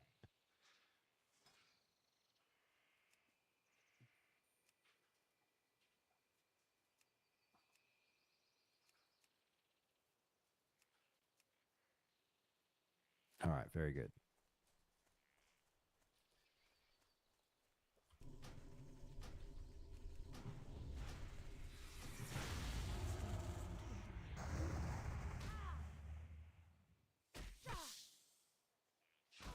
Yeah, mate, you go do your thing. You didn't let me know. Did you? I didn't see if you were Horde or Alliance, Tim, but we'll try and link up at some stage, maybe if you're playing. You have a good one, mate. Go walk Gambit, and we'll talk to you later. Thanks, mate. We love Gambit. All right, where am I going? I'm going over here. Oh, you're Alliance. Yes, sweet, cool. We'll talk. We'll link up, mate. All good.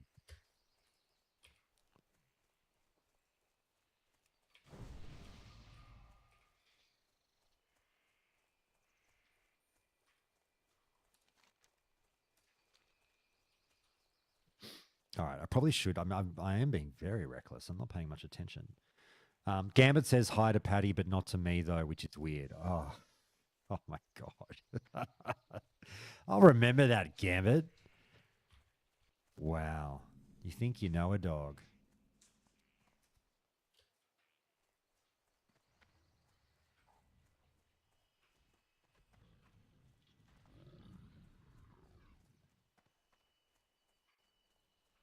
See you, mate. Alrighty. Alone be with you. Till next we meet. Ishnu Allah.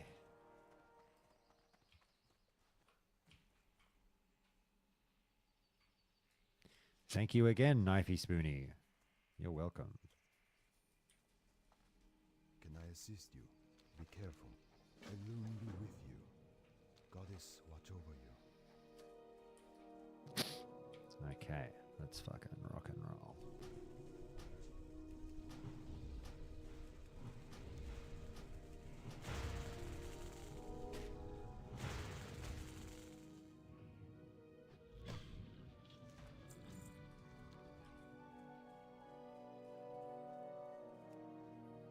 Pick up all these Timberling sprouts. Oh, inventory's full. You're killing me.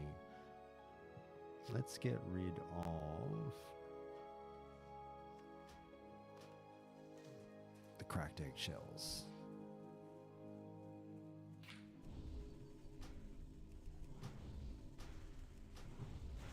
Big crit.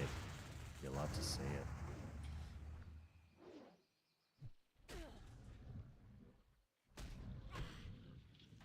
I can't carry any Oh, more. this inventory is killing me. Let's get rid of the discolored fang. All right. Now we're good.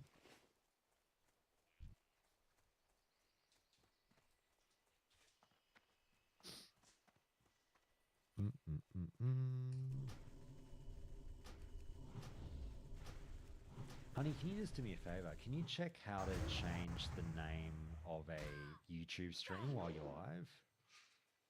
Thanks. Sorry about that.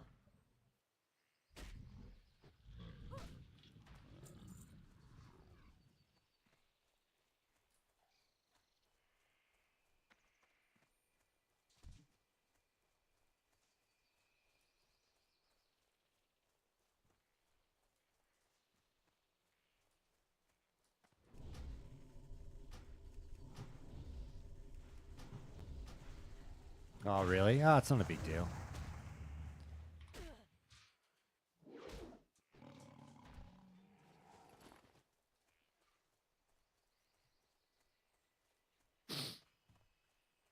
Thank you for checking.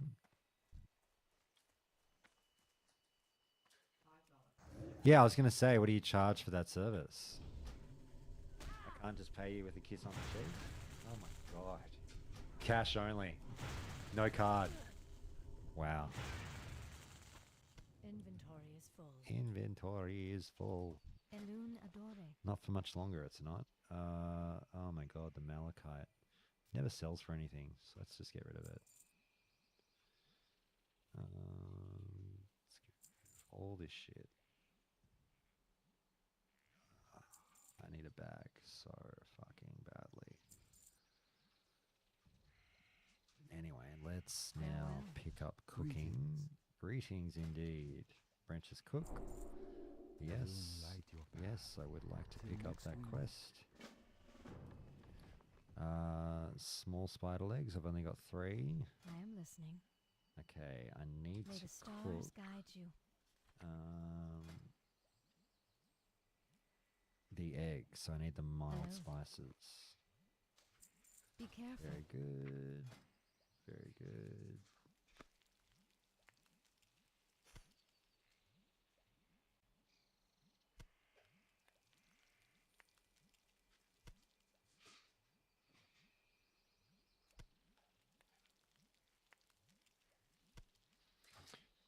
Okie dokie. Feel So free to now I can get rid browse. of that.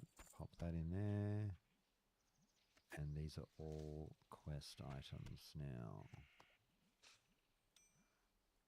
Fuck, that's a lot of quest items. Look at that. I mean, look at this. Seriously. Here's one bag player. We'll give you a 1 in 1,000 chance of getting a bag drop in the starter zone.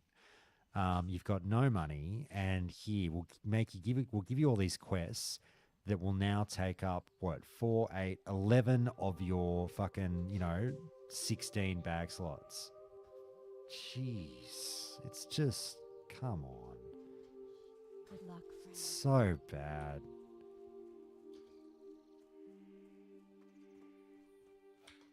Ishnuala Denadris.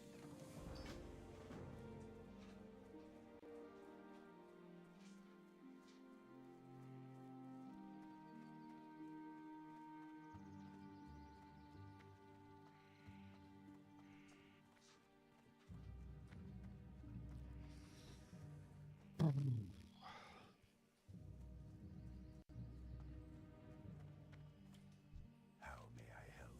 Goodbye. Oh, ding-a-ling. Okay, now we're back to level 7. Okay. How long did that take? An hour and 38 minutes. Okay. we did it, guys. We got back to where we were. Honey, I did it. She's... Because I was running away. I had a couple of mobs on me, but I would have been okay. But the guy that I was grouped with pulled a couple of mobs to try and come and help me. And then I tried to help him by pulling a mob off him, and then I had too many on me and I died. Fucking hell. I can only presume so. I'm never helping anyone ever again. Yeah, never help anyone.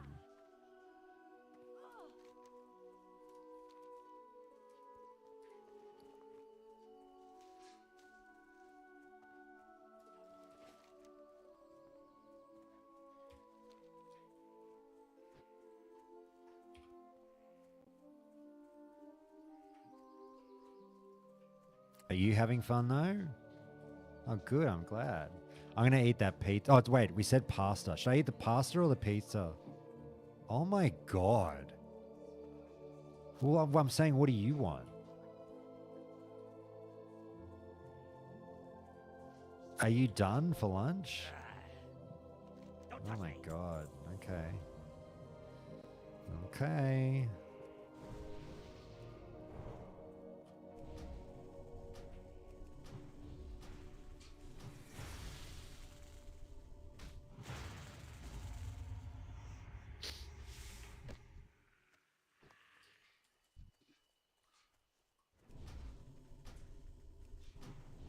I am. Sorry, we just worked out I can't change the title of the stream because I was interviewing Brian earlier, and people might be dropping in now going, what the fuck is he doing? This is hardcore. This is hardcore PTR.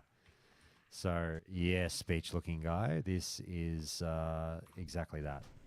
Having fun, enjoying it. It's always a bit of fun. PTRs, betas, they're always good fun.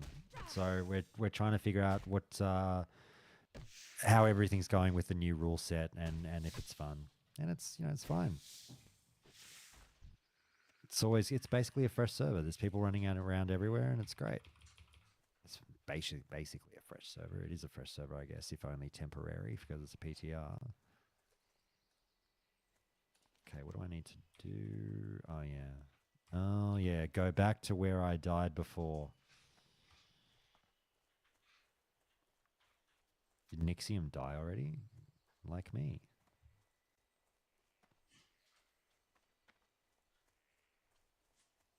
I highly recommend, if you're getting back into Classic, I really recommend fucking around on this server.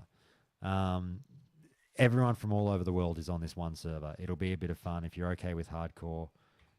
Yeah, do it. Are you saying your level 12 warlock is on this PTR? Is that what you mean, beach looking guy?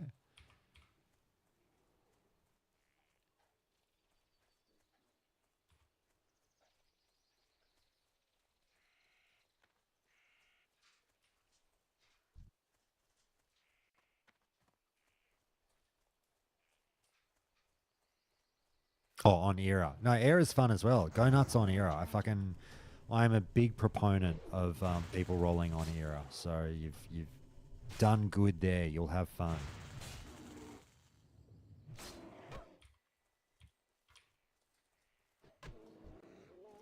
Oh my god, I got a bag, honey. Oh my god. Oh. Oh my god. So happy. Fucking hell. This is the greatest day of my life, including my wedding. Oh my god, I'm so stoked. Okay, I take that back. Oh my god.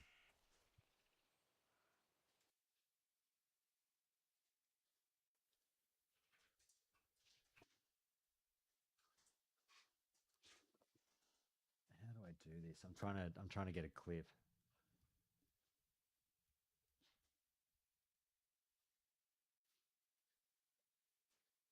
Hang on.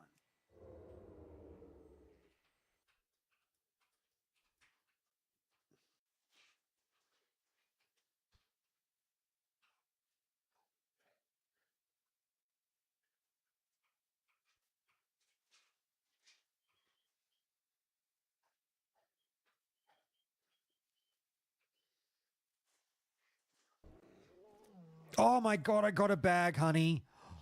Oh my god. Oh.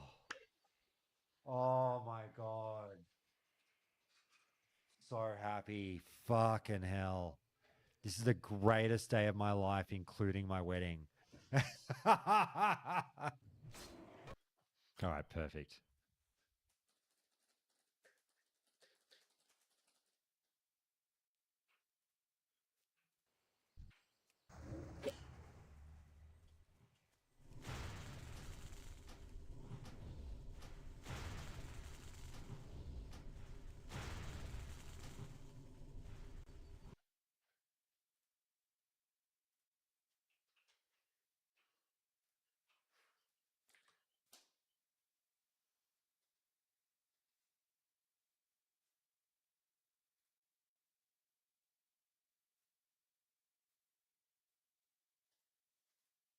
All right. I just had to fucking get that clip out there.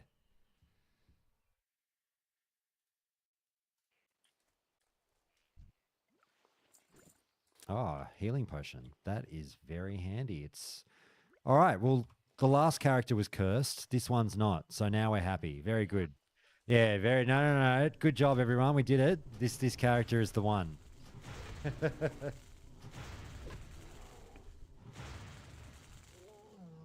All right. Hell yeah, brother. Let's group up with this guy. No. All right.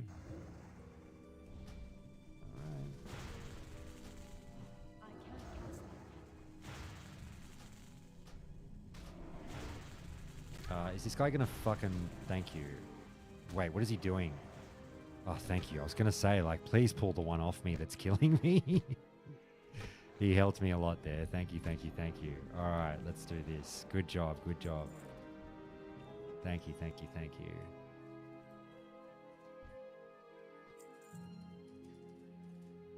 Thank you. I really thought he was going to leave me high and dry there for a second because I had two mobs aggroing me. Oh, dear. All right, so this is where I died last time. Let's not die again this time. Let's just look for mystics, like that one. Still recharging. I'm happy to help this guy out if he wants to help me kill them. Or not? No, he's not going to do anything? Alright, we'll leave group.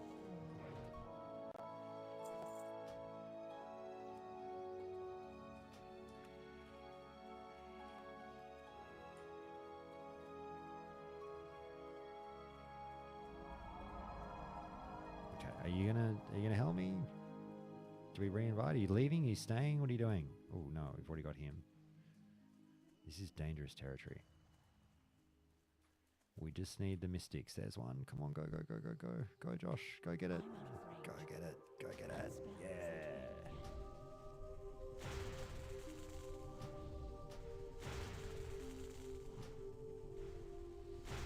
See, this works out better when I'm just looking out for myself. Oh shit, that was a big hit. Nice one. I smacked him good. This works out better when I'm just looking out for myself, right?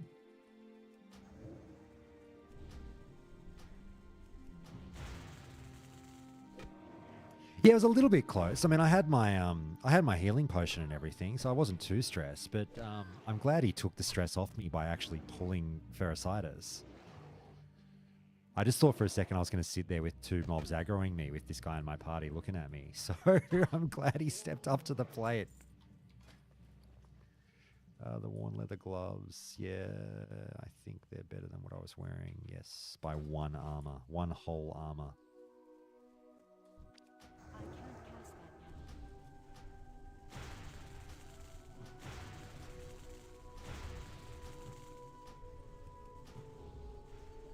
now. Ooh, look at those respawns. That's spicy. Oh no. That guy pulled it. Oh well. Hup. Okay. Let's not do anything stupid. Oh, there's one.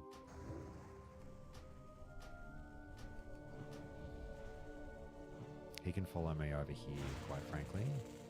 If I go towards him, I'll pull that second one. Yeah, come on, buddy. Come on.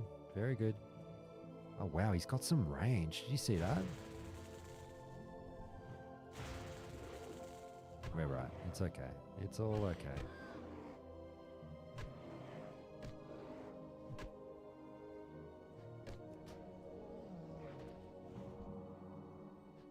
Happy days. Oop, there's one. Oh, you can't. Fuck.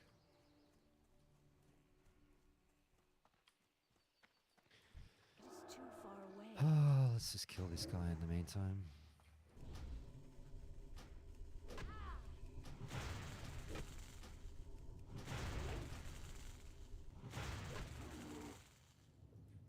Ah, come back.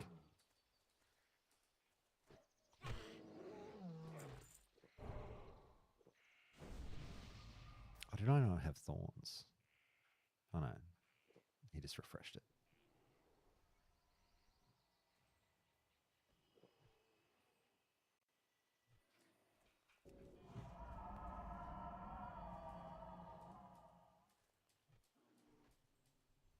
I don't have a target. I need a target. I don't have a target. I need a target. Spam that moonfire. I need a target. I don't have a target. Yay, I got one. I got two. Happy days. That's alright. We'll be right.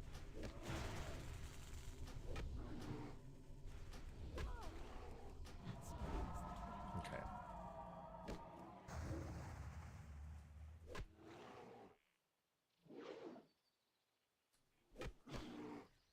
Just make sure nothing spawns on top of me.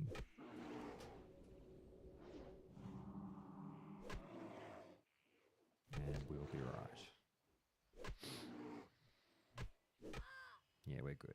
We're good.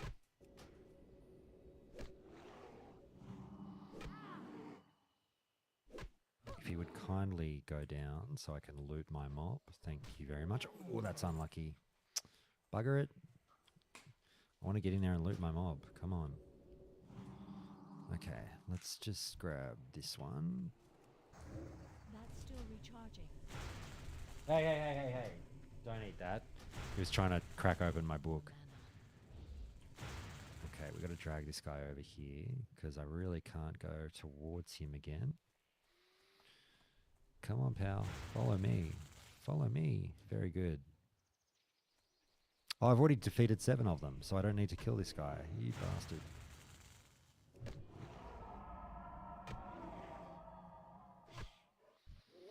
Okay. Well, all I want to do is loot.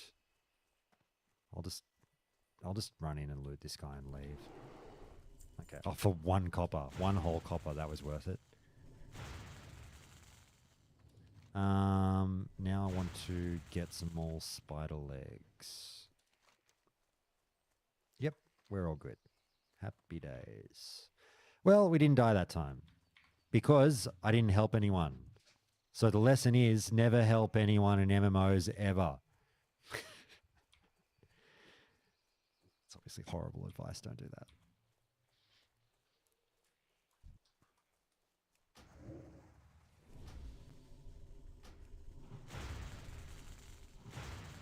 Oh, skill unit. That's the only downside of streaming on YouTube. You really cannot play any music, or you demonetize your whole stream the second you play music. On Twitch, at least you can still, weirdly make money off of playing music through your stream, but you can't on YouTube. The AI just picks it up straight away, and you're fucked. Sing? I'm not going to sing for them. No, I refuse to sing. Hey, what are you doing, guys? Hey, buddy. It sucks, skill unit, because I know you guys enjoyed my music so much, but I think I would like to think I've got decent taste in music, and it is weird. It creates a lot more pressure on me to fill this very quiet space, because like the game music isn't fucking popping off or anything, so it's all a little bit funny here, but I like you to YouTube, so yeah. Yeah, the DMCA bots are very good on YouTube. I agree. They know what's up.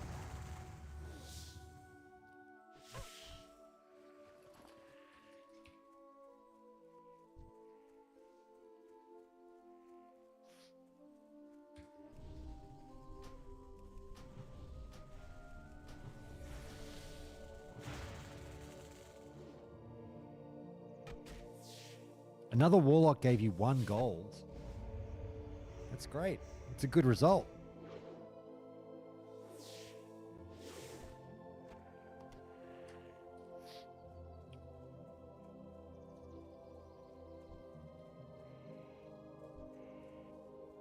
Our dogs are going crazy.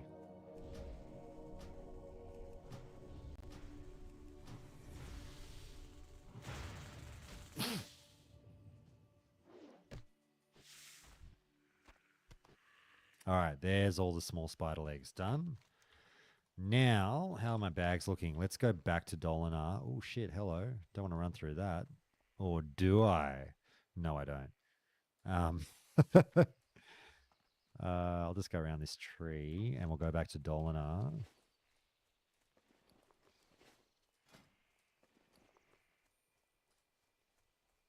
Hear my dogs?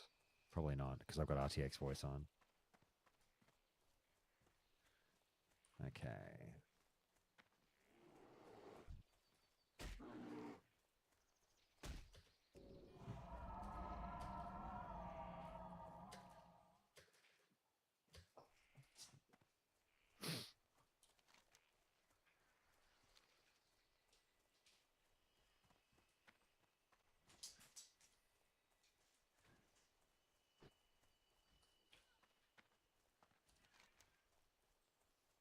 Few quests to hand in. How many have I done? 2. Okay.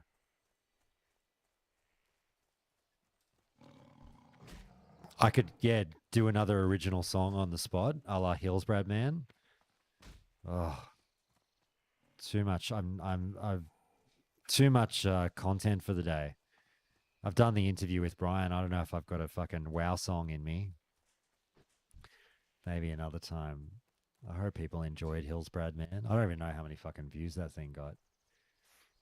Probably not many, but that's all right. The world just isn't ready for my talent yet when it comes to WoW songs. It's like the Back to the Future part. Yeah. Your kids will love it. One day. They'll be listening to my Hillsbrad Man song and Loving it. Ishnu Daldiet. Ishnu Daldir.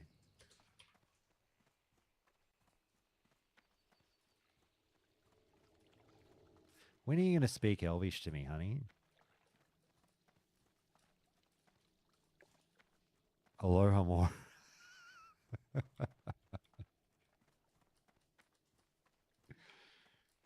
Oh, dear. All right.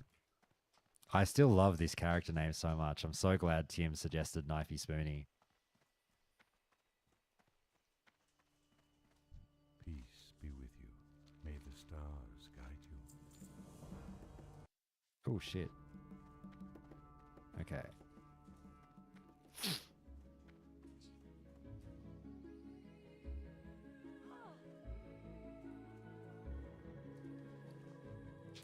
Okay, so now I'm going to buy a second bag, and life is going to be great.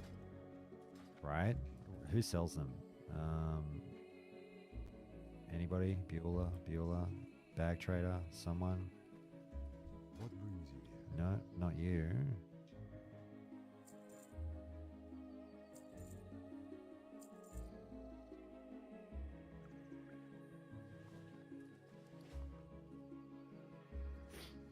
Good luck, friend. Where is the bag vendor? Oh, the innkeeper, I think. Maybe, possibly. How may I help? No? Oh, where do I buy bags? In fucking Dolinar. This guy's just chilling, wild animal. He's having a great time.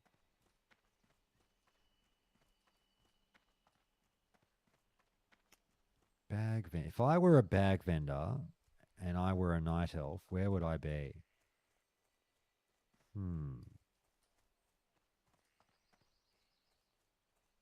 Not with the hunting trainers. Where's the general goods vendor, though? I didn't see back there a general goods vendor. I am honored. Be careful. Good luck, friend. Sweet. Okay, cooking. Nope. Okay. I can't learn that yet, but I will be able to soon. General goods vendor. Am I going to have to look this shit up?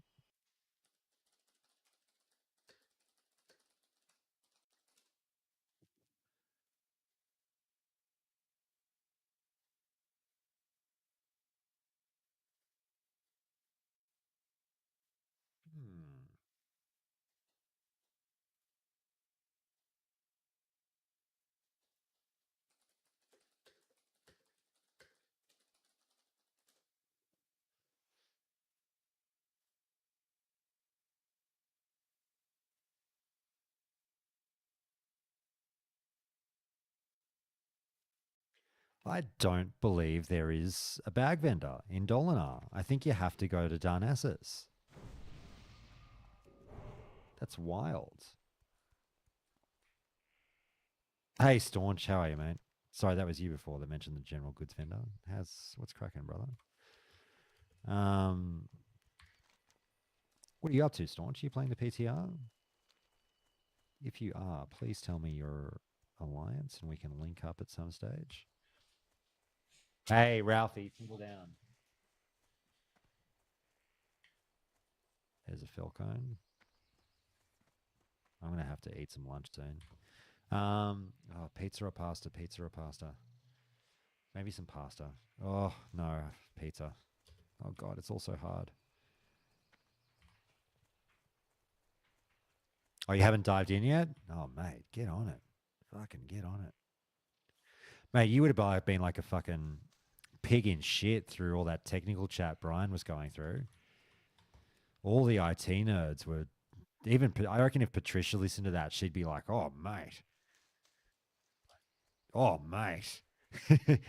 All the fucking high-profile networking talk he was going through. I had no idea what the fuck he was talking about, but it all sounded cool. My wife is a nerd. Don't touch me. Did it? I presume it made sense to you, Staunch. Yeah, if it is good to get the insights into the internal dev processes. Yeah, processes, I should say. Okay, I've got to go this way. Whoop. Okay, once we clear out this quest, I think I will go and get my mining, or maybe not. There's really no mining nodes around here, though, are there? I think that's why there's no mining trainer. There's no mining nodes in.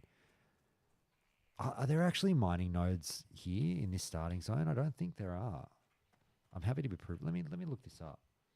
Mining nodes, Teldrassil.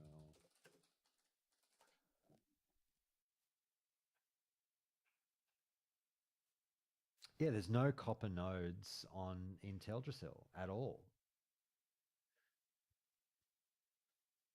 That's really interesting. That's super duper interesting. So this is the only starting zone, I'm presuming, that's like that, right? Very intriguing. Curiouser and curiouser. That and the actual layout of how the game system works, like there being a database of attributes. Right. Yeah, good to hear that stuff. I would like to think we found out a fair bit of stuff today that we didn't previously know about WoW Classic. That was the aim of today, was get a little bit of the history of the making of WoW Classic that we haven't fucking otherwise heard. So yeah, if we achieve that, then job's done.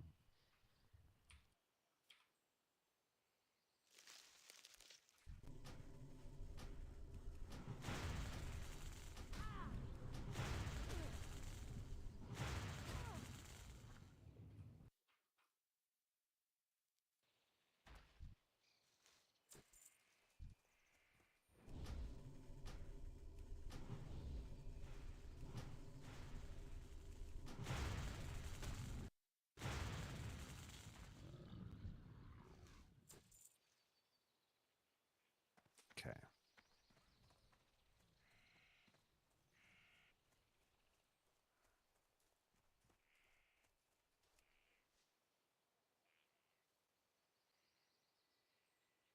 Yeah.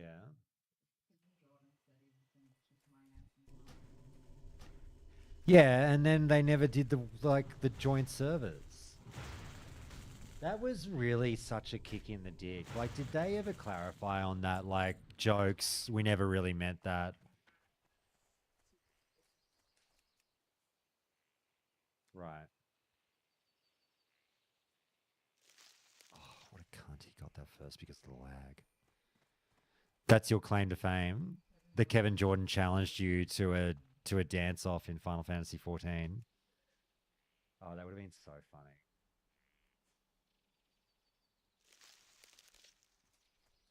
I would have fucking loved that.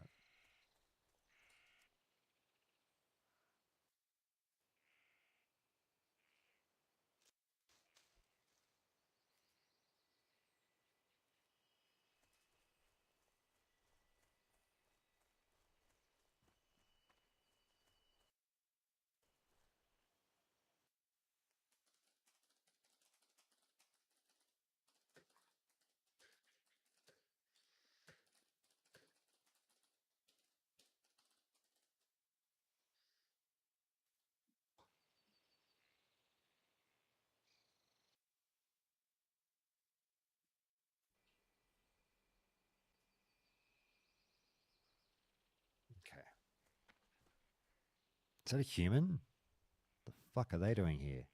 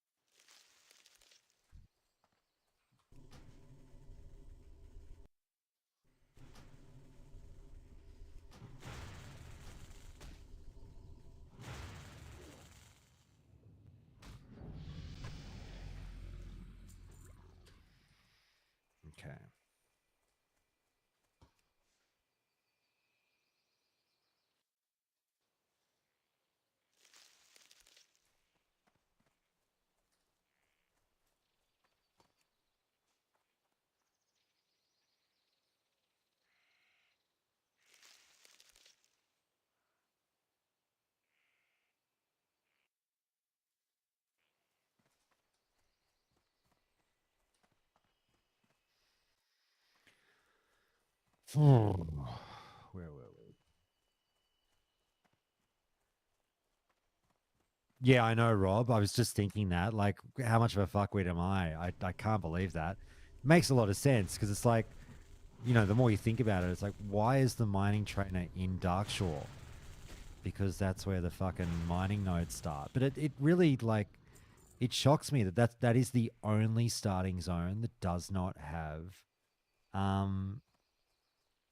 mining nodes. Like, how bizarre. Imagine if Duratar didn't have mining nodes. Like, I feel like it would lose a lot of its flavor. That's so weird. Imagine if Tiraspol Glades didn't have mining nodes.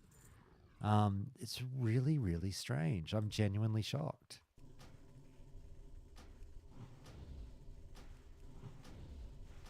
My mana is low.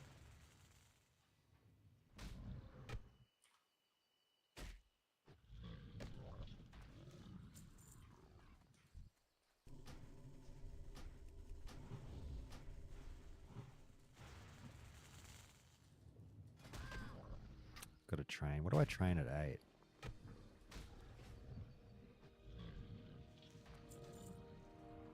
I don't know what I get at 8 as a druid. A level 16 gnome rogue. What the fuck are you doing here at level 16? What are you actually doing here at level 16? What could you possibly have to do?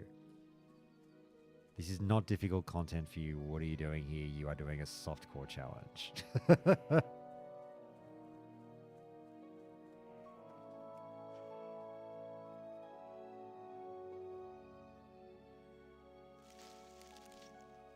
Okay. Still need some more Timberling seeds.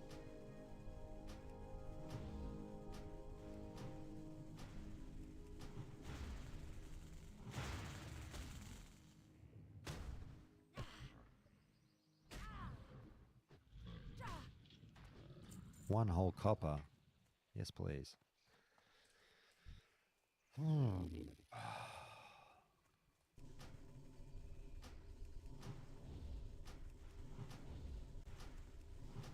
I'm such a melee brain these days. It kills me to be casting in the early levels as a druid. I'm like, just give me my fucking bear form. Killing me. I really don't like caster gameplay anymore. How are you? Hi, buddy. Oh, you want to say hello? Hello. Hello, Mr. Dog. Where are you going? Mr. Dog.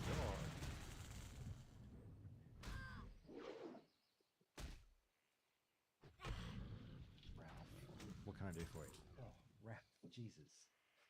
Come on. Look out, Ralph. All right. Look out, boys. Oh. Okay. Where are we? I still need three more Timberling seeds. Jeez. You know what I've started saying a lot of in the last couple of years that I never used to say? Jeez. Jeez. Jeez Louise. Jeez. Have I picked it up from you? Oh my god. Yeah, right?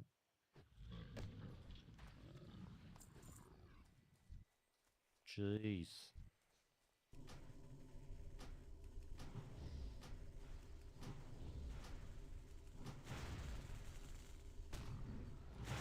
They're saying in chat that Elwyn is packed.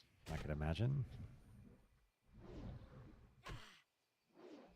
No one's rolling a night elf. We're not as busy here. Perhaps.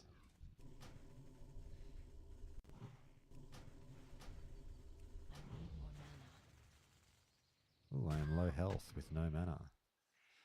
Spicy.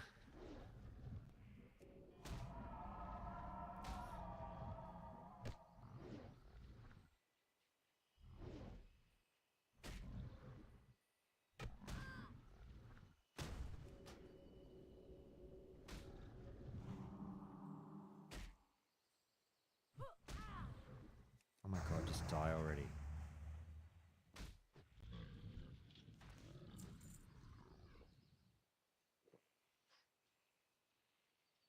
213 MS. I'm getting more latency than I get to white main. I get like, what do I get on white main? Like 172. I'm getting 213 here, 40 more MS. I wonder where this server is. Must be a central server. Ralph, what are you doing? That dog is going crazy.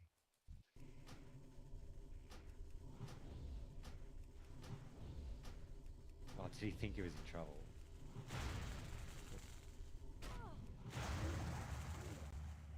Oh my god.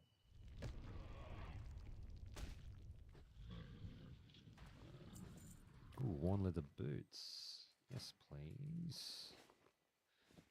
That'll help. And I'll use my scroll of spirit.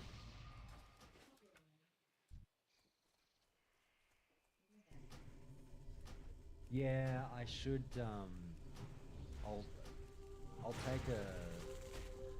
I might take a break and throw the ball with them, and have some lunch, and all that good stuff. I'm not going to kill the elite.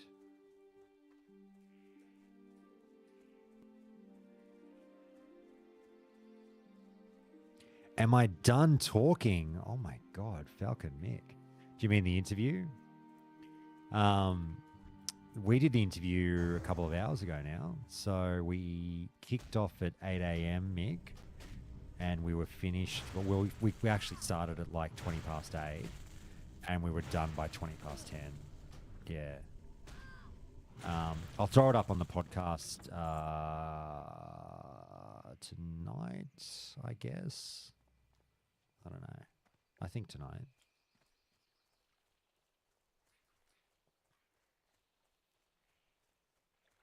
Hey, Luis. Thank you so much. I appreciate that. I'm glad that there's people out there listening to the pod when I throw it out there. Oh, shit. Sorry, the Patreon. I haven't been able to do anything yet, Mick, because I've still been streaming. Let me think. Oh, I can do it now. Yeah, let me have a think here. Yeah, all right. Well, look, we'll end the stream there, everyone, and otherwise I'll run out of juice. I'll probably keep playing the game, but I might have to end the stream, or I'm gonna fucking be asleep by 5 o'clock tonight. We'll see how I go. If I get my energy back, I can always stream again later. Stream again tomorrow. We'll see how we go. But I've got to have lunch. I've got to play with the dogs. I've got to produce the podcast as well. So Mick, good point. I'll just log out. What I'll actually do is I'll go to Dolinar, get this last fucking Timberlink seed, and we'll log out and end the stream. But yeah, I tell you what, Mick. Mick, fucking, we were up to 100. We were getting 130 during the interview. I think the peak we hit was like 135 or something with Brian. So that was really, really cool to see. I've never seen numbers like that on YouTube before. YouTube is, pretty hard to get live streaming numbers. And to sit at 35 right now for a WoW stream, I'd fucking take that. I'll tell you that much. So yeah, thanks, mate. I will just keep streaming on YouTube and, see how the numbers go.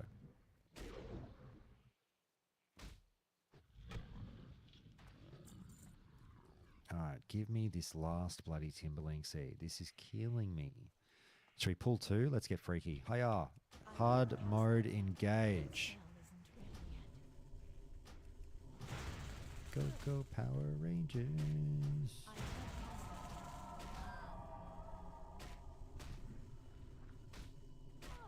Take 10 years to get a wrath off. That's all right.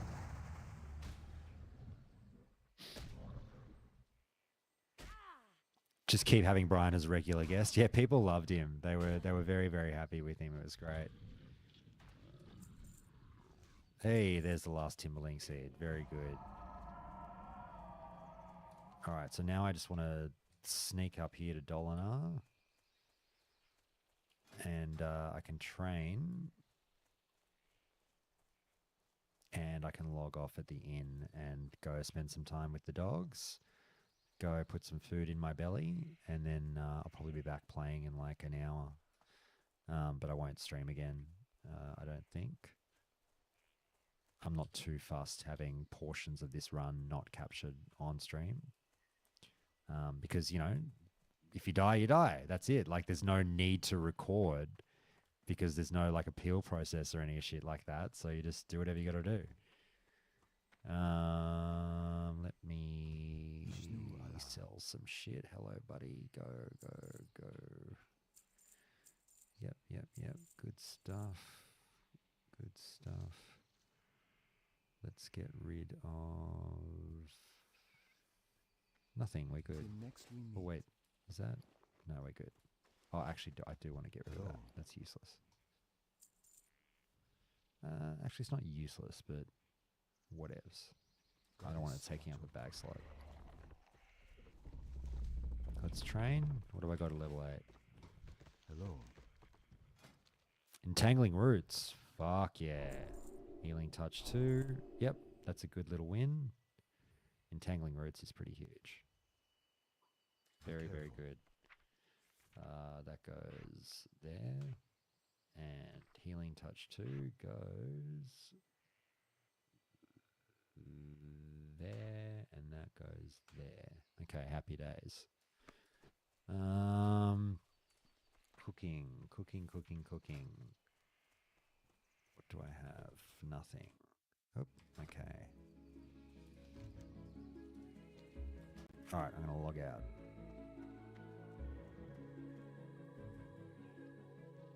Oh, yeah, I agree with you, Mick. It'll stay that way for sure unless they do something here. Oh, thanks, Sean. Thanks so much, mate. I appreciate the kind words. I do agree. I think Brian gave us a lot of really, like, relatively rare insight. I know parts of it got pretty technical, and that might not be for everyone. I still enjoyed it.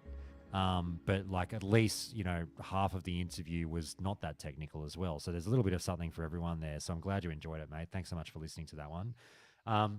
Guys, I'll stream again later, either later in the day or tomorrow. You'll hear from me. Just, you know, get notifications from the channel or whatever. You know what to hit if you need to do that. I'm going to be streaming the PTR. I'm going to be fucking around with hardcore. I want to, you know, have fun with this thing, play with people around the world, play with you guys if we get a chance. You know what I mean?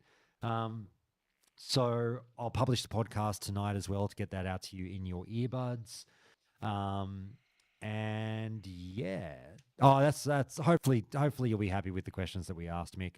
Honestly, I didn't have that much time for listener questions. I only threw in about 4 or 5. I really needed to squeeze the most out of him that I could. But I'll talk to you guys later. And thanks once again for everything. See you guys. It was a great stream.